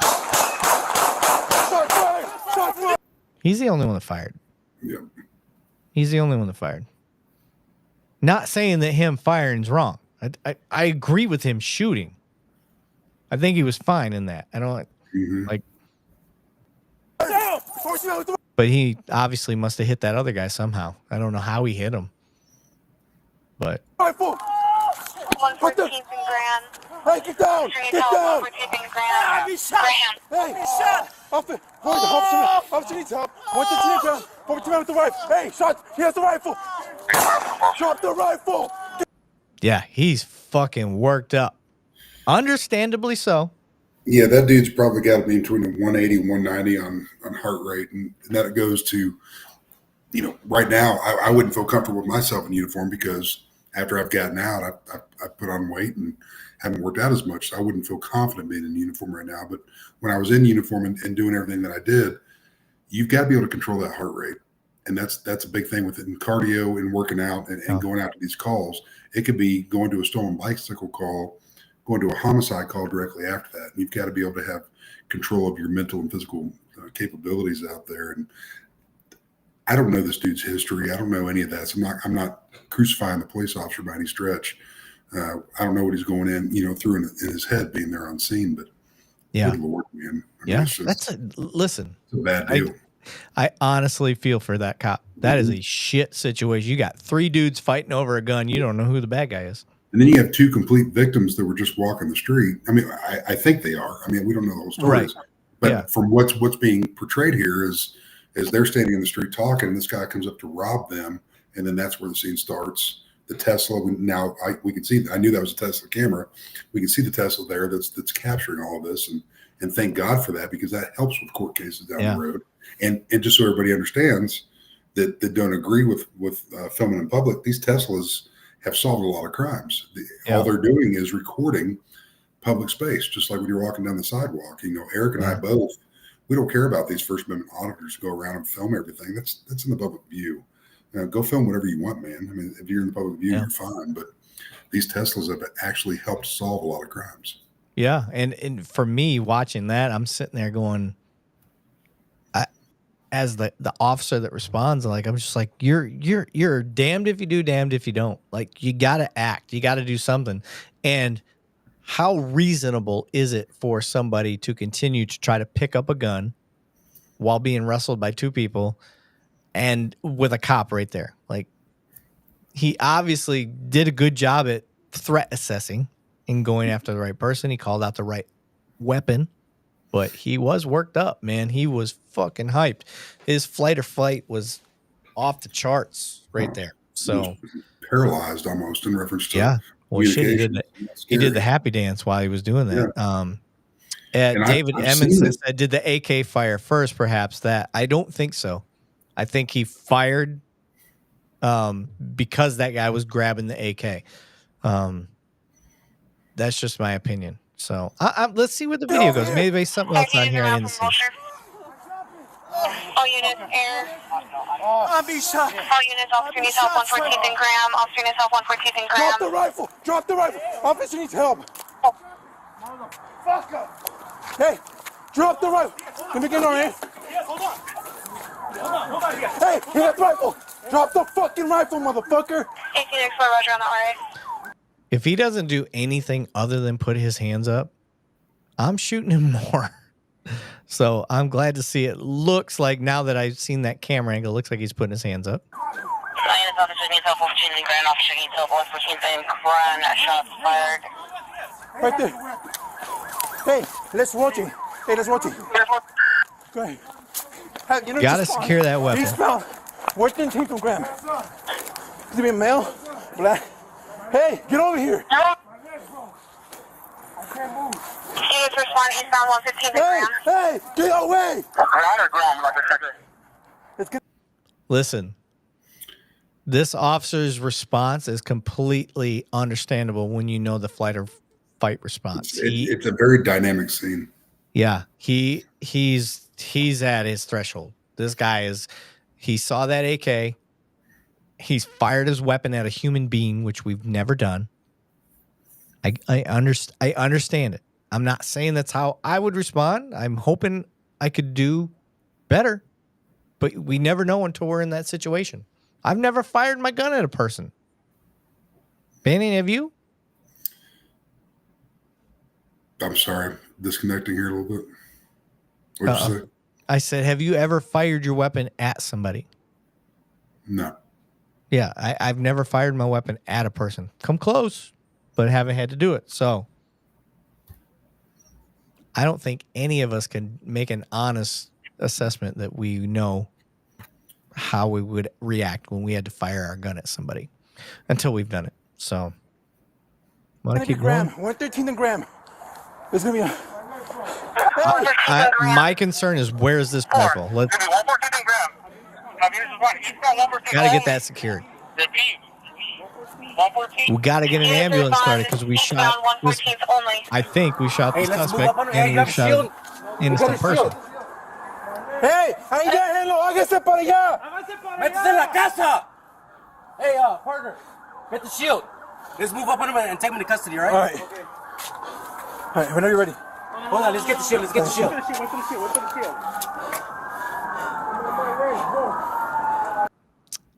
This is one of those times where I get a little frustrated because and this is my arrogance. I feel like I can read the situation better than other people. This dude is not going for that gun. That's just my thought. Yep. What do you think, Banning? No, it's the same thing. He's given up. I don't know if he's been hit or not. We've got a victim, a true victim. That's a true victim. We got to get him taken care of. It's in a dog pile, and his hand or wrist or arm got hit. So now it's our responsibility to stop that bleed and friggin' make sure he goes home with less scratches. And I don't know if these guys even know where that rifle's sitting at right now because of the perpetual motion of the scene. Yeah. It could be under the car. He could be sitting on it. So that I understand they're trying to get a shield. They're trying to do this and that. But I believe what Eric's trying to tell everybody is we would handle that differently. The guy's got his hands up over there. We're not going to lose that grasp and ground. We're going to stay up there on him. We're going to get him down. We're going to get him into custody. We're going to get medical on the other folks and try to unravel this, because what everybody doesn't understand is these officers haven't seen this Tesla video yet. They haven't seen it. And, this is blank minded to them. They're rolling up. There's three guys fighting. Dude on the bottom comes up with an AR. That's where we're truly at right now. And they've had to deliver rounds down range in an unknowing situation. Yep. I mean, this is real life police work right here. And to Mama G's point, she said, why shoot when you have no idea what's going on? That's not an unfair question. Mm-hmm. I see where you're coming from. However, in police work, we start to break down, even if it's subconsciously, like, hey, when police show up, everybody usually just like, that's a normal response. 99% of the time, that's the response. Guys fighting, guys, whatever it is, stealing, you catch them in the act of like, shit, I was just like, this is a normal reaction in a violent situation. Honestly, it is. So when there's guys fighting, he's got a gun, and they're yelling, this guy's got a gun. And he continues to grab that gun and get up with it while the police are, that's not normal. That's not a normal thing. So I think they really they took a risk. They were like, all right, odds are that's not right. And they trusted their gut. I'm not saying they're right or they're wrong, but this is where we can't really judge them unless we're in their shoes. They made a gut call. And guess what? They were right. So how do you get mad at that? It's really how it comes down to. You trust your gut while you're on the scene during that moment. Now, let's say that was an innocent dude. They're also fucked. So I'm with you, Mama G. If they was wrong, then they deserve to be punished as though they were wrong. Yep. But they trusted their gut, took what they had based on limited information, and oh shit, that is why qualified immunity is a thing. This is a prime example of why qualified immunity is a thing. Because imagine being that guy. Because if those cops didn't fire and that guy shot them with an AK, you guys would be pissed because those cops didn't act. This is why we have these discussions, guys. I'm hoping to have these types of epiphany moments. Let's see how they take him into custody. Yeah. Hey, don't move. You got a shield? All right, on you, all right? We'll move up. Hey, we're going to move up, right? All right, Roger. Hey, we'll move on this side, yeah. Going up. Don't move. I'm glad they got up there quick. We're going to get you on it. Come on. All right. Hey, turn around, man. Turn around. My legs broke. Can't move. Turn around. My legs Where's the gun? My legs broke. See, this is what irritates me. There's no need to cuff him. Find the wound. Make sure he doesn't have any guns on him. Pat him down. Yep. Like, feel the situation out, guys. Pat him down. Make sure there's no other threats. Yes. But the dude shot up. He's not doing. You can read. I can read this. Can you not read this, Banning? Is it just me? No, it's not just you. I can read. Like, I feel like I can read this. Like, I don't know. Like, this is one of the things that pissed me off. You can read this. This guy, fucking fix him. Fix him. That's what your job is now. Like, putting him in cuffs. Like, damn. Like, I don't know. We stopped the bleed on everybody. That's all. It doesn't matter how it started, where it finished. Now it's time to stop the bleed. And that's where we're at. Right. Yeah. Sigma Lord said QI is justifiable for this, not for other instances. Agreed. There are some instances where I'm like, why? And that's why we got to hold our courts accountable. Why we got to hold our corrections accountable. You've got a lot. And I put a video out recently. You know what? I'm going to show that video. I'm going to show that video. I know what that video is. I'm going to step away for 1 second. Okay, you're good. Let me see. Where'd it go? Was it this one? Give me 1 second. Nope, that's not the one I'm looking for. Give me 1 second. I am looking for this video. I put a video out today or the day before. I can't find it. But anyway, my point is there's times where qualified immunity that's why it's there. And then the other times when it's not, and then people get mad, it's not the police you're mad at. It's the courts. Why are they allowing the qualified immunity to be there versus not? Hold them accountable. Where is the review board? Where's the citizen review board for the courts? Where's the citizen review board for your prosecution? Where's the citizen review board for your judges? Have them there for that. You guys have held police account. You guys are doing great. We are walking on eggshells, y'all. I promise you. But you know where we keep fucking up is on prosecution. That's my point. Why the hell are some people not? Why are they getting qualified immunity? Where are we failing? It's not at the police level. It's higher than that. Follow through on that. I just put a video out of a corrections officer. That's the video I was looking for. I found it. I'm going to pause it and I'm going to share it. Share this instead. So I'm going to play this.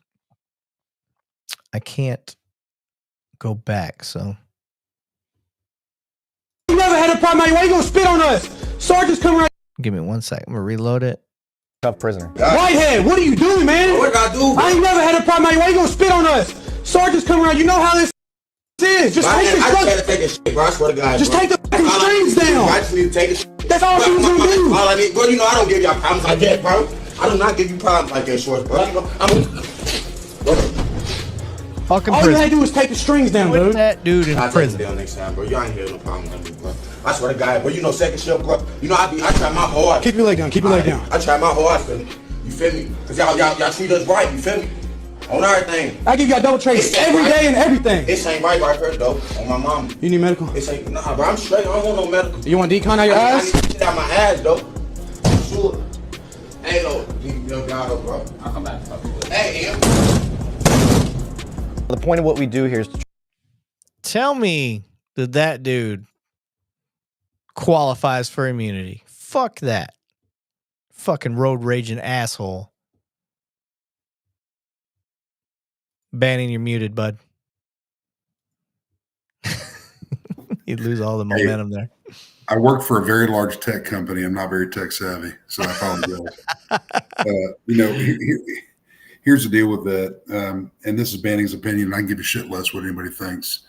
Once they get into prison, where they're going to go after this is aired, and a jury of their peers puts them away, I give them less than 24 months that last in prison to where they either end it themselves or somebody else does it. And I don't wish death on anybody, but somebody that's going to do this to somebody that's freaking handcuffed, and I don't care what that dude's charges are that are sitting there laying there, nobody in their right minds, he's in jail, county jail, prison, wherever they're at right now, and this dude does that, it's on like Donkey Kong, man.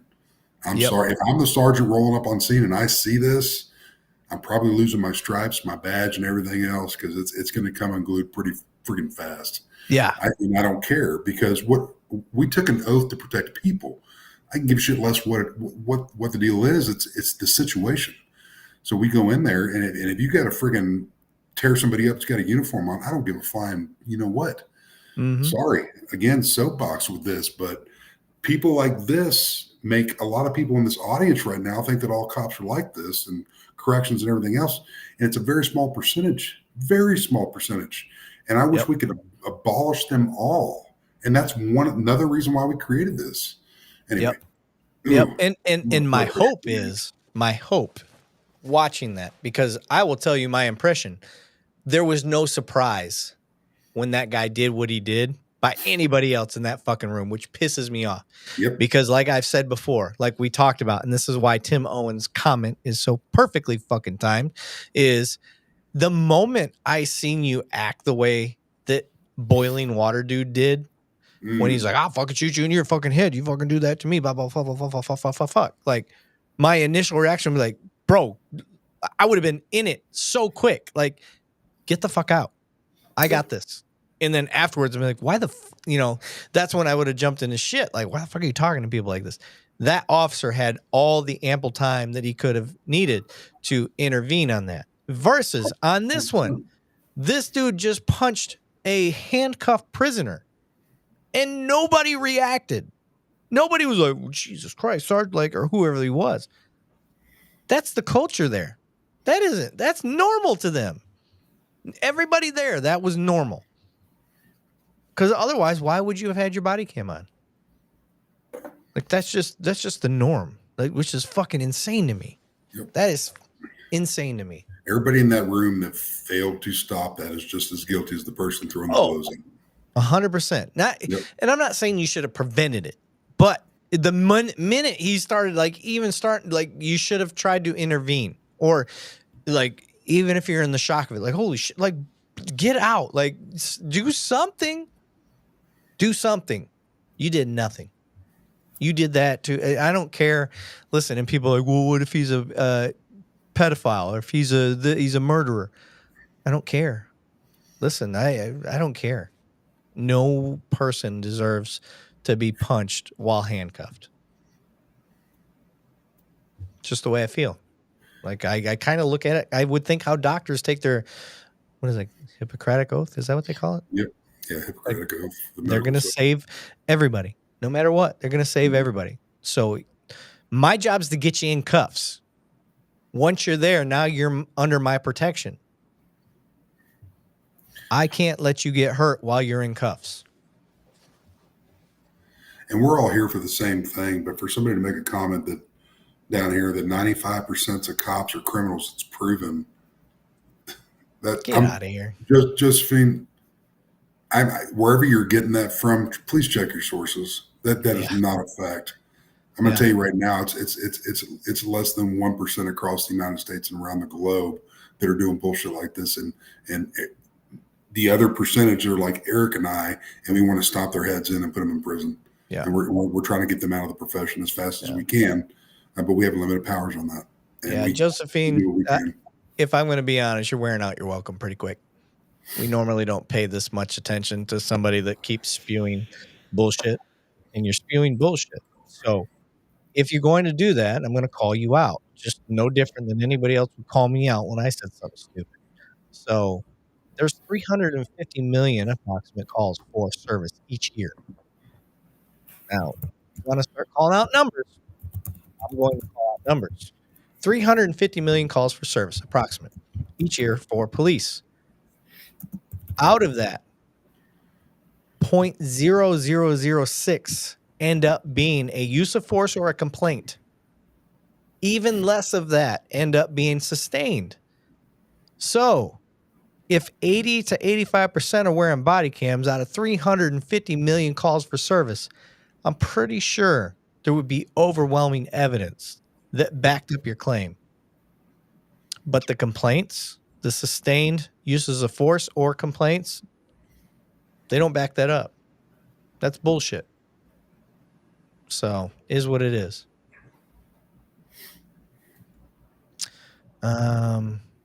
Let's keep going here. We've got, do we have another video? Yeah, we do have one more video left. Let me share this one. Share screen. And biggie size. Oh, I right-clicked, my bad. Pause. On January 24th, 2025, at approximately 10:40 p.m., the APD ACE unit requested GSP and the APD Air units assistance in locating a stolen vehicle in the area of Peachtree Street and Pine Street. 5056, GSP is going to be in pursuit of that vehicle. He's by himself. Hey, move on. He's got a dog. He's got a dog. Push ball on stage.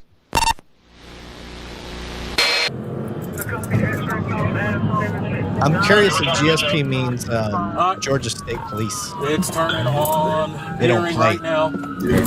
Just turned off daring. I think GSP's got it.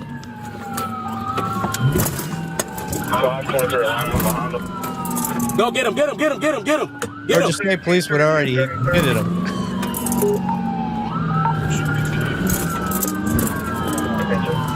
All right, 5056. GSP is going to be in pursuit of that vehicle. He's by himself. Hey, be advised, he's got it. Okay, from here, we're going full. Sorry, I didn't mean to click that comment. I'll get to it in a second. From here, we're going full felony stop. Yep. Car stops, felony stop. What that means is we're going to get out, guns drawn, and then we're going to start loud hailing. Driver, turn the vehicle, put the vehicle in park.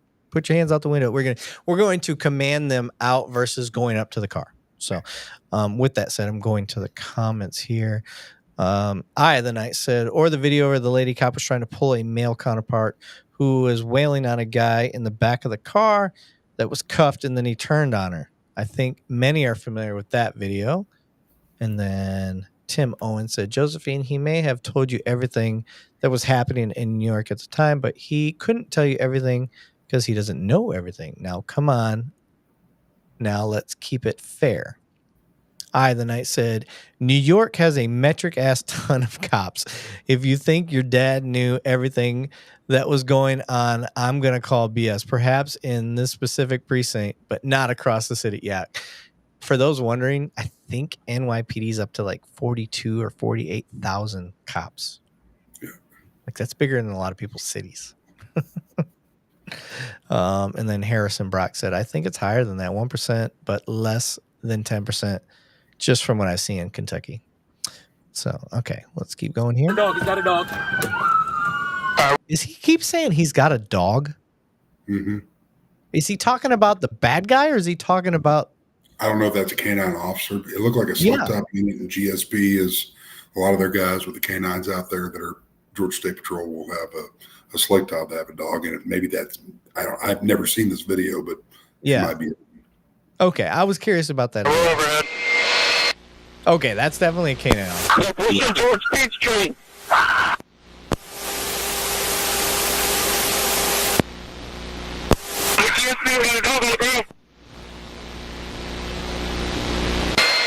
Okay, so the reason it's so important to keep telling officers that there's a dog on the ground is because that dog will bite another cop. And it looks like he's on a lead. Work for those. That's a leash. It looks like he's on a lead right now, though. And for those that don't know, Banning was a canine. I tried to say Banning and canine at the same time. Banning was a canine officer. So if anybody knows, it's this motherfucker. So. I got eyes on the canine. I'm looking for Buddy here. Oh, he's running. All right, I got him. We're running northbound. 3 of them. 37 Standish Avenue, running northbound. Oh, that's gonna be hard to keep track of. I got 3 individuals running northbound on Standish Ave. Next cross, it's gonna be off of Peachtree and Standish. Currently running through a parking lot. They pushing towards Peachtree? I'm pushing towards Peachtree. They would have been good if they would have kept running their own directions. Looks like they all want to.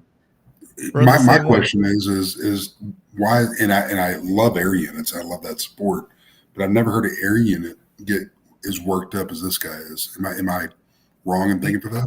Yeah, he does sound. You're right. I didn't even pay attention to that. He does sound a little.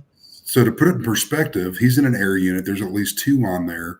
Usually you have your main pilot, and then you have your peace officer that's in there that's running the infrared and the FLIR, which is forward-looking infrared. That's the camera we're looking through, and he's the one that's doing communications with units on the ground and dispatch.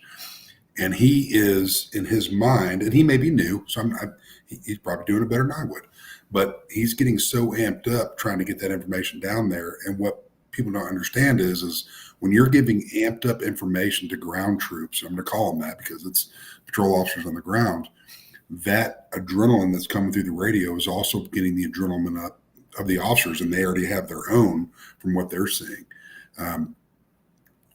I'm not criticizing, but I just wanted to bring that up. He's very amped up for being 200 to 300 feet off the ground, nowhere in harm sight. And I think he needs to work on some triangle breathing or just to help him on the next call. Right. So I will say we are chasing after a stolen vehicle and stolen vehicle suspects. So it's a property crime. Mm-hmm. So end of the day, play it safe, do everything you can, but it's a property crime. So keep that in mind. I don't know what's going to happen. That's why I'm trying to, for me, if I'm the sergeant, I am going to make sure my officers are on the ground know, hey, it's a property crime. Yep. Relax. Let's not get too juiced up. Push bond on Standish. Pushing towards Peachtree. Get up to Peachtree. That's the job of the supervisor. Keep your guys calm. Gotta clear the vehicle here. They're pushing towards Peachtree. Get the fuck out! Oh, he's still had a guy in the car. Good for this kid. He's like, I ain't fucking around. I ain't running. I ain't doing shit. Yeah, and good on this officer for still checking the vehicle, because a lot of times we see the rabbits run and we ignore it. And that kid's probably going to go home tonight and get to sleep in his comfy bed.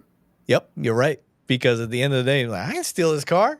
My Yeah, boy it's like- picked me up, and that's what I did. Like, I Smartest decided guy to hang here. out with some retards, and they did some stupid shit, and I got caught in the middle of it. I'm going to listen to everything you say. Yep. And praise to him for that. Yep. Good on him. Now, he had something in his hand, which was probably a dumb move, but Get the fuck out of your stomach right now. beautiful.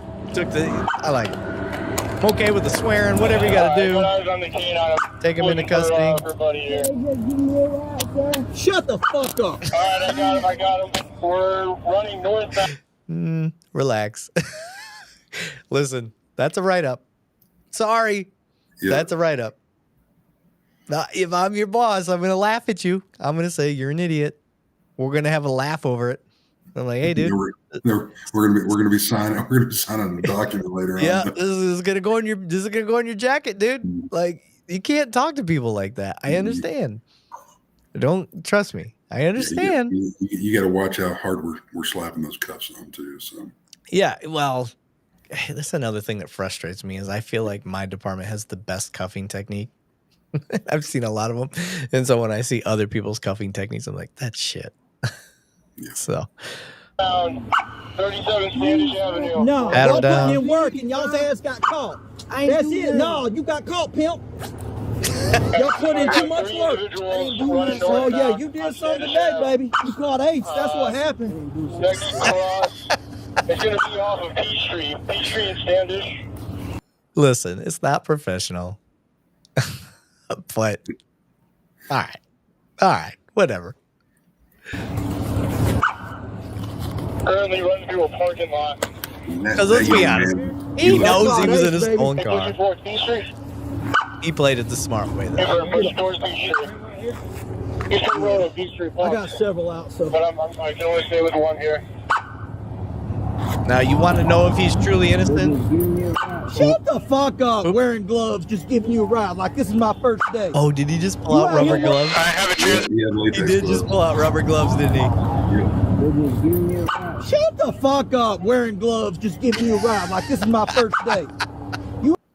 Listen, that is an indicator of somebody that's out committing crimes, y'all. Hey, he could be a doctor and he was doing house calls and got caught up in the middle of stuff. Very true. But my man had rubber gloves in his pocket. Now, good for him. I will say he did do it smart. He stayed in the car. And just like you said, Banning, doesn't matter what we find on him. Yep. This guy, hey, bro, tell us who your boys were. You're going to be good to go. Because really, the only one I care about is the one that was behind the driver's seat. Yep. I mean, he may be put into a report and detective's going to look at it later, totality of the circumstances, maybe some surveillance comes out. This guy may be the one that mainly stole the vehicle, and that may come out. But from the way he acts on this scene is going to dictate how he's going to be treated for the rest of the night. And he may go home for the night. Yep. It just all depends on the totality. I just want to put this out there. We're currently showing 309 people on Restream. That's so many. I know thousands. It doesn't sound like a lot to anybody listening, but them numbers don't translate to what we're truly having on. So we're normally sitting around 120 to 200. So we're actually gaining people, and we've been going for 4.5 hours. Maybe you don't need to launch this on YouTube anymore. Holy shit. I know. And my YouTube channel was taken down for the week. So that's insane. So we're going to, fuck it. I'm just going to keep going. Let's keep going with this video, though. I have it transmitting right now. It might be inoperable. Got one laying down. I got one in custody of Standish.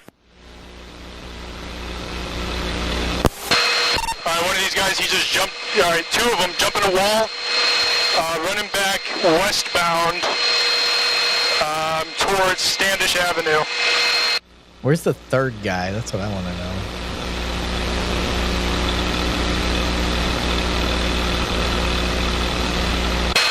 One's gonna be wearing a black hooded sweatshirt.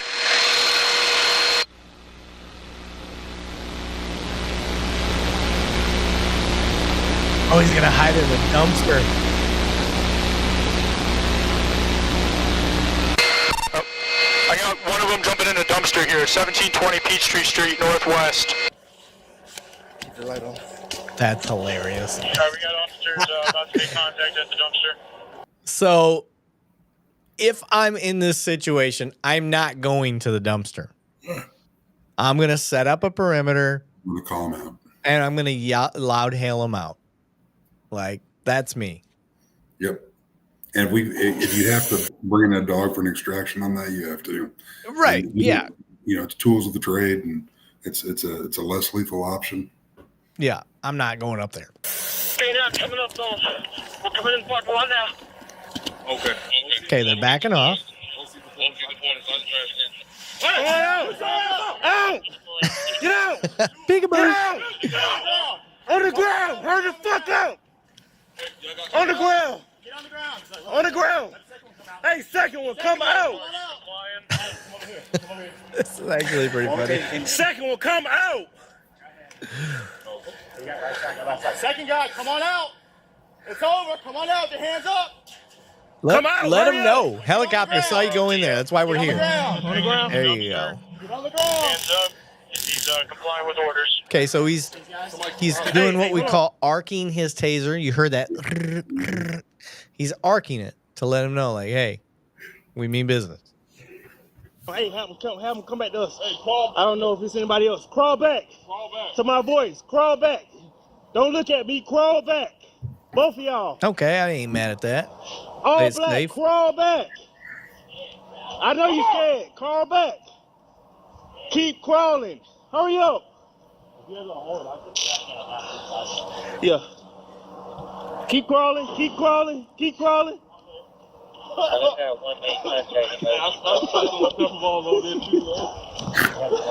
Okay. You got it? Adam, go ahead. I got contact. I got lethal. Yeah, beautiful. 50-54. We got 2 detained. OC sprayed. What's up, man? They was in hiding in trash cans, so he tried to pepper them. They wouldn't come out. So it was a crack. That's all they. Oh, they sprayed it. That's genius. Get them to come out. Yeah, I didn't even think about that. I would have just backed up and loud hailed, but yeah, spraying in there.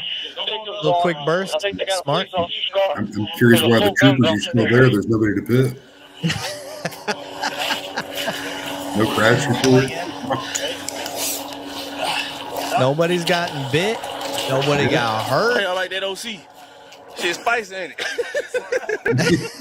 It's spicy, isn't it? Take it loose so I can see where it belongs to. No.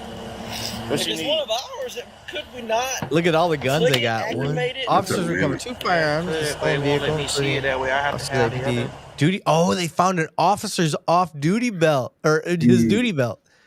No shit. Yeah, I'm gonna tell you, man. In over 20 years that I've done this, wow. I don't know how many reports I've received coming through TLETs, which is a messaging system for those that don't know, that Officer Schmuckatelli at whatever agency left his entire duty rig in his personal vehicle, parked at a mall in a different city, and the windows were smashed, and somebody took his shit and his credentials and ID, and it's like, dadgummit, man. Right. I have never left my duty belt in a private vehicle parked in a public lot.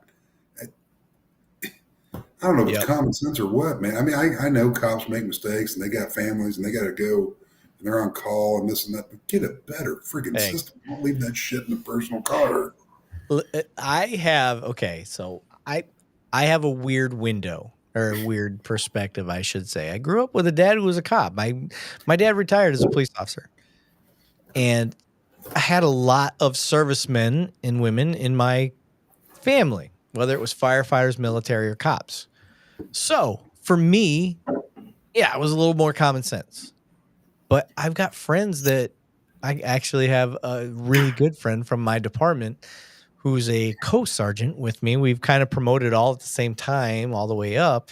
And he became a cop on a whim. His roommate became a cop, like wanted to go take the civil service test. So he went with him just to go do it with him and ended up getting a really good score on the civil service test and became a cop before his buddy, who did end up becoming a cop later. But, and so my buddy Witten, and he had his shit taken out of his car.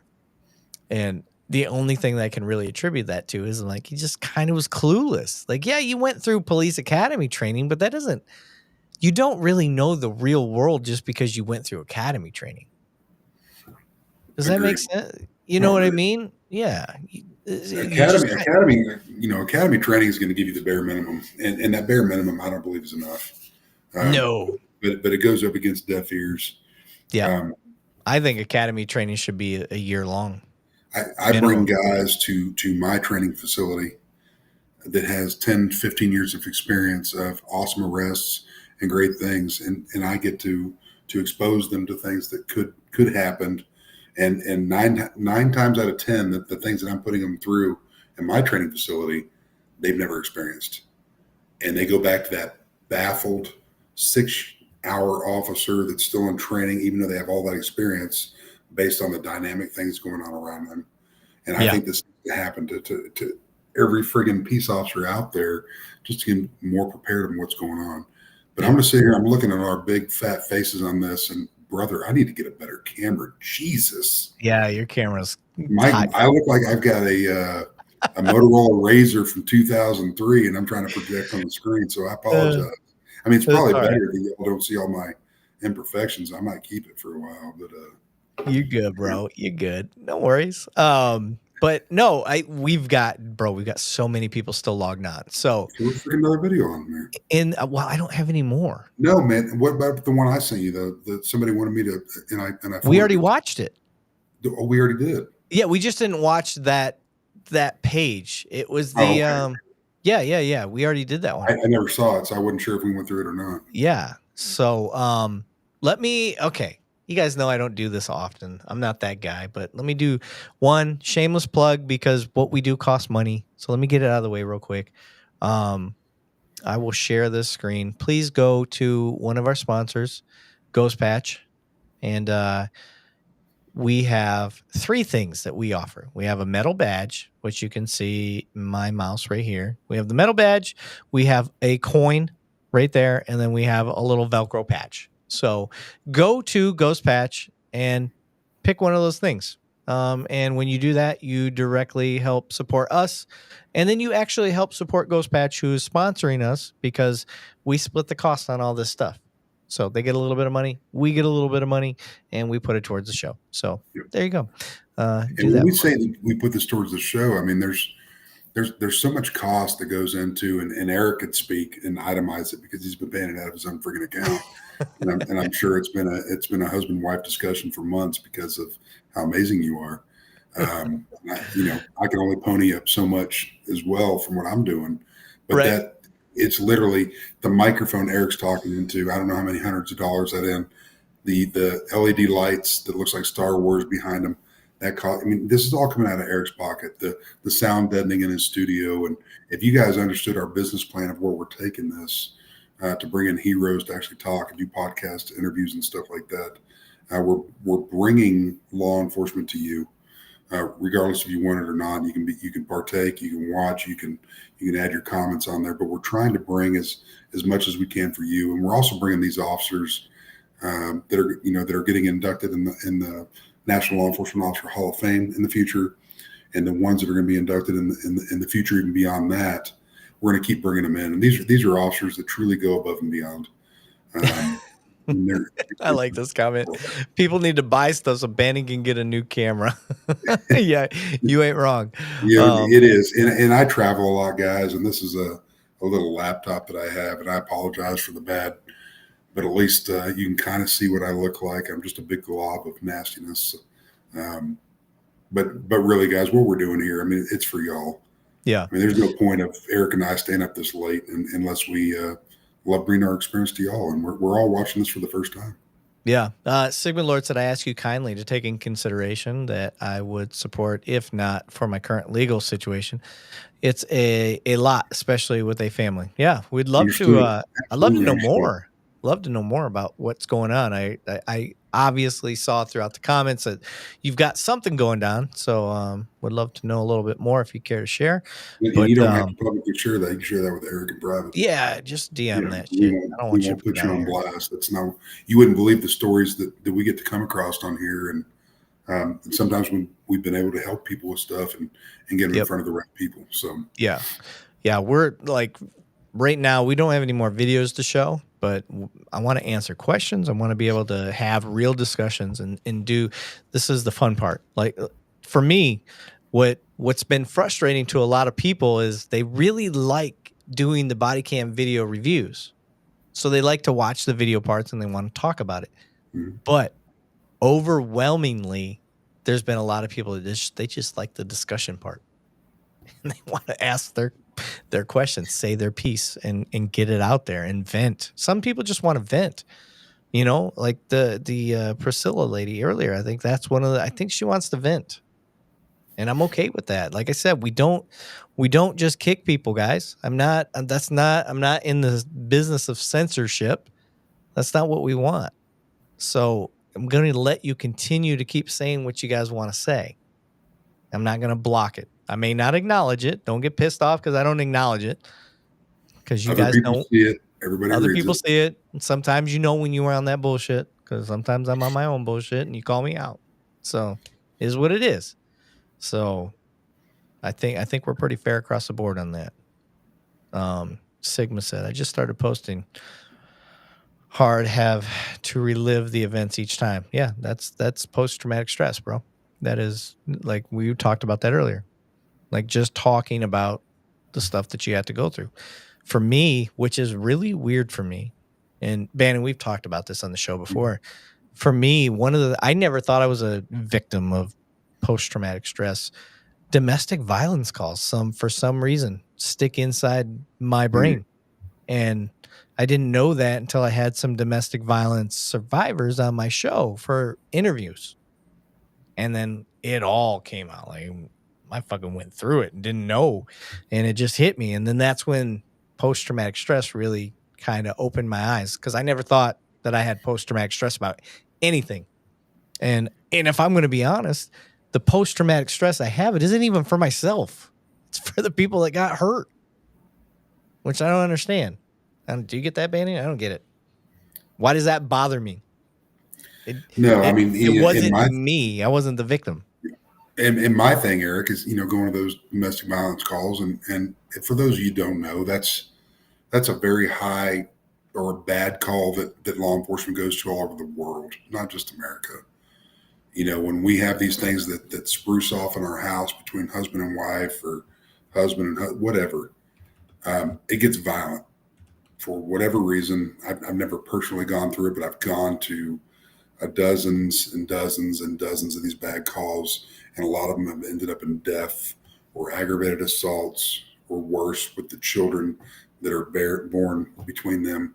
But also another one for me is wrong way drivers with DWIs that hit a vehicle, and it's a family maybe coming from wherever, and they're escaping something that's bad, and they're having to leave in the middle of the night, and they're met with a DWI that's driving down the wrong side of the road head on, where the speed limit is 75, wrong way driver maybe even going more than 75. And when you hit that metal on metal, and then we're the first responder on scene, and I'm a human being. Nobody can teach you how to properly digest what you're about to see in this carnage of all this metal.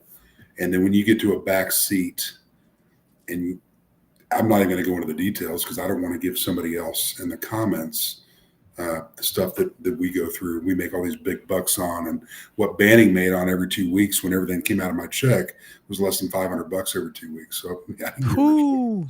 So, and I was the topped out, highest paid uniformed officer at my department. And I was making literally less than $1,000 a month once taxes and insurance and everything else came out of my check. But I still love it, and I did it. And I had other side sources of income, training officers to make it to where my family could still eat and do everything. And it's not a pity show for Banning. This is a choice that Banning did. But if I sit there and if I could have a movie player up here of everything that Banning saw, of what I saw on every call, there's not a lot of people out there that can handle that. And I'm not saying that I handled everything. I'm also not afraid to say that I have gone and spoke to people about it, because if you don't do that, you become crazy. I married a 911 dispatcher. Go figure, stereotype, right? However, she has heard people in their lives on the phone. She has heard the violence, and only that mind can sit there and develop that picture. Yep. So we could bounce off of each other every day when we came home from shift to get by to that next day. You know, and I'm not going to sit here and go biblical, but I believe we're called in the positions that we do in life. And I did it for 21 years. I ran for sheriff, lost for a little bit less than 200 votes, and I decided to enter the private industry and still serve law enforcement under a company called Mark 43. And we do what's called computer-aided dispatch. That's 911 calls coming in for the dispatcher. And RMS is just report management system going after the officers in the field. And I love what I do. I get to fly all over the country, meet amazing officers, meet amazing brass and command staff from everywhere. And everybody's trying to get a better system to where we can articulate to the public what's truly going on in the cities. But it's really for a different breed that are coming out here to take that oath. And sorry, I just read a message, personal message, that you know, we take this oath to go out here, and we're not. There's nothing that can prepare you. And I did 4 years in the Marines. I don't have any weird war stories. I get out, honorably discharged 2 weeks before the towers got hit. So I lost a lot of friends in the war after 9/11. Yeah. You know, again, it's for a very small percentage of people to handle what law enforcement, and not just law enforcement, it's any first responder out there. And that goes to the ER staff, people in the hospitals. We're very blessed in the United States to have these people willing to either volunteer, because there's a lot of volunteers out there, and then the full-time paid people from the doctors, nurses, techs, fire departments, EMS. I mean, there's such a system here that truly tries to keep everybody safe. And yeah, that's all we're trying to project here, guys, is you may hate America, you may do it, but we truly live in a really good country. And, yeah. If you see how other law enforcement are across the globe, but we'll close it up here in 10 minutes, because at the 10-minute mark, we will be at 5 hours. It's our longest show, man. It's our longest show ever. It is. So I want to say, listen, we know there's problems in law enforcement. Ego, that's one. We're addressing that. We're going to put out a series for ego and how to fix it with law enforcement. People can take it for what they want or not. But if you guys see videos out there where there's obviously a problem with the ego at that department, rather than just bitch about it, I want you to offer them the solution. And guess what? The solution is going to be on the 2 Cops 1 Donut YouTube page. Free. They've got no excuse. Here is a class that is put on, and we're not going to tell you the department, but you can say it's put on by one of the 12 largest departments in the nation that also share the same class, and it's free. Go to it. So ego's an issue. Training's an issue. So we're going to discuss police training. What else are we going to talk about? Knowing your court cases, I'm blanking. The whiskey's hitting me. We talked about it earlier. Right. You're not constitutional law. What the hell is it called? Knowing your court cases. There's staying up. I know. Staying up on your court cases. Like knowing the current court case law. Case law. Jesus Christ, I couldn't fucking think of it. Knowing your case law, like the numbers keep jumping up, by the way. This is going to make it really hard for me to get off of this fucking platform. When the numbers keep going up, it's really hard for me to jump off, y'all. This is why we're going 5 hours. We've never gone 4 hours as long as we've ever gone. So my wife would laugh at you if I ever said I went for 5 hours. I mean, that's right. Andy Fletcher's like, Jesus Christ, case law, say it. So everybody in case law, idiot, read. Sorry, guys. All caps. You're right. So case law, ego. What else? What else is another major problem in law enforcement that we're seeing that we keep addressing? I feel like there's these things that we keep talking about. So anyway, we're aware. We're going to keep hammering down on it. The reason we do it, me, Banning, everybody on 2 Cops 1 Donut, Matt Thornton, especially, I think a lot of the people that are on tonight are from Matt's page. The reason we keep hammering on this stuff is because it doesn't make a difference if you as a civilian says it to another cop, which is bullshit, but that's just reality. But when I say it as a cop who's in the streets still currently as a midnight supervisor in a city of over 1 million plus people, that holds credibility. Banning, as a person that was in law enforcement for as long, he just got out. He was a cop when we started this. So when he says it, like, it holds more weight with other cops. So when we say it, if you get mad at what we're saying as a cop, maybe you're part of the problem. So that is why we keep doing what we're doing. That is one of the reasons we're pushing out, because we are the influence over our own career field.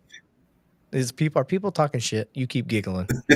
I'm reading the comments, man. Mama G just said banning TMI. Some things should be kept quiet. It's a joke. And I'm going to tell you right now, my wife would laugh.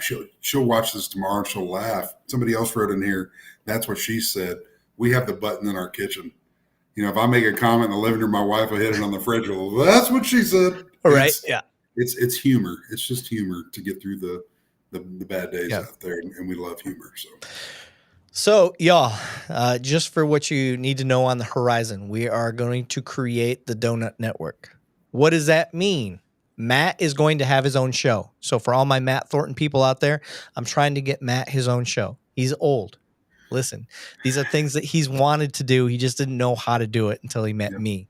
So I am trying to make that happen for him because I am such a believer in Matt. So I told Matt, you just tell me the idea, buddy. Once we get the idea written out, I'm going to make it happen. So you've got your own show. So we're going to get Matt his own show. We're going to keep doing the Two Cops, One Donut stuff. Me and Banning, we've got some ideas for some shows that we want to do. We've got Trey and Kat going to do street interviews from their necks of the woods, so to speak, California and New York, where we have ideas for shows for them. So we're all going to be pushing out this stuff on the new Donut Network. I guess that's the unofficial name. That's kind of what we're talking. With sprinkles.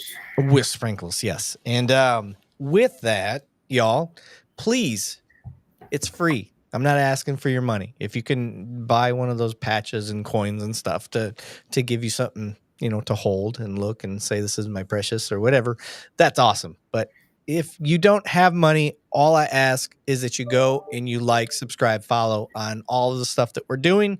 It's free. It takes zero money and maybe 30 seconds of your day. That in itself helps us keep doing what we're doing. So please, Brock, Eric, you are not much younger than Matt. Listen, I am 42 here in. Man, come on. Yeah. How you like that, Banning? I just turned 46 back on January 20th. You old bitch. February 12th. So in 1, 2, 3, 4, 5, 6, 7 in a week, I am 42. Oh shit. We're gonna do a live. Oh yeah. Maybe. No, it's on a Wednesday. No, we're not doing a live. I forgot. We went 5 hours and now it's past midnight. So no, we're not doing a live on my birthday. Maybe I'll take the day off and we'll do a live just for shit. Just for the hell of it. Dude, the numbers are still going up. We're at 316 now. You fuckers, you're making it so hard to get off and the numbers keep going up. What am I supposed to do? Oh, don't say that. Oh shit. He goes, Andy Fletcher said you're babies. Andy, how old are you? That's hilarious. Oh shit. Slavi. What does that mean? Sigma, are you from Ukraine?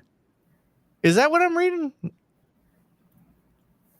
That's crazy. You'd be the first Ukrainian that we've had on the show. We've had some Australians.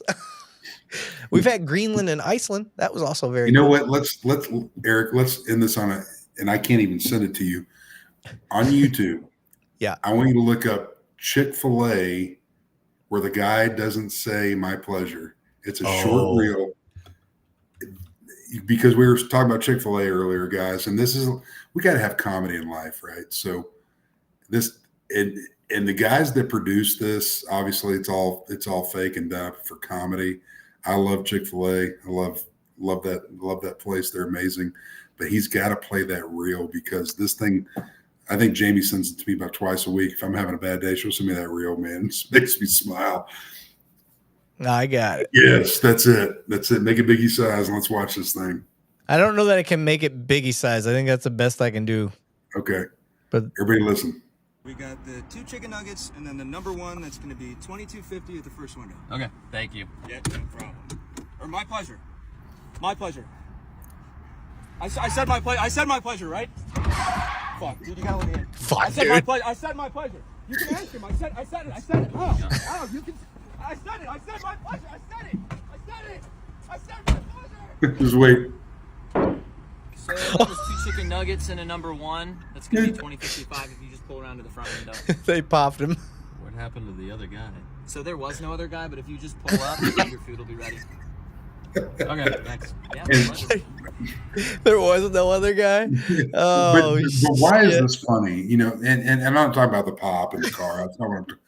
But why is this funny? Because they have such a good training regimen at every single Chick-fil-A around the United States. Every other fast food is trying to catch up to the niceness, everything that they're doing. I don't know if you guys are having a bad day on a Saturday and you pull into Chick-fil-A and you're just met with this. It doesn't matter what kind of day you're having, man. And they just kill you with kindness. And I love it. And that's what I try to do as a law enforcement officer when I'm out there. And that's why I bring this up is you may be having a bad day, but you're being paid out there for those taxpayers when you're out there wearing that uniform, and you try to kill people with kindness. It doesn't matter how your day is going. And I know that's these Chick-fil-A, because I'm going to tell you right now, I will go crazy if I think that there's no Chick-fil-A person across the United States that doesn't have family problems at home or whatever, a loved one getting locked up or whatever. And then when they come, they bring that 100% out there. And no matter how bad of a day they're having, that's my pleasure. What do you need? How can I help you? Yep. And I wish more businesses, government, privately owned, publicly traded would take this leadership that they're doing and put it out there, because Chick-fil-A's got it. You can sit there and say, oh, Chick-fil-A's unhealthy. I don't give it flying shit. It's the Lord's chicken. I love it. But their model is great, man. Yeah. And for other groups like this to go out there and do spinoffs, that means that Chick-fil-A is busting ass out there, man. Right. And they do these little funny things. Chick-fil-A's badass. Yep. You know, I get pissed off. I'll go to another fast food restaurant because I got to catch a flight really quick, and my wife says I want this and this and this, and we'll go to. I'm not going to say it. And you get to the window to order or to the speaker, and they're like, "Welcome to.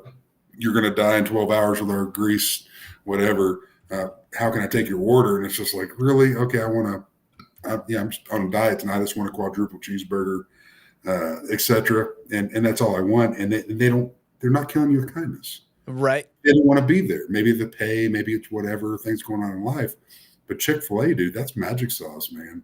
Yep. If we can take that and put it into law enforcement, FD, dispatch, they've got the secret sauce, man. Yep. Make all the folks we want. I think we've accomplished it tonight, Banning. I do Josephine, who has been an outlier tonight. Yeah. At the end of the day. And I appreciate her owning that, just like as we would. At the end of the day, so the comments I made are not directed at you. Yeah. Fair. Listen, that's fair. At the end of the day, y'all, we just want fair and objective to come to the table, because that's what we're bringing to you. I think a lot of you see it once you get to know us. I don't expect you to see that right away. Like, it does take time. You can't just trust what people say right at the beginning. But yeah, it's awesome. That is exactly what Josephine just said. That is our goal every single time, is to get somebody to be kind of, against us, but then at the end of it, be like, all right, you guys aren't that bad. Fair enough. So with that said, we are past the 5 hour mark. Jesus Christ. We're going to be providing this on our podcast channel soon. So if you didn't get a chance to watch it and you just want to listen to everything that we've talked about tonight, head to 2 Cops, 1 Donut on, Apple, Spotify, and it's going to be actually the number 2 Cops and the number 1 Donut. For whatever reason, they wouldn't let me do it all spelled out like I got in everything else. And I got some comments, Eric, and I don't even think I shared this with Eric, and this is from law enforcement across the United States. They're like, hey, Banning, love the lives. Like I said, there's a lot of full-time, even guys I went to high school with, they got in law enforcement. They watch us every week, even if I'm not on here, because of what Eric's doing. And I don't get to share that enough with Eric. But then some of them say, when are you going to bring back the traditional podcast of when you bring somebody in the studio? That's coming. It's our schedules, everything that's going on. It costs money to do things. We're going to do that. You guys are seeing a small smidgen of what's behind Erik. Erik has built a beautiful studio in there. We're going to start bringing in full-on podcast where he has to edit it, and he's going to cut some stuff out there. But we have to generate things to make that happen. And there's a lot of us working in the background to make that happen. And we're going to bring some very dynamic, amazing podcasts to y'all that you can watch. It may not be as exciting as these two sons of bitches sitting in front of you bringing up videos, but it's going to be really good stuff. So right. Yep. And it ain't just going to be cops. Mm-hmm. It ain't just going to be criminal justice, people that love the criminal justice system. It's going to be those that are against the criminal justice system. We're going to be bringing both sides. And the whole point is to get everybody's perspective out there and bridge that gap. So everybody, thank you for tuning in. Very much appreciated. David Edmondson. See you there, brother. Thank you for tuning in. Everybody from Matt Thornton's channel, thank you. I understand he wasn't on here tonight. I hope we did him a little bit of justice. Just know that him and his wife needed some private time tonight, and he couldn't make it. But he will be on. He is a part of Two Cops, One Donut. Banning, thank you for being here, brother. Everybody else, please like, share, subscribe, follow, do all the things the kids say to the Two Cops, One Donut YouTube channel, Instagram channel, Facebook, whatever your preference be. But guys, thank you. This was a great conversation tonight. Had a lot of fun. So take it easy, everybody. Appreciate it, guys. Have a great night.